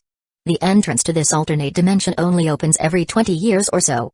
If you want to leave freely, there's only one way. You must master our Shikatsu Forest sage art, form a summoning contract with us, and use reverse summoning to exit. Otherwise, you'll have to wait 20 or 30 years, or prepare to become a tree. Chapter 119, Form, Body, Spirit. Rechi Cave's Senjutsu emphasizes form. The slug Katsu explained calmly. It can modify the physical structures of humans or even grant life to inanimate objects. In contrast, Mount Mayabaku's Senjutsu focuses on spirit, or mental energy as humans might call it. By channeling spiritual energy, one can greatly amplify the power of both Senjutsu and chakra. As for the Senjutsu of Shikatsu Forest, its emphasis lies in the body, unlocking the potential of one's physical strength, enabling the body to achieve unimaginable possibilities. Does this explanation make sense to you? Gatsu tilted her head, her antennae swaying as she glanced at Kakuzu by the pond. Kakuzu processed her words swiftly, mentally summarizing the information. Shikatsu Forest's Senjutsu revolves around the body. Rechi Cave's Senjutsu centers on form. Mount Mayabaku's Senjutsu hinges on spirit. Form, body, and spirit, aren't these the essential components of a person? His thoughts drifted. It was said that thousands of years ago, the god tree's fruit granted humans the ability to wield chakra. But what if chakra was actually an external energy? Could it be that the world's original energy was this Senjutsu energy? If so, it explained why mastering Senjutsu was so difficult. Few could succeed, leading people to rely on chakra instead. Over time, Senjutsu, The primordial power of this world was largely forgotten. If I were to master all three senjutsu forms, merging form, body, and spirit completely, what would the result be? Kakuzu murmured aloud. Gatsu blinked, taken aback. After a long pause, she finally spoke. Honestly, I have no idea. But according to legend, even the Sage of Six Paths only mastered Mount Mayabaku's senjutsu. Kakuzu wasn't surprised by her response. If anything, it only deepened his intrigue. This world was becoming increasingly fascinating. Enough idle thoughts. Gatsu interrupted. Let's begin your training. Take off your clothes and soak in that pool until noon tomorrow. If you can endure the scorching sun, you'll have passed the first trial. Shikatsu Forest had its own unique training methods, and learning senjutsu required effort. However, before undressing, Kakuzu glanced at Gatsu. Aren't you going to look away? He asked, skeptical. Gatsu scoffed dismissively. Please. I've seen countless human bodies in my time. Do you think I'd have any inappropriate thoughts about you? Fair enough. Gatsu's role was to guide humans in senjutsu training, so such sights were likely mundane to her. Kakuzu shed his cloak, revealing his muscular, ebony physique. His body was a masterpiece, every muscle sharply defined, perfectly balanced. It was the kind of build fitness enthusiasts dreamed of achieving. Gatsu's gaze briefly wandered downward, and she let out a peculiar sound of approval. Impressive. But her task ended there. Training was monotonous, and she had no intention of lingering. Whether Kakuzu lived or died depended on his own perseverance. As Kakuzu stepped into the pool, the water soaked into his skin. At first, it felt unremarkable. But 2 hours later, discomfort began to creep in. The pool's surface appeared calm, yet faint bubbles rose intermittently, each one signaling corrosion. The water slowly eroded his skin, leaving subtle but tangible scars. Despite the growing pain, Kakuzu remained still, refusing to retreat. The night passed in silence. By sunrise, Gatsu called out from the shore, "You can come out now." Kakuzu opened his eyes, stepping onto the bank. The moment sunlight touched his skin, a searing pain spread across his body. Wisps of smoke rose as the moisture in his skin evaporated rapidly. His skin, now dry and brittle, felt as if it might crack at any moment. He realized the next round in the pool would intensify the water's corrosive effects. And after enduring another day of blistering sunlight, his body would resemble parched bark. It dawned on him why Shikatsu Forest was filled with so many ancient, gnarled trees. Lying on the ground, Kakuzu stared at the blazing sun. He couldn't deny it, mastering senjutsu was no easy feat. Many had came to Shikatsu Forest with high hopes, only to never return. No wonder senjutsu never became the mainstream power of this world. Slug Katsu crawled forward at a leisurely pace, with 2 male slugs trailing behind her. One carried a pile of mulberry leaves on its back, while the other had a bundle of dewdrops wrapped carefully in mucus. Katsu nibbled on the food, occasionally sipping on the dew to moisten her throat. The 2 male slugs busied themselves tending to her needs, clearly enjoying the task. At this point, Kakuzu was starting to believe her claim. Slug Katsu really did have a legion of admirers in this forest. Katsu picked up a fresh leaf and placed it in front of Kakuzu. Fresh, premium cabbage. Care to try some? Miss Katsu, your generosity is truly unmatched. Kakuzu replied, shaking his head. But I'll pass. I brought my own food. He recalled the meals Naruto had during his sage training, plentiful, protein-rich, and full of flavor. By comparison, the cuisine of the Shikatsu Forest seemed superior to that of Mount Mayabaku. However, Kakuzu wasn't tempted. Instead, he unsealed a scroll, revealing a stash of food he had prepared in advance. Years of experience had taught Kakuzu the importance of being prepared for prolonged hardships. His stockpile of ration pills was enough to sustain him for at least 2 years. Kakuzu and Katsu ate their respective meals in silence, gazing at the tranquil surface of the pond. Ms. Katsu. Kakuzu began, breaking the quiet, is there any shortcut to this? He couldn't help but think back to others' attempts at mastering sage techniques. In the original story, Jiraiya had taken a full 12 years to barely manage it. Minato no Mikaze, with his extraordinary talent, took about a year. Then there was Naruto, the so-called child of prophecy, who achieved perfection in just 15 days under Fukasaku's guidance. If Kakuzu had to endure more than a decade of training like Jiraiya, it would be a disheartening prospect. Chapter 120, Rekindled Flames of War. You're asking if there's a special method? Honestly, I don't know. Katsu admitted, her tone unhurried. The waters of Shikatsu Forest's pool seem to drain moisture from the body on the surface, only to let the energy of sunlight devour you further. But this is a way to attune yourself to natural energy. She paused, her gaze calm but indifferent. As long as you can endure the pool's erosion and the relentless scorching of the sun again and again, The sage energy within you will eventually meet the minimum threshold to practice Shikatsu Forest's Senjutsu. Her explanation, however, was hardly comforting. The brutal process of attuning oneself to natural energy was something most couldn't withstand. Even with Kakuzu's enhanced regenerative body, he was only marginally better equipped than an ordinary person. Prolonged exposure would likely overwhelm him as well. It felt like an unsolvable equation, a challenge meant for someone with the unparalleled recovery abilities of Hashirama Senju. For anyone else, it was nearly impossible to endure. But after contemplating Katsu's words for hours, Kakuzu's mind began piecing together a solution. As the sun dipped below the horizon, Kakuzu stood at the pool's edge, silent and resolute, before plunging back into the water. Days passed with him relying on his regenerated body to resist the pool's corrosion and the searing sunlight. His skin began to shrivel, nearing the point of desiccation. Left unchecked, he might as well turn into a lifeless husk of a tree. Noticing this, Kakuzu took preemptive measures. Using his Earth Grudge Fear technique, he safeguarded his 5 hearts before submerging again. This time, he devised a strategy, one that would exploit the system, so to speak. Though he lacked the regenerative prowess of Hashirama, Kakuzu's secret technique was a trump card. As long as his chakra didn't run dry, the threads of Earth Grudge Fear were effectively limitless. By weaving these threads to insulate his body, he limited the pool's corrosive effects, allowing only small amounts of water to seep through. In this way, natural energy could steadily accumulate within him without overwhelming his body.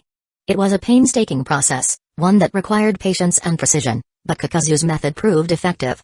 Day after day, he adapted to the environment, enduring and learning. As time passed, the natural energy within him grew stronger, gradually transforming his body. Just as Katsu had described, Shikatsu Forest's Senjutsu emphasized resilience. The stronger one's physique, the greater their strength, and the more remarkable their regenerative capabilities. Months passed before Kakuzu could truly grasp the essence of Shikatsu Forest's Senjutsu. Though his aptitude paled in comparison to a prodigy like Naruto, it surpassed that of Jiraiya, who, Kakuzu suspected, had squandered time on distractions like women and research. Finally, after half a year of grueling effort, Kakuzu emerged from the pool. His towering figure stood bathed in sunlight, exuding newfound power. With hands clasped in a meditative pose, he focused. Black markings crept across the sides of his face, and 2 fine lines on his forehead twisted together like a third eye.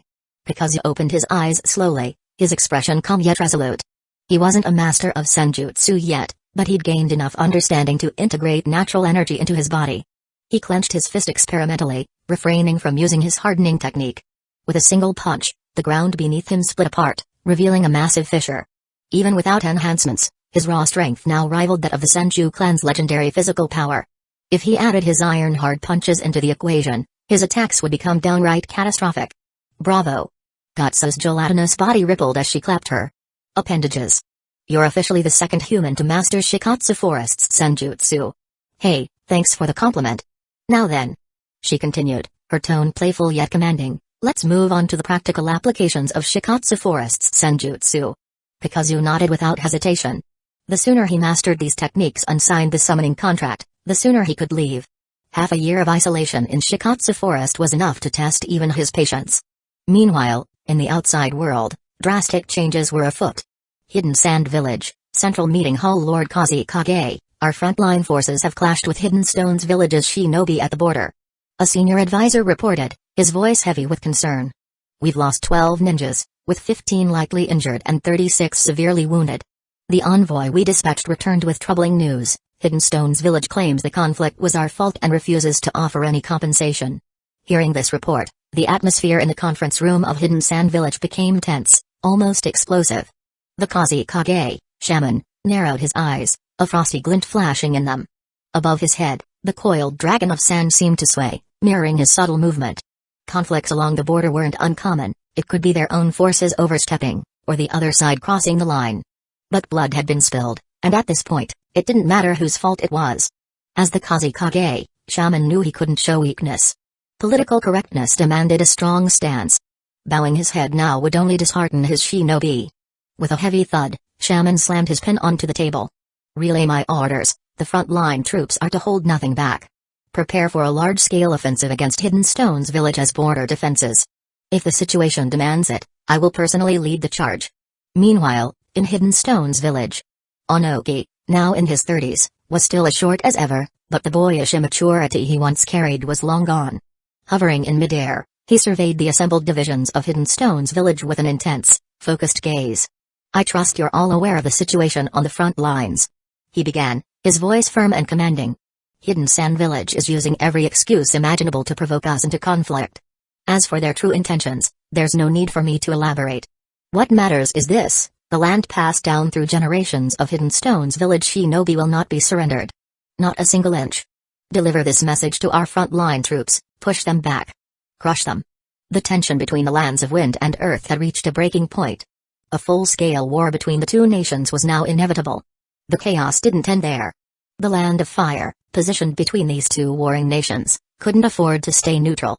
Hidden Leaf Village had to deploy its forces strategically to divert the attention of both nations, ensuring the flames of war wouldn't spread to their own village.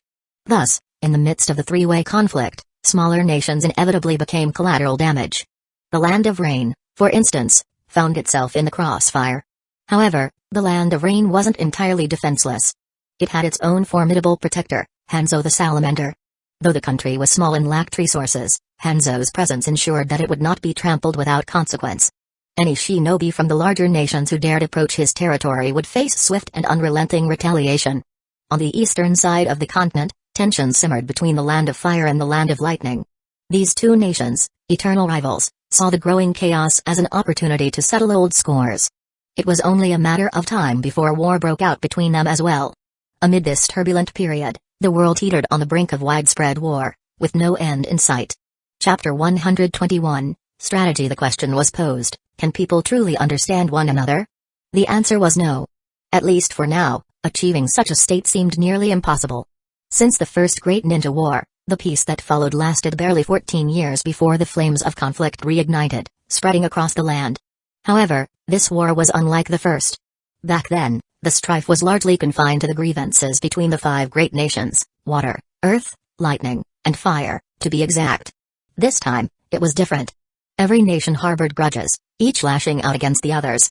It wouldn't be an exaggeration to say that 90% of all countries, big and small, were dragged into this chaos. In this multi-front war, no country was fighting just one enemy. Most had at least 2 adversaries to contend with. The blood spilled painted a new chapter across the ninja world, reminding everyone that the seeds of hatred had never truly vanished. To emerge victorious, the leaders of the 5 great nations found themselves burning the midnight oil. Hidden Sand Village, War Room. In the strategy room of Hidden Sand Village, the second Kazekage, shaman, stood with his piercing gaze locked onto the sand table before him. The table featured flags of various colors representing different factions: gold for Hidden Sand Village, red for Hidden Leaf Village, earthy yellow for Hidden Stones Village, white for the Land of Rain. Of course, the map included more than just these 4 nations. Smaller countries like the Land of Birds and the Land of Forests were also represented. To the east of the Land of Wind lay the vast ocean, with the Land of Tea nestled along the coast. Farther east was one of the 5 great nations, the Land of Water. Yet despite being surrounded by nations, the Land of Wind didn't need to guard against all of them. The Land of Water, for example, was a poor match for their harsh desert terrain, and the Land of Wind had little interest in the sea. This mutual disinterest ensured minimal conflict. As for the smaller nations, they posed no real threat. Currently, Hidden Sand Village's primary enemies were Hidden Leaf Village, Hidden Stones Village, and the Land of Rain. Shaman traced his fingers across the sand table, his expression contemplative. Hanzo the Salamander, he muttered, repeating the name softly. The Land of Rain had always been a mysterious, rain-drenched, and isolated nation. Despite being at the heart of the ninja world, little was known about it, until its new leader, Hanzo the Salamander, rose to power. Hanzo's strength was undeniable. There was an incident when a Hidden Leaf Village supply convoy accidentally crossed into the Land of Rain.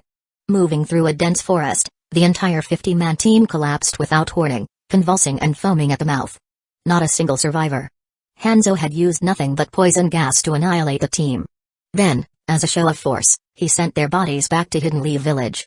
The loss sparked outrage in the Leaf, from the Hokage to ordinary citizens. Enraged, the village's hawkish factions sent a large force to the Land of Rain's borders. Hanzo, unfazed, led the Rain Ninja to confront them.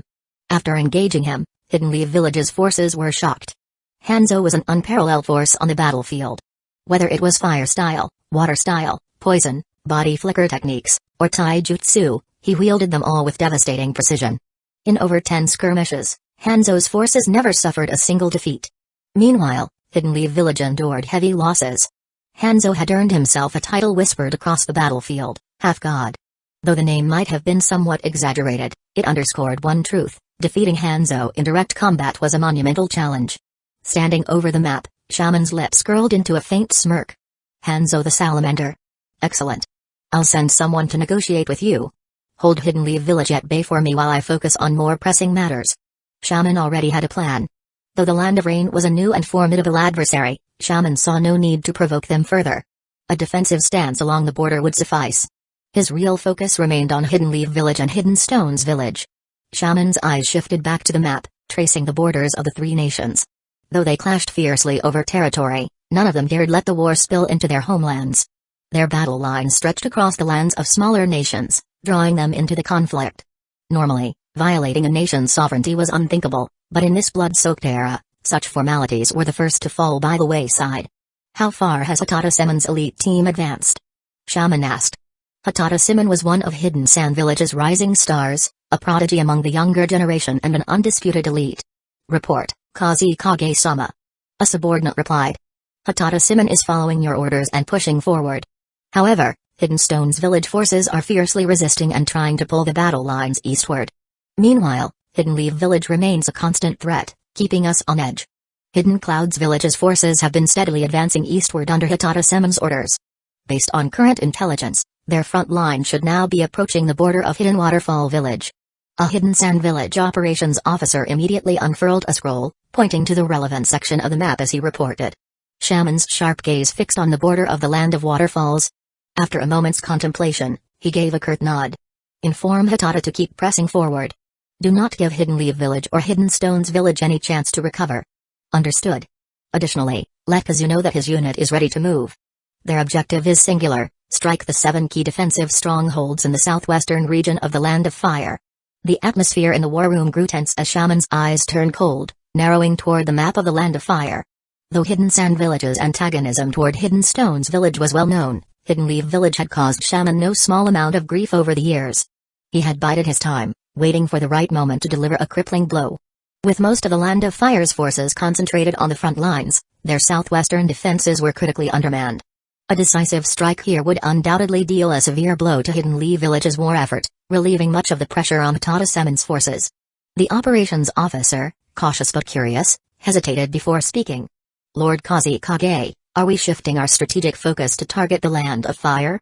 Shaman crossed his arms and remained silent, studying the map with a pensive expression. Finally, he muttered, perhaps. Some might think such a response from a commander was irresponsible, but they underestimated the fluid nature of war. Strategies were ever-changing, just as water adapted to the shape of its container. No one could predict how the battlefield would evolve after a single victory. Moreover, war was merely an extension of politics, a means to secure greater gains for one's nation. If sacrificing the Land of Fire could propel the Land of Wind to new heights, Shaman believed it was a gamble worth taking. At the Hidden Sand Village front lines, Hatata Simon wasted no time after receiving his orders. He immediately summoned his officers and began formulating the next phase of their strategy. Spreading out a detailed map of the region, he analyzed the terrain and enemy positions before decisively pointing to a key location near the border of Hidden Waterfall Village. If we flank around from here, we'll strike Hidden Stones Village's rear. It'll catch them completely off guard. What's the name of this location? One of his captains leaned in, studying the map for a moment before replying, Lord Simon, that place is called White Tree Town.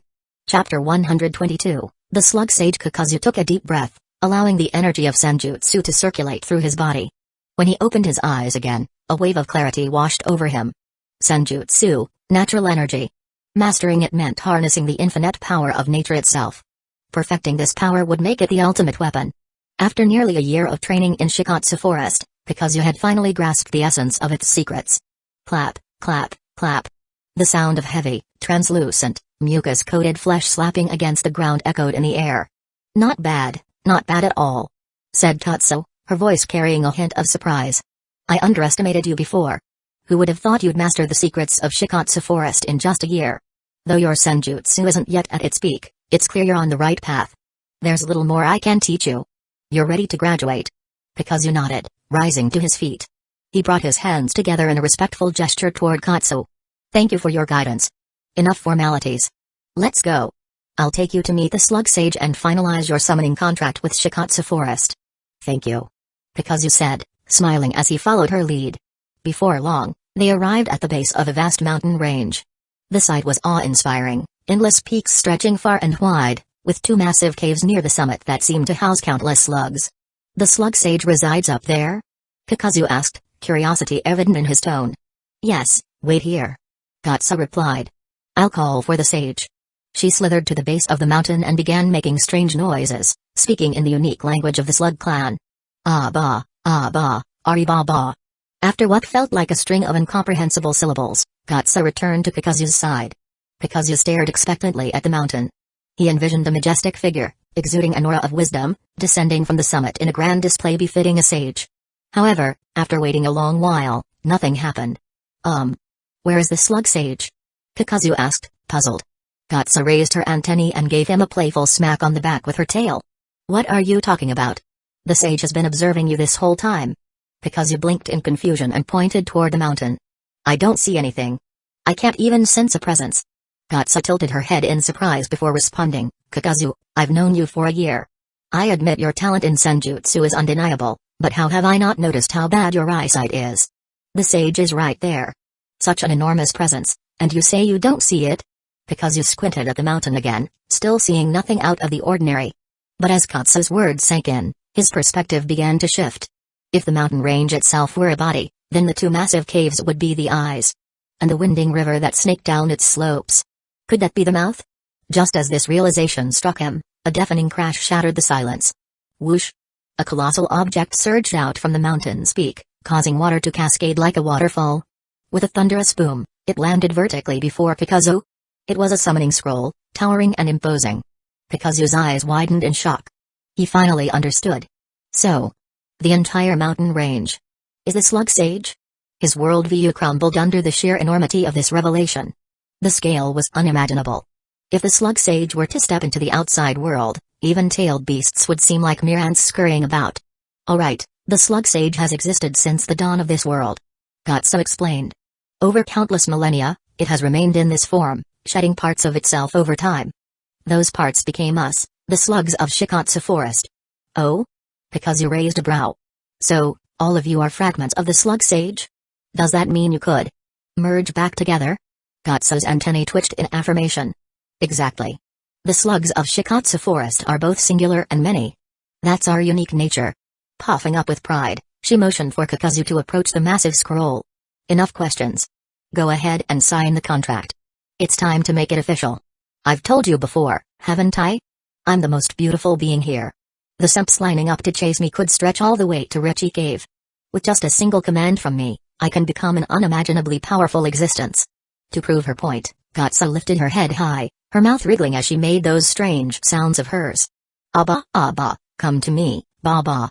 Her haunting voice echoed across the humid depths of Shikatsu Forest, reverberating as it touched the massive form of the Katsu sage. The sound bounced back, filling the entire forest with a strange resonance. Whoosh, whoosh, whoosh. "Abba, Abba. I'm here, Abba. Come, Abba." The male slugs, seemingly driven mad, swarmed in from all directions like an unstoppable tidal wave. They clambered over one another, fusing and growing at an astonishing rate. In mere moments, the once diminutive space was replaced by a towering presence. Kakuzu tilted his head back, his sharp eyes narrowing as he observed the transformation. Katsu's original form had been barely 2 meters in length, but now her towering figure reached a staggering height of 30 meters. The new, amalgamated Katsu let out a resounding voice. "Kakuzu, didn't I tell you? I'm the most popular one here." She smirked, or at least gave the impression of it. "If you ever need support in battle, remember, summon me. I'm incredibly strong, you know." Though her colossal body was composed of countless smaller slugs, the dominant consciousness remained Katsu's. This was the unique trait of her power, physical fusion with retained individuality. It was somewhat akin to the shadow clone jutsu, but with its own peculiar charm. Under Katsu's persistent urging, Kakuzu unrolled the summoning scroll. As he unfurled it completely, his eyes were drawn to the name inscribed on the very first page. Senju Hashirama. Chapter 123, Danger.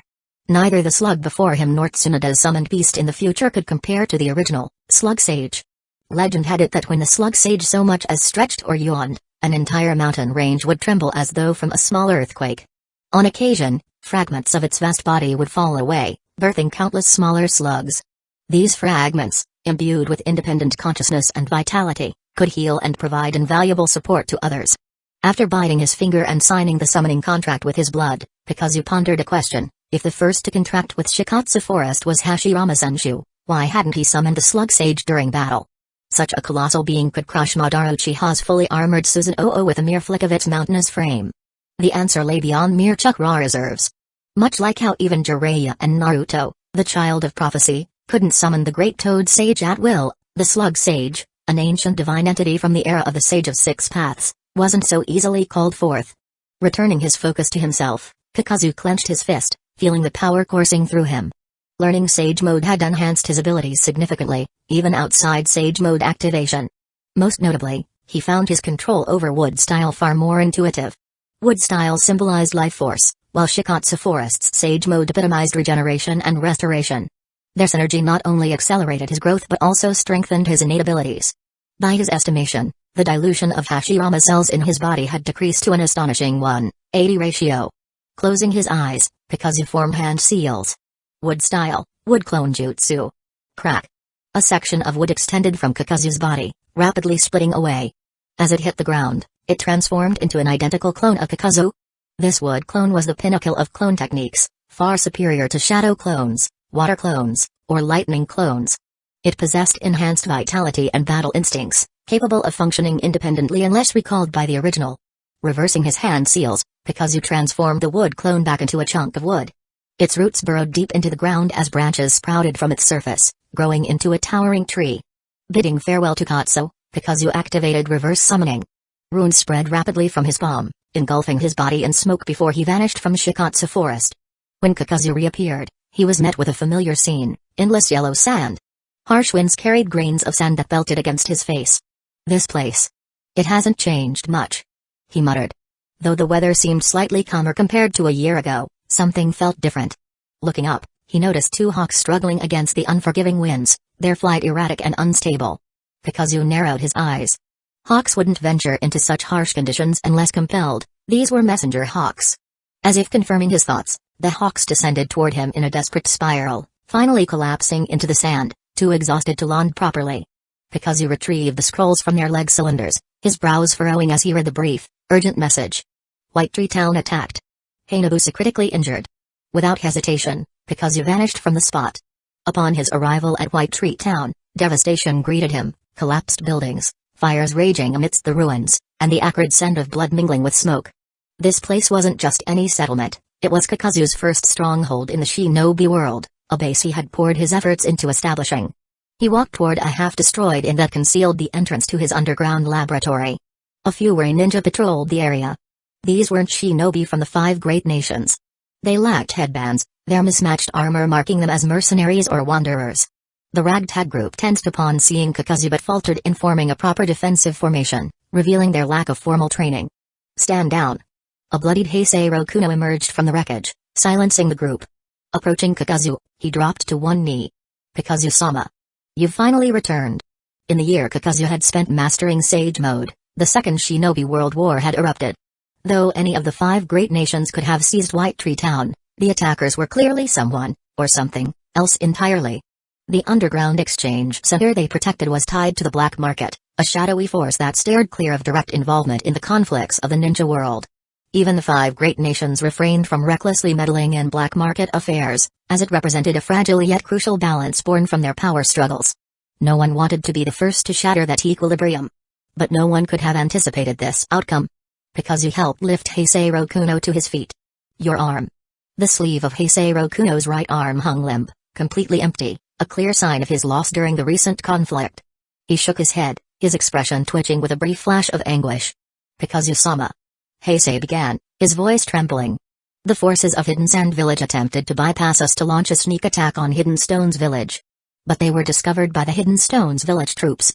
Hidden Sand Village, Hidden Stones Village, and even Hidden Leaf Village ended up clashing fiercely right here. Our underground laboratory was unfortunately exposed in the process and dragged into the chaos. I deployed every shinobi under my command, recruited rogue ninja, and joined forces with Miss Hayabusa to defend it with everything we had. We leveraged the tensions among the 3 factions to maneuver strategically and used your name to intimidate them. While the losses we suffered were severe, The laboratory remains intact. As Heisei's explanation unfolded, Kakuzu began to grasp the situation. Hidden Leaf Village, Hidden Sand Village, and Hidden Stones Village had all collided in a brutal battle here, and in the crossfire, his underground lab had been compromised. The lab housed invaluable research materials, making it a tempting prize for all three villages. None of them would admit it outright, but the desire to seize the lab for themselves was evident. However, the fierce rivalry between the factions worked in Kakuzu's favor.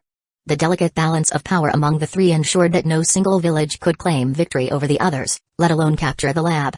Days of combat had passed, and the stalemate continued.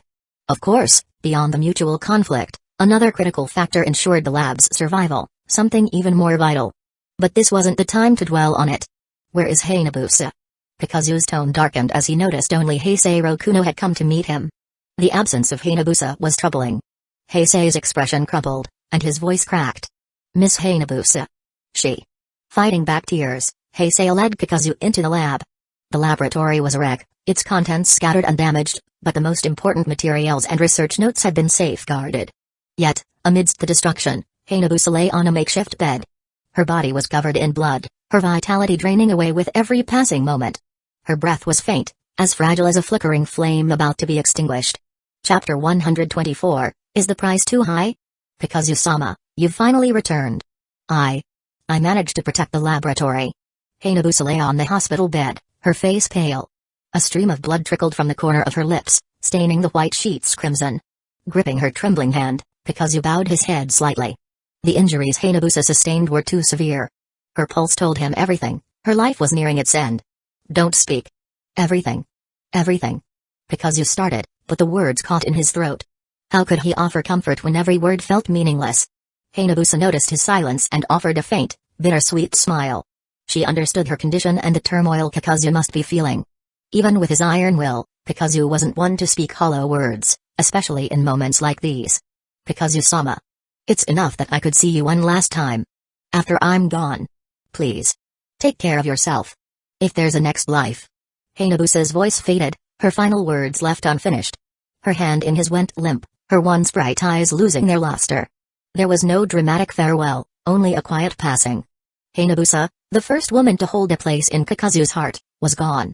The others standing nearby, Heisei Rokuno and his team, bowed their heads in silence, the weight of loss settling heavily on the room. Later, Kakuzu personally led the burial of Hayabusa on the highest peak overlooking White Tree Town. From there, one could see the entirety of the settlement below. It was the perfect resting place for someone who had cherished this land. In the ninja world, steeped in bloodshed and flames of conflict, death was a constant. Loss had become a cruel norm. Yet, no matter how much they hardened their hearts, the deaths of companions and loved ones left scars that hatred alone could not erase. For Kakuzu, the culprits behind Hayabusa's death, Hidden Leaf Village, Hidden Stones Village, and Hidden Sand Village, had to pay. 2 days later, Hidden Sand Village encampment outside White Tree Town. Semen-sama, our patrol teams, 20 squads in total, have been attacked. The losses are catastrophic. The commander's voice was heavy. If this continues, morale will plummet. In just 2 days, Hidden Sand Village had lost 76 shinobi, from Geinin to Jonin.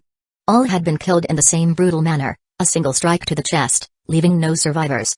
The precision and ruthlessness of the attacks had sown unease within the ranks.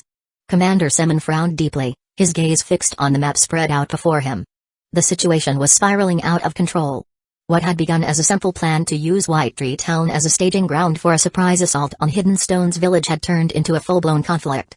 The commander of Hidden Stones Village's forces, Carrie, had seen through Hidden Sand Village's intentions, countering with overwhelming force. Thousands of Hidden Stones Village nin had clashed with Semen's troops in White Tree Town, drawing the attention of Hidden Leaf Village, whose forces had also mobilized. Now, White Tree Town had become a three-way battlefield. Semen's initial strategy of dividing and conquering had backfired spectacularly. Rather than retreat and risk demoralizing his troops, he opted for a stalemate, hoping to exploit the growing tensions between Hidden Leaf Village and Hidden Stones Village. If they fought each other into exhaustion, Hidden Sand Village might emerge victorious. But before this plan could take shape, their patrol squads were annihilated. Kakuzu? Semen murmured the name, his expression darkening. As a rising leader of Hidden Sand Village, Semen was no stranger to the legendary bounty hunter's reputation. Tales of Kakuzu's exploits span decades, from his assassination of the first Water Mizukage to his current standing as a shadowy figure in the black market. His bounty had reached an astronomical 80 million ryo, cementing his status as an S-rank threat, a shinobi of Kage-level power. Simon had initially hoped to claim Kakuzu's laboratory for Hidden Sand Village, only to discover too late that it belonged to the man himself. Now, Kakuzu's retaliation was in full swing. That evening, Hidden Sand Village sent emissaries to negotiate. Though Heisei Rokuno and the others bristled with anger, blades drawn and ready to cut the messengers down, Kakuzu stopped them with a simple gesture. "Not yet," he said coldly, his gaze distant but calculating. "Do you think killing an ordinary shinobi from Hidden Sand Village is useful?" Kakuzu had bigger goals in mind. His reply to the Hidden Sand Village messenger was straightforward. Kakuzu himself would meet with Hitada Simon at noon the next day. The next day arrived quickly. For safety, Simon chose a secluded forest as the meeting point. He waited at the location for about 5 minutes before a figure appeared in the distance, moving at an unhurried pace. When Kakuzu finally arrived, the two men stood face to face. Hitada Simon gave Kakuzu a quick once-over before speaking. "It's an honor to meet you, Kakuzu-sama," he said, maintaining the respect expected of a younger shinobi addressing a senior. Kakuzu, however, remained calm and indifferent. "I dislike wasting time. Get to the point," he said curtly. Since Kakuzu had no interest in pleasantries, Simon got straight to business. "Kakuzu-sama, the attack on your laboratory was purely accidental. It was not our intention. The ones who launched the full-scale assault against your people were from Hidden Stones Village, not Hidden Sand Village." Hitada Simon paused, then continued with measured words. "I can assure you that Hidden Sand Village has no intention of encroaching on your territory again. As for the damages caused, I'm willing to take full responsibility on behalf of Hidden Sand Village. We hope you'll cease targeting our shinobi." The price Hitada Simon offered was quite specific, 80 million ryo, an amount equal to Kakuzu's bounty in the black market. He believed this sum would sufficiently compensate Kakuzu. A faint smile tugged at the corner of Kakuzu's lips. If this offer had come at another time, he might have accepted it readily. But the death of Hainabusa had made it impossible for him to simply move on. "The raid on White Tree Town, it must have been ordered by your Kazekage, wasn't it?" Kakuzu's question caused Hitada Simon to frown slightly, though he didn't respond. "Ah, I see," Kakuzu said, his tone sharpening. "That's the answer, isn't it? In that case, ask your Kazekage to offer his life as compensation." Hitada Simon's expression hardened. He had been raised to revere the Kazekage as the pillar of Hidden Sand Village. Kakuzu's demand crossed the line. "Kakuzu-sama," Hitada Simon began, his voice steady but firm. "I respect you as a senior, which is why I agreed to this meeting. But don't mistake my respect for weakness. If you insist on making unreasonable demands, don't blame me for what happens next." "Hey!" Kakuzu chuckled, his gaze cold. "What an arrogant little upstart." Chapter 125, Do you think I'm a small fry? Kakuzu, don't you think you're being a bit too arrogant? Simon's anger boiled over, no longer addressing Kakuzu as a senior. The respectful tone had vanished, replaced by outright defiance. The abrupt shift in demeanor was startling, but not entirely unreasonable. Respect is mutual, built on aligned values. When those values diverge, conversations inevitably spiral into conflict. Kakuzu, however, wasn't surprised in the slightest. If negotiations break down, he reasoned, there's no need to linger.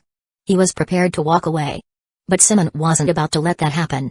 Kakuzu, your lab is valuable, isn't it? I assume you'd like to protect it. I'll tell you this, Hidden Sand Village has mobilized 4,000 shinobi for this mission. How long do you think it would take to destroy your lab? Kakuzu regarded Hitada with mild curiosity. 4,000 shinobi? Impressive. But are you sure you're not worried about Hidden Leaf Village or Hidden Stones Village taking advantage of your weakened forces? We don't need that many people, or that much time.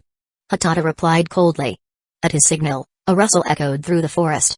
From treetops, branches, and shadows, dozens of Hidden Sand Village shinobi emerged.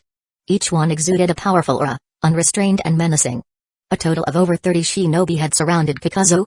These weren't ordinary ninjas, they were all Jonin-level combatants. Among them, stood out, his presence far surpassing that of his peers. By most measures, Hitada had already reached the level of a Kage-tier shinobi. Kakuzu, I respected you as a senior and hoped to resolve this peacefully, declared, his voice firm. But since that's no longer possible, I'll have to resort to the most cost-effective method. Don't blame me for this. Simon raised one hand, chakra gathering and solidifying into an array of weapons that floated around him. The shapes resembled senbon or kunai, each brimming with lethal intent. This was his bloodline limit, magnet style. By manipulating iron and gold particles within the environment, Simon could create devastating weapons. Though his abilities were weaker in the forest compared to the desert, they were still formidable. Hundreds of magnet-style weapons formed a deadly barrage aimed at Kakuzu. In an instant, the assault could shred any opponent to pieces. Kakuzu glanced around, then refocused on Semen. "Quite the welcome gift you've prepared. I'm honored you approve." Semen replied sarcastically, signaling the hidden sand village shinobi to advance. The surrounding jonin closed in, some with weapons drawn, others weaving hand signs. Their intent was clear: Kakuzu was the target, and they would eliminate him without hesitation. But Kakuzu simply smirked. "Do you know why you're still alive?" Semen's expression twitched at the question. Even surrounded, Kakuzu had the audacity to taunt him. Though unnerved, Semen didn't lower his guard. "Why?" "Because killing you isn't worth much. The only difference between you and the others I've killed is that you might take an extra minute to die." The words hit like a hammer. Semen's eyes widened, his mind racing. Did Kakuzu truly see him as insignificant? Semen suppressed his frustration, lowering his gaze slightly. "You think I'm a nobody?" He signaled his forces. Chains flew through the air, coiling and tightening around Kakuzu with precision.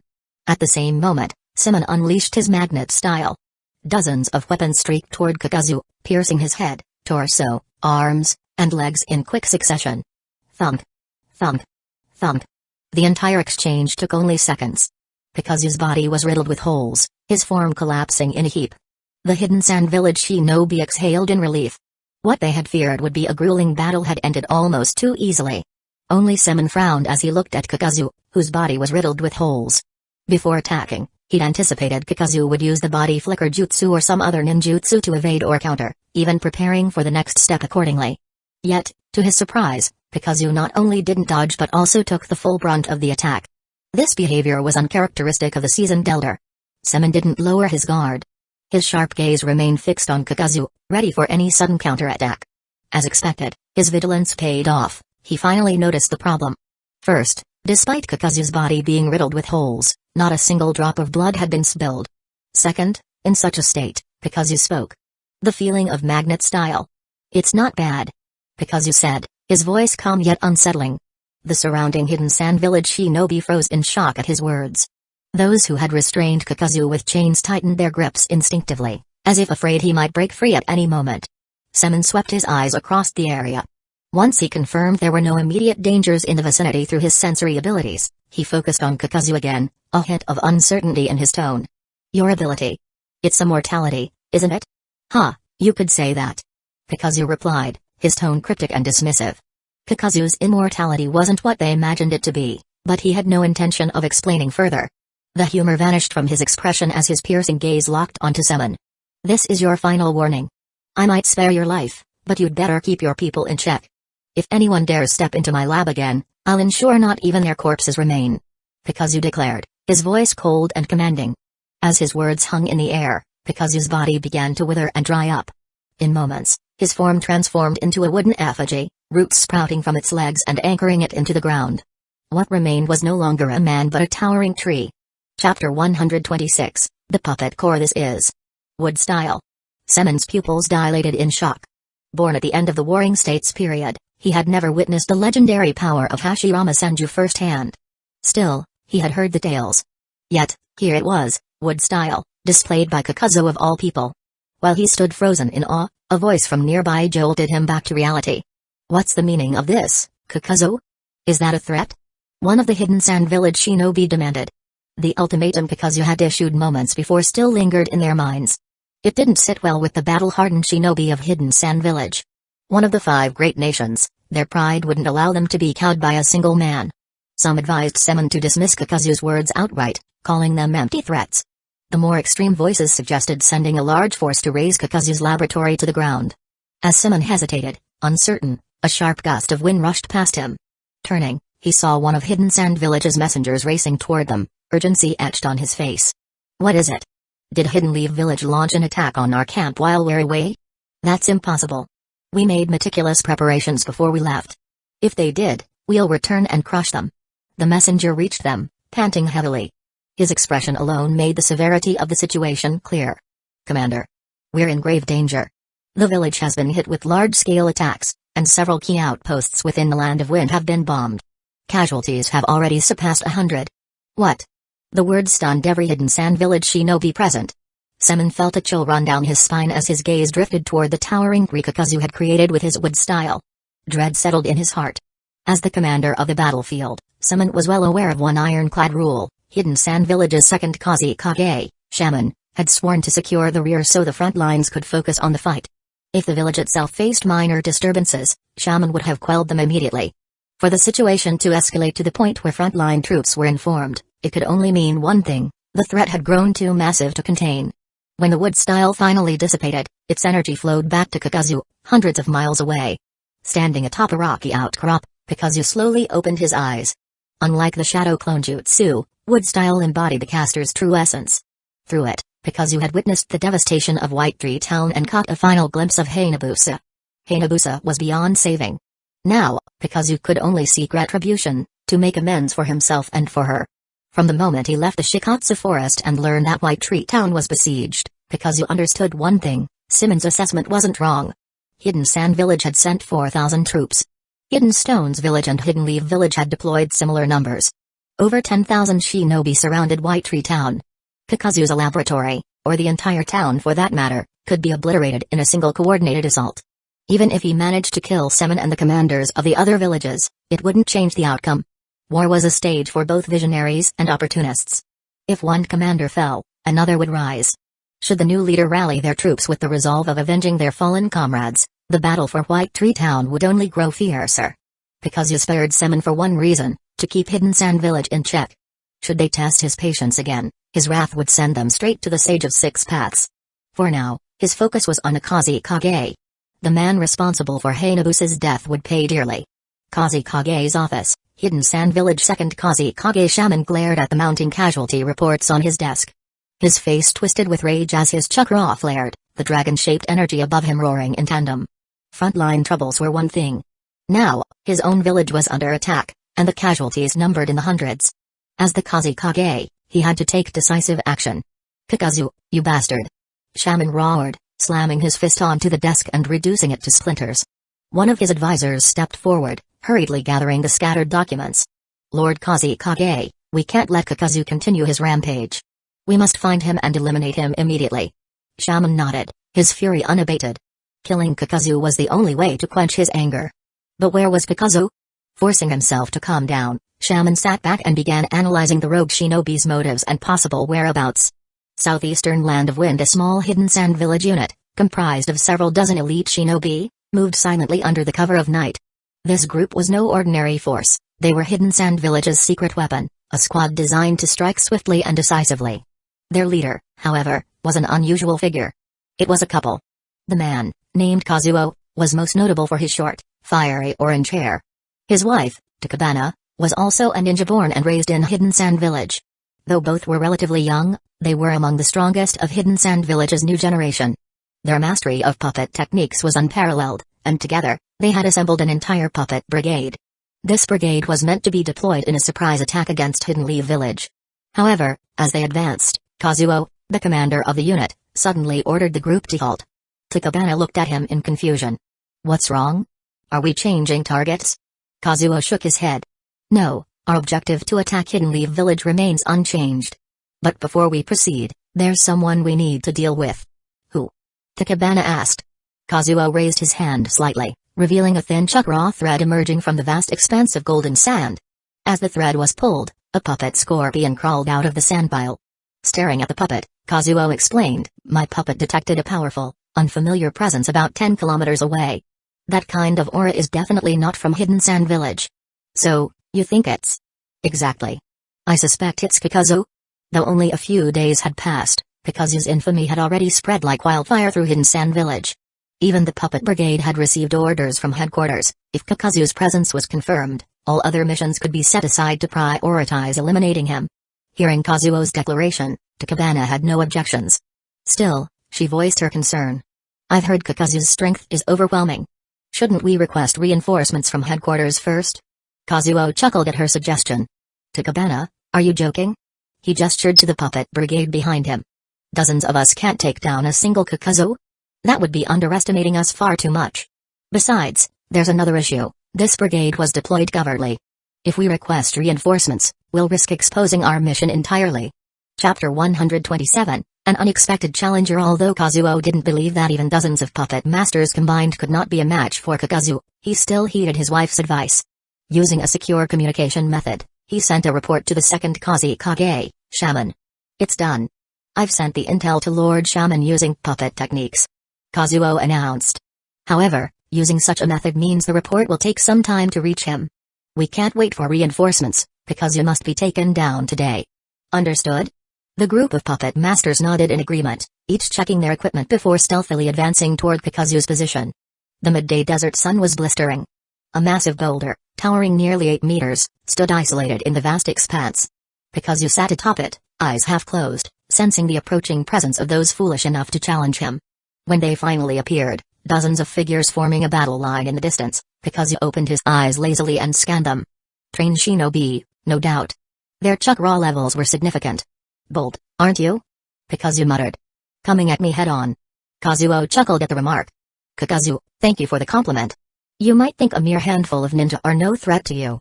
But perhaps you've misunderstood something." With a dramatic gesture, Kazuo swept his arm outward. "We're not just dozens. We're hundreds. Understand?" At his signal, the puppet masters behind him retrieved scrolls in unison. Their hands moved swiftly through seals, chakra threads flowing into the scrolls. Bang! Bang! Bang! With sharp bursts of sound, puppets began materializing, floating ominously as the threads connected them to their masters. Each puppet moved with precision, a testament to the skill of its controller. Though the abilities of the puppet masters varied, even the least skilled among them could control 3 to 4 puppets simultaneously. Leading the front were Kazuo and his wife, Takabana. Their prowess was remarkable. Kazuo controlled nearly 90 puppets, while Takabana managed over 70. Altogether, the puppet masters summoned an army of 400 to 500 puppets, their sheer number blotting out the sun. The desert seemed to darken as if the world itself was overshadowed by this mechanical horde. Seeing this, Kakuzu straightened slightly, intrigued. While he didn't specialize in puppet techniques, he'd heard of their complexities. Puppet masters were often divided into 2 schools of thought, some focused on quantity, striving to control as many puppets as possible to overwhelm their enemies. Others pursued quality, crafting a few exceptionally powerful puppets capable of overwhelming many lesser ones. Each approach had its merits, and debates between the 2 camps were fierce. Kakuzu had heard rumors of a rare few who mastered both paths, creating armies of elite puppets that were nearly unstoppable. For a moment, Kakuzu pondered this. But his musing was fleeting, such philosophical matters were less engaging than the battle at hand. With a casual motion, Kakuzu dusted the sand from his hands and prepared to rise. But just as he was about to stand, his sharp eyes caught a flicker of movement. "Interesting," he murmured, sitting back down with a smirk. Amid the puppet masters, someone broke rank.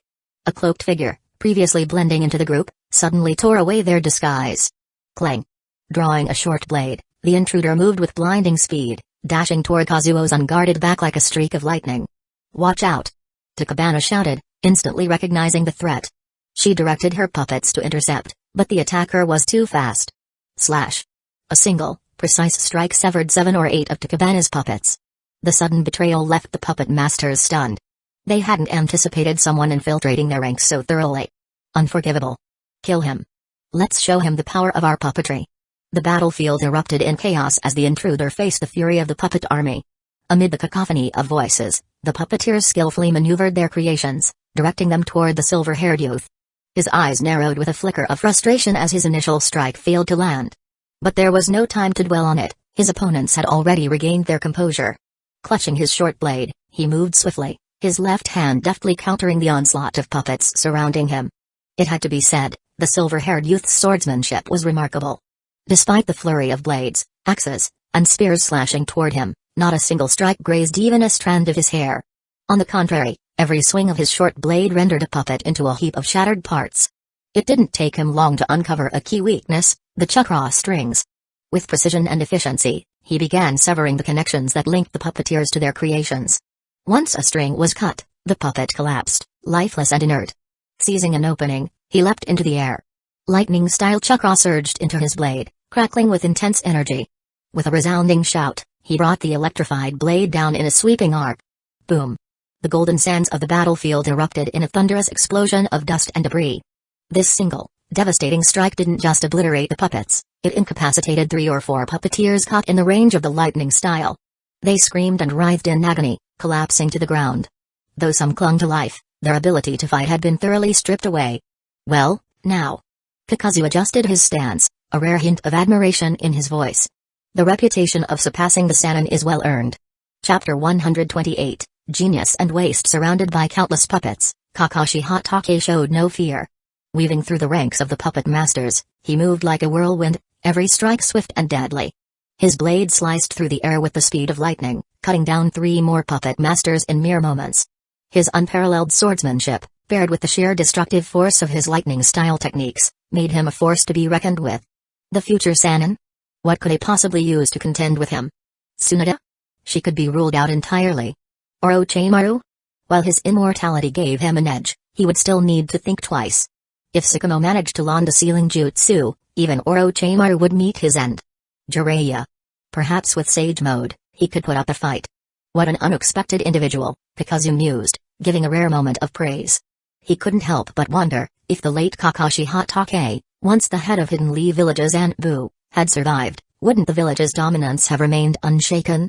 Kakashi Hatake was undeniably a genius and a formidable warrior. Though only 24 or 25, his talent was already shining brightly. Yet, Tsukumo himself likely hadn't anticipated his abilities being exposed so soon. With no other option, he attempted a direct assault on the leader of the unit. Unfortunately, his efforts fell short. Not only did he fail to take down the commander, Kazuo, but he also found himself surrounded by countless puppet masters. In a one-on-one fight, Tsukumo would crush any of them. But with hundreds of puppets attacking from every possible angle, even he felt the pressure. No matter how fast his swordsmanship was, cutting down dozens of puppets in one strike was impossible. A surge of lightning style erupted from him, creating a massive explosion and temporarily scattering the puppets. Taking advantage of the brief reprieve, Tsukumo quickly formed a hand seal. With a body flicker jutsu, he vanished from the battlefield. 7 or 8 seconds later, Kakuzu remained seated atop a rock, motionless like a mountain, though his coat flapped slightly in the wind. Tsukumo reappeared beside him, breathing heavily. Taking a moment to assess the situation ahead, he cast a quick glance at Kakuzu but didn't speak first. "You're good at running, kid," Kakuzu remarked, glancing at Tsukumo with a sidelong look. The situation below had already turned into Tsukumo's personal battlefield against Hidden Sand Village. But now, it seemed, Tsukumo had grown tired and decided to shift the problem back to Kakuzu. His calculations weren't half bad. Taking a deep breath, Tsukumo offered a sheepish smile. "It's been years, but I recognized you at first glance, Kakuzu-sama. Kakuzu-sama has always been an ally of Hidden Leaf Village. Naturally, I'd choose to stand by your side," Tsukumo added, his words smooth and flattering. If only his son had inherited even half of his social skills, maybe he wouldn't have stayed single his whole life. "Ally, you say?" Kakuzu's tone turned cold. "And yet, your Hidden Leaf Village initiated a war in White Tree Town. My lab, my subordinates, and even my kin were all lost there. Care to explain that?" Tsukumo froze, clearly caught off guard. His expression betrayed both confusion and disbelief. It was evident he hadn't received this piece of intelligence during his mission. Seeing Tsukumo's bewildered look, Kakuzu let the matter drop. There was no point in pressing him further. As for why Tsukumo had appeared here, the reason wasn't hard to guess. At this point in time, Hidden Leaf Village's situation was far from ideal. With Hiruzen Sarutobi and the others in power, the village faced numerous challenges.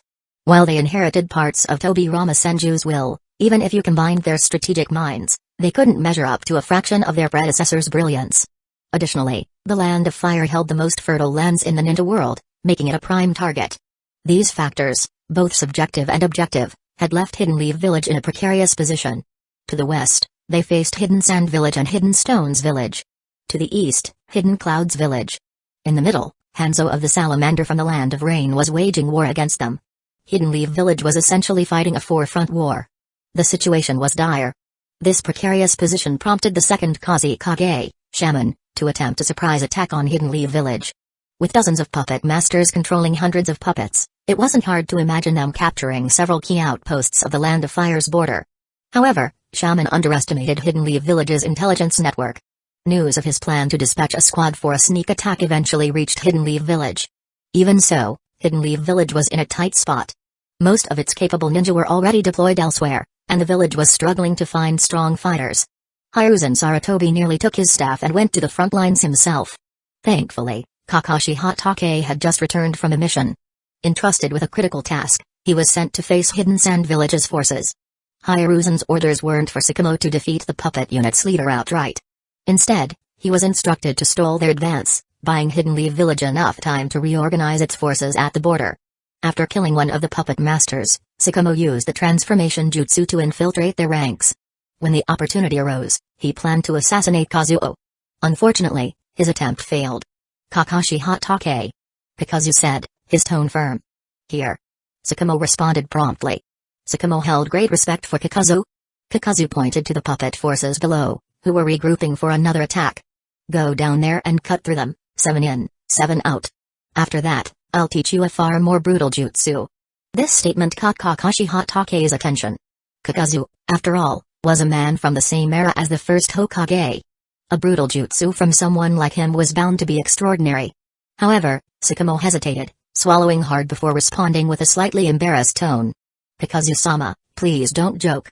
Slashing through hundreds of puppets would take a lot of effort.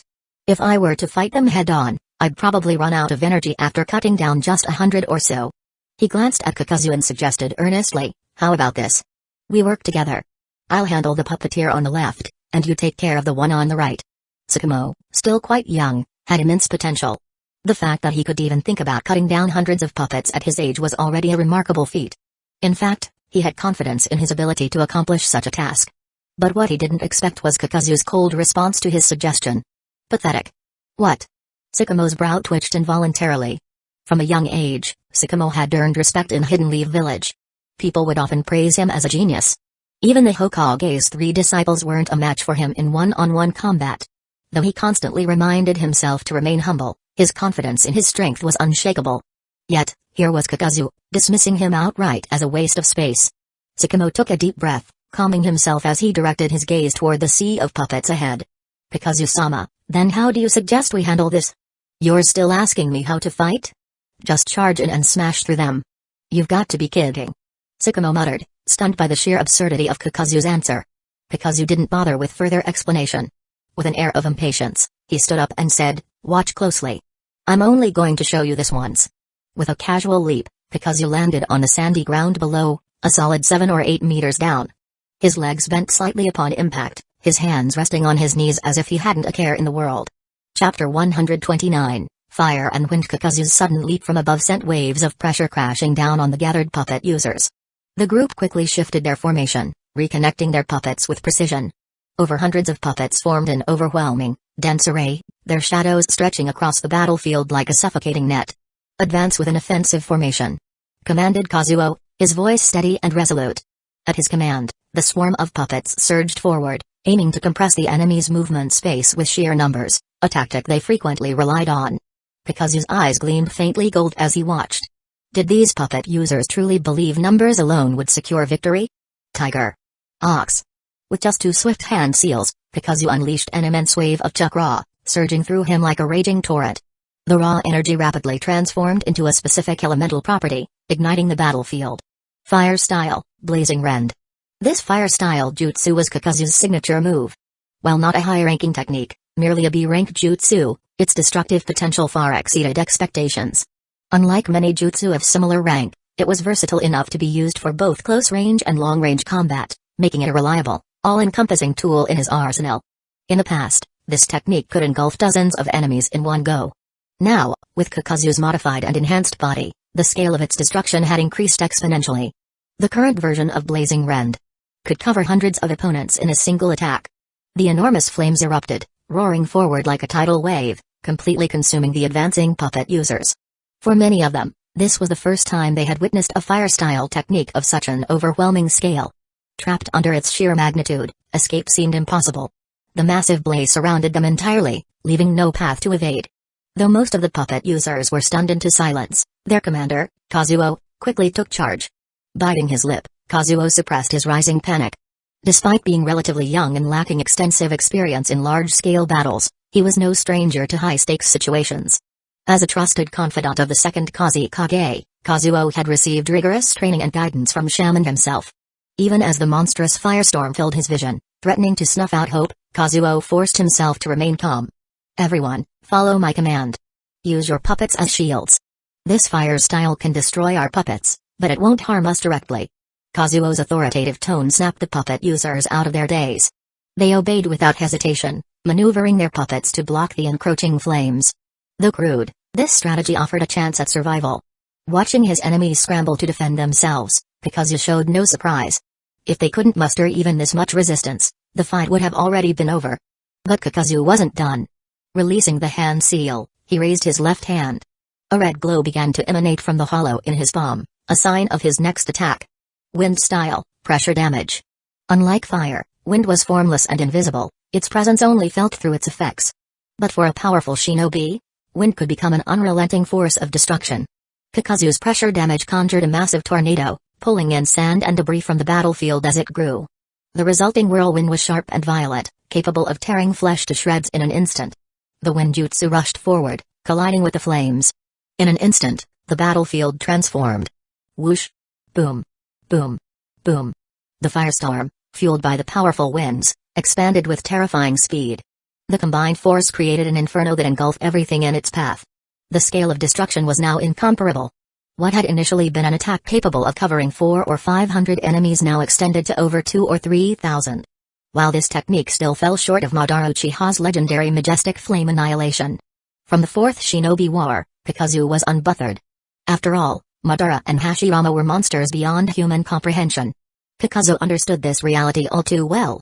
To surpass monsters, there were only two paths. The first was to become a monster oneself, though this carried significant risks. One mistake, and the immense power could backfire disastrously. The second was to remain at one's peak and train tirelessly for decades, slowly closing the gap.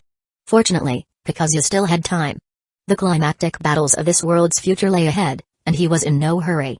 As the firestorm roared across the battlefield, obscuring all vision, Kakuzu silently assessed the results of his combination attack.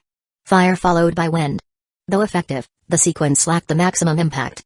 For the most destructive results, fire style and wind style had to be unleashed simultaneously, allowing the wind to directly amplify the fire's strength. Kakuzu made a mental note to refine this strategy. His heart carried no urgency, he had endured countless battles and would continue to perfect his craft in preparation for the storm to come. The battlefield remained ablaze, a sea of fire consuming all in its path. This task was child's play for Kakuzu.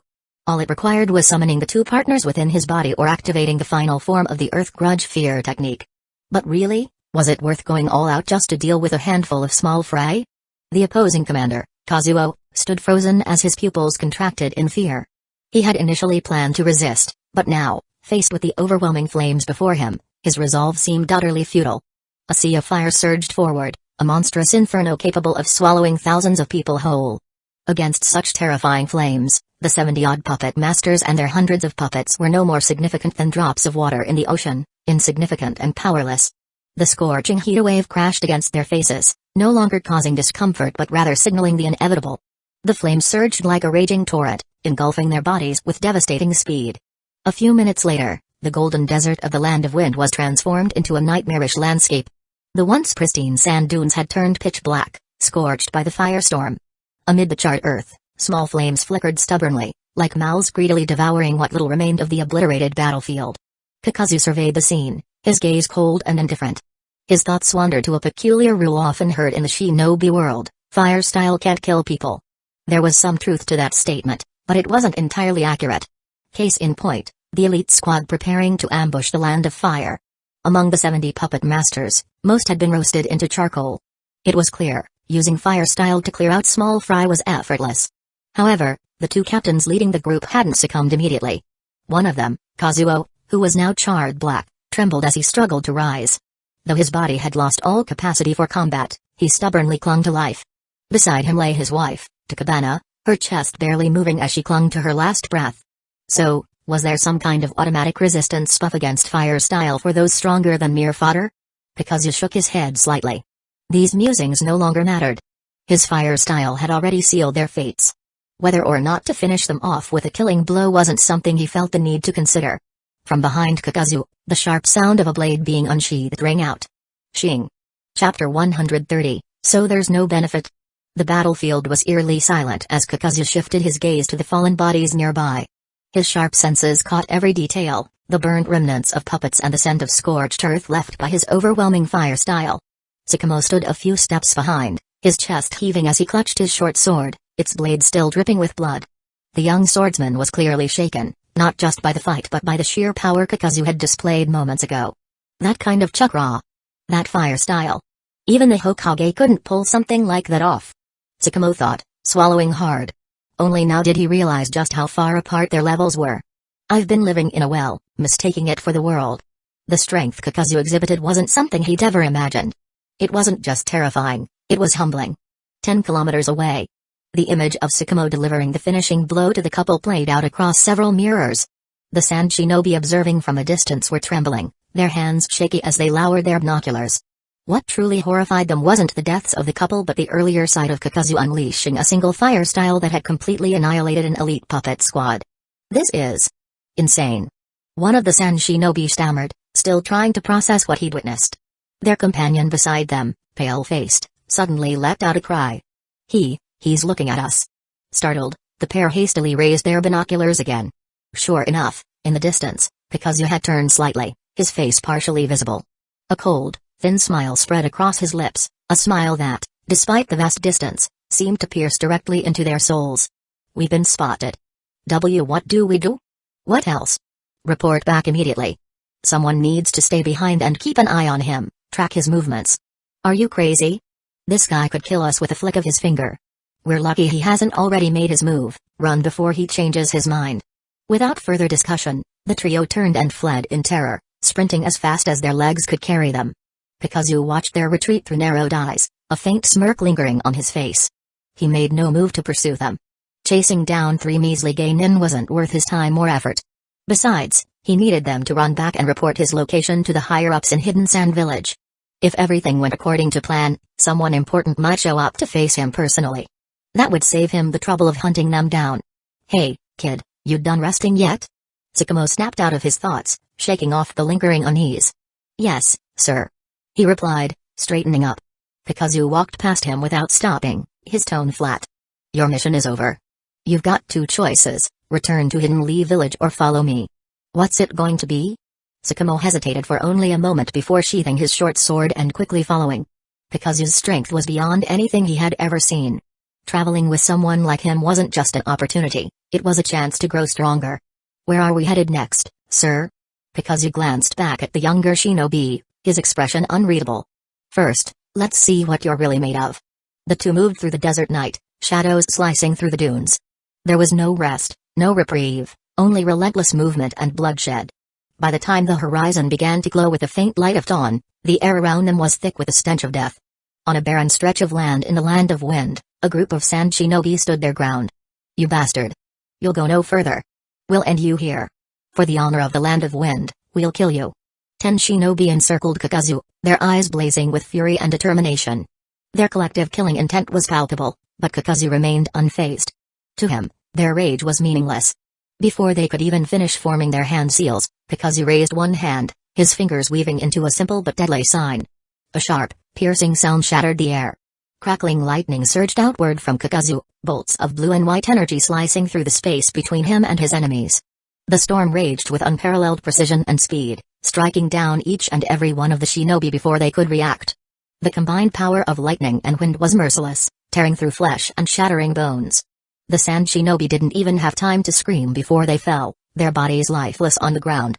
As the last echoes of thunder faded, Kakuzu surveyed the scene, his face emotionless. Pathetic. He muttered under his breath. Most of the group had been Chunin, with only 3 Jonin among them. He'd lost count of how many he'd killed like them, hundreds, maybe more. It was starting to feel tiresome. He turned to glance at his companion. Tsukumo was leaning heavily on his short sword, his body covered in cuts and bruises. Blood dripped from his wounds, some his own, some his enemies. What's wrong? Hidden Lee Village's genius can't keep up? Kakuzu's tone was laced with mockery. Tsukumo waved him off weakly. Despite the exhaustion, there was a fierce determination in his eyes. Over the course of the night, he had slain dozens of sand shinobi, pushing himself to the very limit. The death toll was easily in the triple digits. The blade is chipped. Tsukumo Hatake held out his short sword, its edge visibly dulled. After performing thousands of strikes, the blade was nearly at its breaking point. Thinking back, Tsukumo probably neglected to maintain his short sword later on, which is why it eventually broke. What a wasteful habit. Let's go. There's a building up ahead where we can rest. Kakuzu said, leading Tsukumo forward. The two entered what turned out to be a closed-off structure. Judging by its condition, this door probably hadn't been opened in years, until Kakuzu's intrusion today. Sakamo, ready to find a spot to rest, felt Kakuzu's hand suddenly grip his shoulder. He didn't need any further explanation. As a skilled ninja, Sakamo's instincts kicked in immediately. There were people here. From the dim corners of the house, figures began emerging, one after another. In total, there were around 15 or 16 people, a full squadron. Each of them carried sealing scrolls on their person. Hidden Sand Village's sealing squad. This was no ordinary group, they were a rare and valuable target.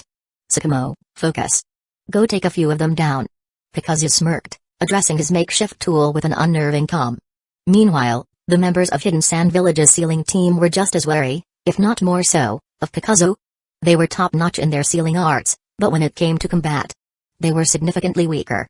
To put it bluntly, even Sakamo could handle all of them without breaking a sweat, let alone Kakuzu. Just as the tension reached a boiling point, a calm voice echoed from the darkness. Put down your blade, my friend. A man stepped out of the shadows. He appeared to be in his 30s, wearing the robes of a monk. Kakuzu's eyes narrowed as he took in the sight of this unexpected intruder. For a moment, he wondered if the monk was about to spout something about achieving enlightenment on the spot. No? Well, if there's no enlightenment to gain here, then Kakuzu had no reason to be stopped. Monk, this doesn't concern you. Kakuzu growled. The monk pressed his palms together in prayer and shook his head gently. I am Bunpaku, a humble monk. I have heard of your name, Kakuzu. War is merciless, but I must implore you to stop the killing. Violence serves no purpose. Chapter 131, Kakuzu vs. Shukaku. After listening to the monk's introduction, Kakuzu quickly pieced together his identity. You were cruelly imprisoned in this dark and suffocating room by the people of Hidden Sand Village, treated as nothing more than a weapon of war. And yet, you're still willing to speak on their behalf? The monk, Bunpaku, clasped his hands together and recited a prayer. Benefactor, if we can truly treat each other with sincerity, then not just between people, but even between humans and animals, understanding can be achieved. Hearing this, Kakuzu chuckled coldly. Naive. 2 shinobi world wars haven't taught you anything? Mutual understanding is often nothing more than a delusion. Kakuzu sneered. Still, he wasn't entirely dismissive. Anyone of note in the shinobi world carried their own convictions, and he had no intention of correcting anyone's perspective. Even so, Bunpaku's words weren't entirely wrong. Endless slaughter led nowhere. To let the matter between me and Hidden Sand Village end here, 2 conditions must be met. Kakuzu raised 2 fingers. First, summon Shukaku. Let me fight him. Second, bring me the head of the temple's head monk. Bunpaku's response to Kakuzu's conditions was clear. Impossible. Benefactor, releasing Shukaku is no trivial matter. Even if you kill me, I cannot agree. Is that so? Kakuzu's lips curled into a mocking smile. Then die. The instant those words fell, Bunpaku's pupils quivered. Kakuzu's figure vanished and reappeared before him in a flash, his speed almost incomprehensible. Kakuzu's iron-hardened left fist struck like lightning. Ugh! A sealing ninja fell lifelessly to the ground, his chest punctured clean through by the blow. Sparks of lightning danced across Kakuzu's right hand. The intertwined streaks of lightning shot from his hand. Boom! The ground erupted, dirt and debris scattering in all directions. Several sealing ninjas fell lifelessly to the ground in mere moments. In the blink of an eye, 7 or 8 Hidden Sand Village shinobi lay dead before Bunpaku's eyes. Stunned and horrified, Bunpaku realized he couldn't let this massacre continue. Kakuzu glanced sideways at Bunpaku, who had collapsed to the ground. The monk appeared to have fallen asleep right where he sat. Ah, so this is how Shukaku gets released. As Bunpaku drifted into slumber, his body began to undergo drastic changes. Half of his body was enveloped in a yellowish skin streaked with blue patterns. His eye transformed into a golden iris with a black, cross-shaped pupil, resembling a kunai shuriken hybrid. Hey! Shukaku's laugh was as sharp and exaggerated as ever. Beneath the comical exterior, however, lurked a merciless killing machine. That old monk always wanted me to explore the hearts of humans, thinking it would rid me of my desire to kill. For that, he planned to seal me away forever. Who would have thought it'd take you to let me out? Shukaku sneered. So, stranger, what do you want for your reward? Shall I tear you to pieces, or crush you into dust? Hey! Kakuzu responded with a single, powerful kick to Shukaku's half-formed face, sending him flying. Stop wasting time. Come out properly and don't make me wait.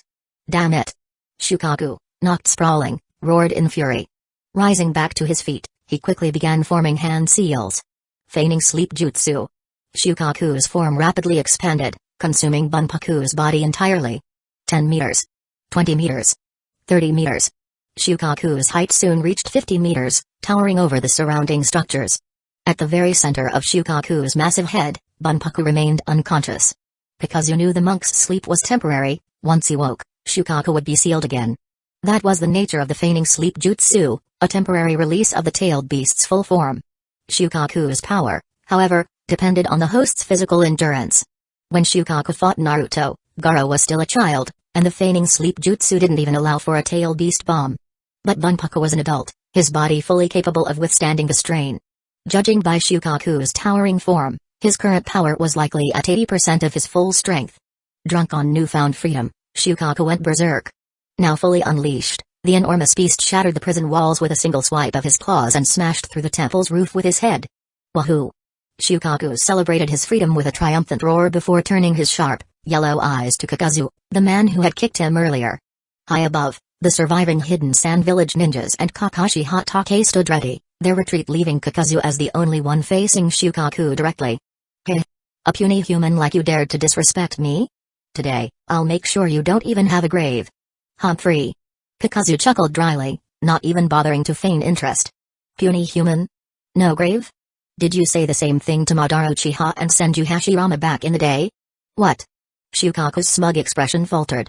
Memories long buried resurfaced, and his fury only grew. This human dared to bring up his most humiliating moments. Back then, Senju Hashirama had crushed him with a single wooden hand, leaving him utterly defeated. Shukaku roared in rage, his immense chakra flaring violently. Kakuzu now dared to say such a thing.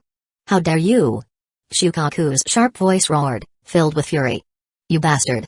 I'm going to kill you myself. That way, no one will ever find out. Fueled by rage, Shukaku clasped his massive hands together, performing a series of seals. Whoosh, whoosh, whoosh. Whoosh, whoosh, whoosh. Countless sand projectiles, each as sharp and lethal as bullets, hurtled toward Kakuzu at incredible speed. Kakuzu didn't dodge, nor did he attempt to evade.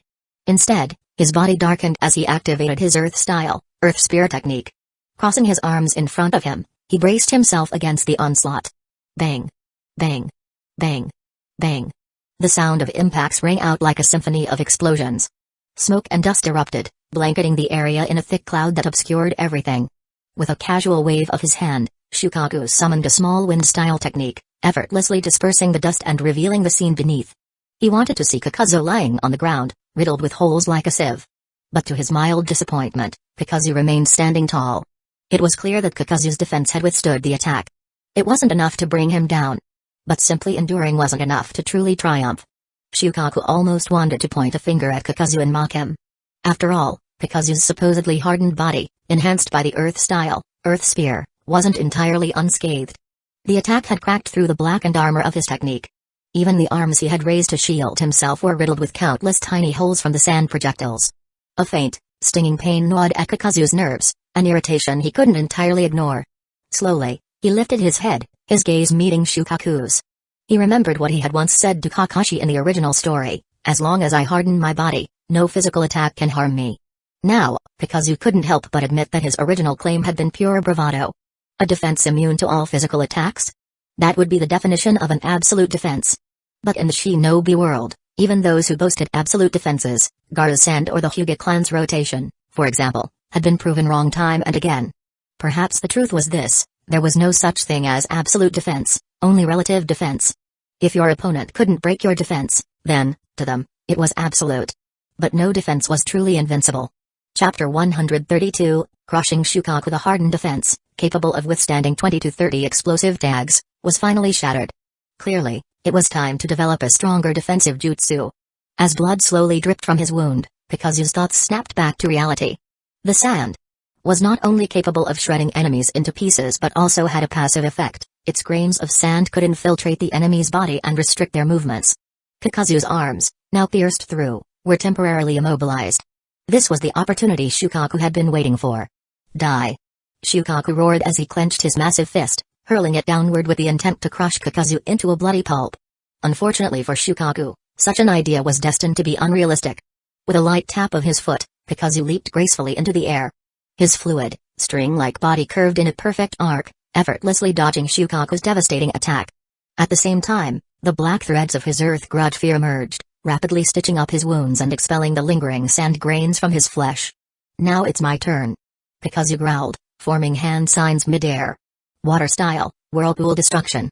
This was a technique inherited from the first Mizukage, a powerful water style user known for conjuring vast quantities of water from even the driest terrain. Kakuzu had mastered this jutsu perfectly. Beneath Shukaku's feet, the parched, cracked desert floor suddenly burst open, unleashing torrents of water. The water spiraled rapidly around his legs, forming a massive pair of water tornadoes that trapped his limbs. Whoosh! Whoosh! The twin water whirlpools spun like colossal turbines, their blades slicing through everything in their path. If it had been a human caught in this vortex, they would have been shredded to pieces in seconds. However, a tail beast's physical resilience far surpassed that of any human. While the ferocious water blades couldn't sever Shukaku's legs, they easily tore through his tough skin, leaving him with numerous bleeding wounds. Arg!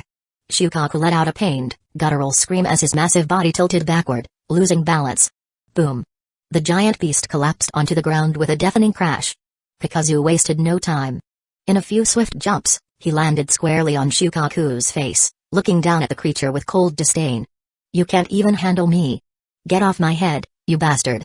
Shukaku howled, his fury boiling over at Kakuzu's mocking tone. He vowed to make Kakuzu pay the moment he got back on his feet, but for now, he had to endure the humiliation. Kakuzu placed one hand firmly on Shukaku's forehead. Wood style, cutting jutsu. Swish. Swish. Swish. Countless wooden spikes shot out from Kakuzu's hand, easily penetrating Shukaku's tough skin like needles through fabric. These spikes not only inflicted pain but also began to drain Shukaku's chakra. Shukaku's eyes widened in shock. "You? How can you use wood style?" For a brief moment, the fear of the legendary Hashirama Senshu, the first Hokage, flooded Shukaku's mind. He had not forgotten the sheer terror of being dominated by that man's unparalleled power.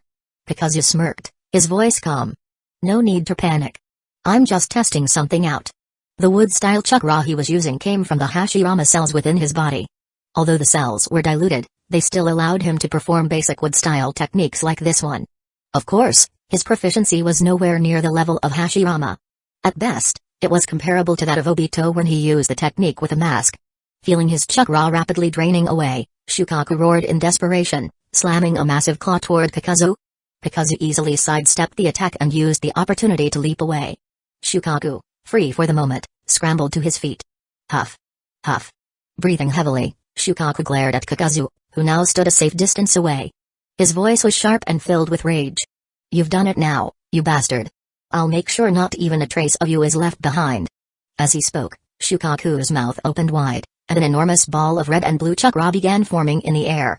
The two energies swirled together, merging in an 8:2 ratio to create a massive tail beast bomb. Boom! The completed bomb shot forth like a meteor, hurtling toward Kakuzu with devastating force.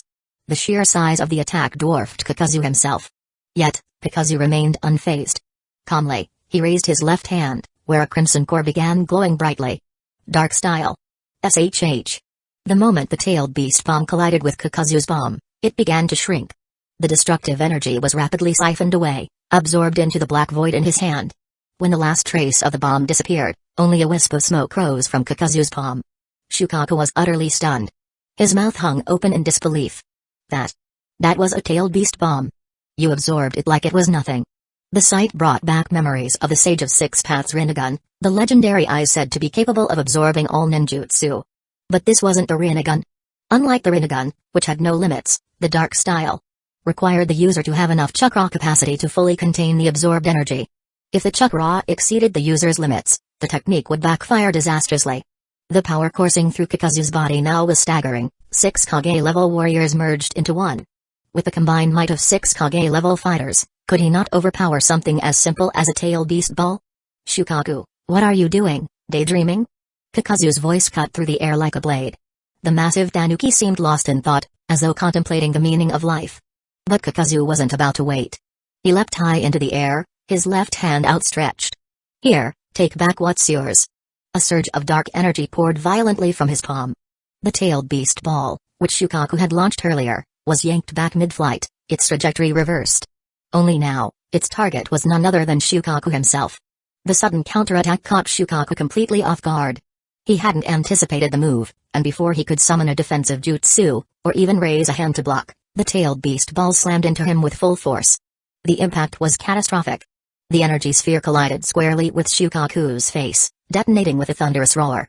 Shukaku's agonized screams reverberated through the air as his massive form was driven backward, gouging deep trenches into the earth beneath him. By the time the dust settled, Shukaku's body was riddled with fresh wounds. Kakuzu observed him coldly, a calculating gleam in his eyes. Based on this, Kakuzu estimated that Shukaku was operating at only 70 or 80% of his peak strength. Not that it mattered. Even at full power, Shukaku wouldn't pose much of a challenge to him now. With Kakuzu's current abilities, only beasts like the 8 Tails or 9 Tails might offer a worthy fight. Of course, things might have been different if Shukaku had a perfect Jinchuriki, a host who could synchronize completely with the tailed beast. A perfect Jinchuriki could wield the power of both the beast and the host, effectively turning the battle into a 2-on-1. The boost in combat potential would be undeniable. But Kakuzu wasn't interested in hypotheticals. Shukaku was down, and he had no intention of letting him get back up. Kakuzu launched himself toward the fallen beast, preparing to take what he needed from Shukaku. Suddenly, whoosh! A sharp sound sliced through the air above him. Out of nowhere, nearly 24 puppets descended from the sky, weapons glinting as they bore down on Kakuzu like a deadly rainstorm. Chapter 133, Performance of 100 Puppets. The hidden Sand Village shinobi on the battlefield were still held at bay by Tsukumo, their movements cautious and restrained. None of them dared to provoke Kakuzu, whose aura radiated a clear warning, stay away or face annihilation. Kakuzu, dodging the latest barrage of puppets, cast a sidelong glance. Not far from where Shukaku lay defeated, sunlight reflected off a gleaming bald head. Perched atop that head was a dragon tattoo, as bold as it was absurd. It was a distinct, almost ostentatious symbol. In all his years, Kakuzu had never encountered someone quite this brazen. Not in this life, nor in the world he left behind. Yet here stood someone who tattooed a dragon on their actual head. A blatant disregard for rules, an arrogance that bordered on madness. This man, unmistakably, was the second Kazekage, Shaman. As Shaman arrived on the battlefield, his sharp gaze locked onto Kakuzu. The air between them thickened with tension. With so many hidden Sand Village casualties, the grudge between Shaman and Kakuzu was destined to end in blood. Words were unnecessary. Under different circumstances, Shaman would have attacked without hesitation. However, on his way here, he had received troubling intel. Kakuzu had single-handedly obliterated an entire puppet squad with a single fire style. Despite the unease gnawing at him, Shaman's resolve did not waver. As the Kazekage, his duty was clear. This confrontation was inevitable. Turning his gaze from Kakuzu, Shaman glanced at Shukaku, still sprawled on the ground and groaning in pain. "Hey, murderous Tanuki." Shaman sneered. "Seems like this guy's planning to experiment on you. If you don't want to end up as someone's test subject, you know what to do, don't you?" "Damn it." Shukaku growled through gritted teeth, glaring venomously at Shaman. Shukaku's hatred for the second Kazekage ran deep. It was Shaman who had advocated for Shukaku to be sealed within Bunpaku, treating the tailed beast as nothing more than a weapon for Hidden Sand Village. Shukaku had long resented being used as a tool, unleashed only when the village deemed it necessary. If circumstances were different, Shukaku would have crushed Shaman without hesitation. But now, with Kakuzu's overwhelming strength, Shukaku had no choice but to weigh his options carefully. Breathing heavily, the massive Tanuki rose unsteadily to its feet, its large body still radiating defiance. "Damn it all. I never thought I'd sink so low as to team up with someone like you." Shukaku spat the words like venom. "But fine. This bastard will pay. Let's work together, for now." The commanding tone didn't bother Shaman. He smirked faintly. Shukaku's cooperation was all he needed. Shaman shifted his full attention to Kakuzu. His voice was cold, cutting through the tense air. "You've massacred our forces while we were focused on the front lines. Today, you'll pay for your crimes with your life." Kakuzu chuckled, his legs bending slightly, hands resting near his waist. "Confident, are we? Show me, Kazekage, if your bark matches your bite." Shaman responded with action. His right hand swept downward, commanding 20 puppets to descend and form a protective formation around him. With his other hand, he unfurled a summoning scroll. Biting his thumb, he performed a swift series of hand seals before slamming his bloodied palm onto the scroll. Poof! A series of small explosions burst forth, revealing dozens of puppets surrounding him. Each puppet was immediately linked to Shaman's fingers via chakra threads. This was standard for puppet masters, but Shaman's technique was anything but ordinary. Kakuzu's eyes narrowed as he observed the Kazekage's precision. Shaman's control was exceptional, each of his 10 fingers manipulating at least 10 puppets simultaneously. The battlefield was swarming with puppets, their sheer number overwhelming. "Behold," Shaman declared, his voice echoing. "This is the performance of 100 puppets, a masterpiece I prepared just for you." "How thoughtful," Kakuzu replied dryly, his expression unfazed. The art of puppetry had existed since the Warring States period, but it had been rudimentary back then. Puppet masters had operated in isolation, their techniques unrefined. It wasn't until Shaman came along that the craft was revolutionized. He compiled, refined, and systematized nearly every known puppetry technique, cementing himself as the true pioneer of the art. And now, the ultimate puppetry technique, the performance of 100 puppets, was his creation. For Kakuzu, facing it was an unexpected, albeit intriguing, honor. The more opponents, the better, Kakuzu thought, a smirk forming on his lips. It only made the fight more entertaining. With a rapid blur of hand seals, the jutsu was complete in an instant. Fire style. Boom. Boom. Boom. A torrent of flame surged forward like the gaping maw of a raging beast, sweeping across the battlefield with terrifying speed. The firestorm engulfed the 100 puppets in its path, reducing them to little more than charred remains, or so Kakuzu intended. The sheer intensity of the fire style was overwhelming, its reach massive and all-encompassing. In the reflection of Shaman's eyes,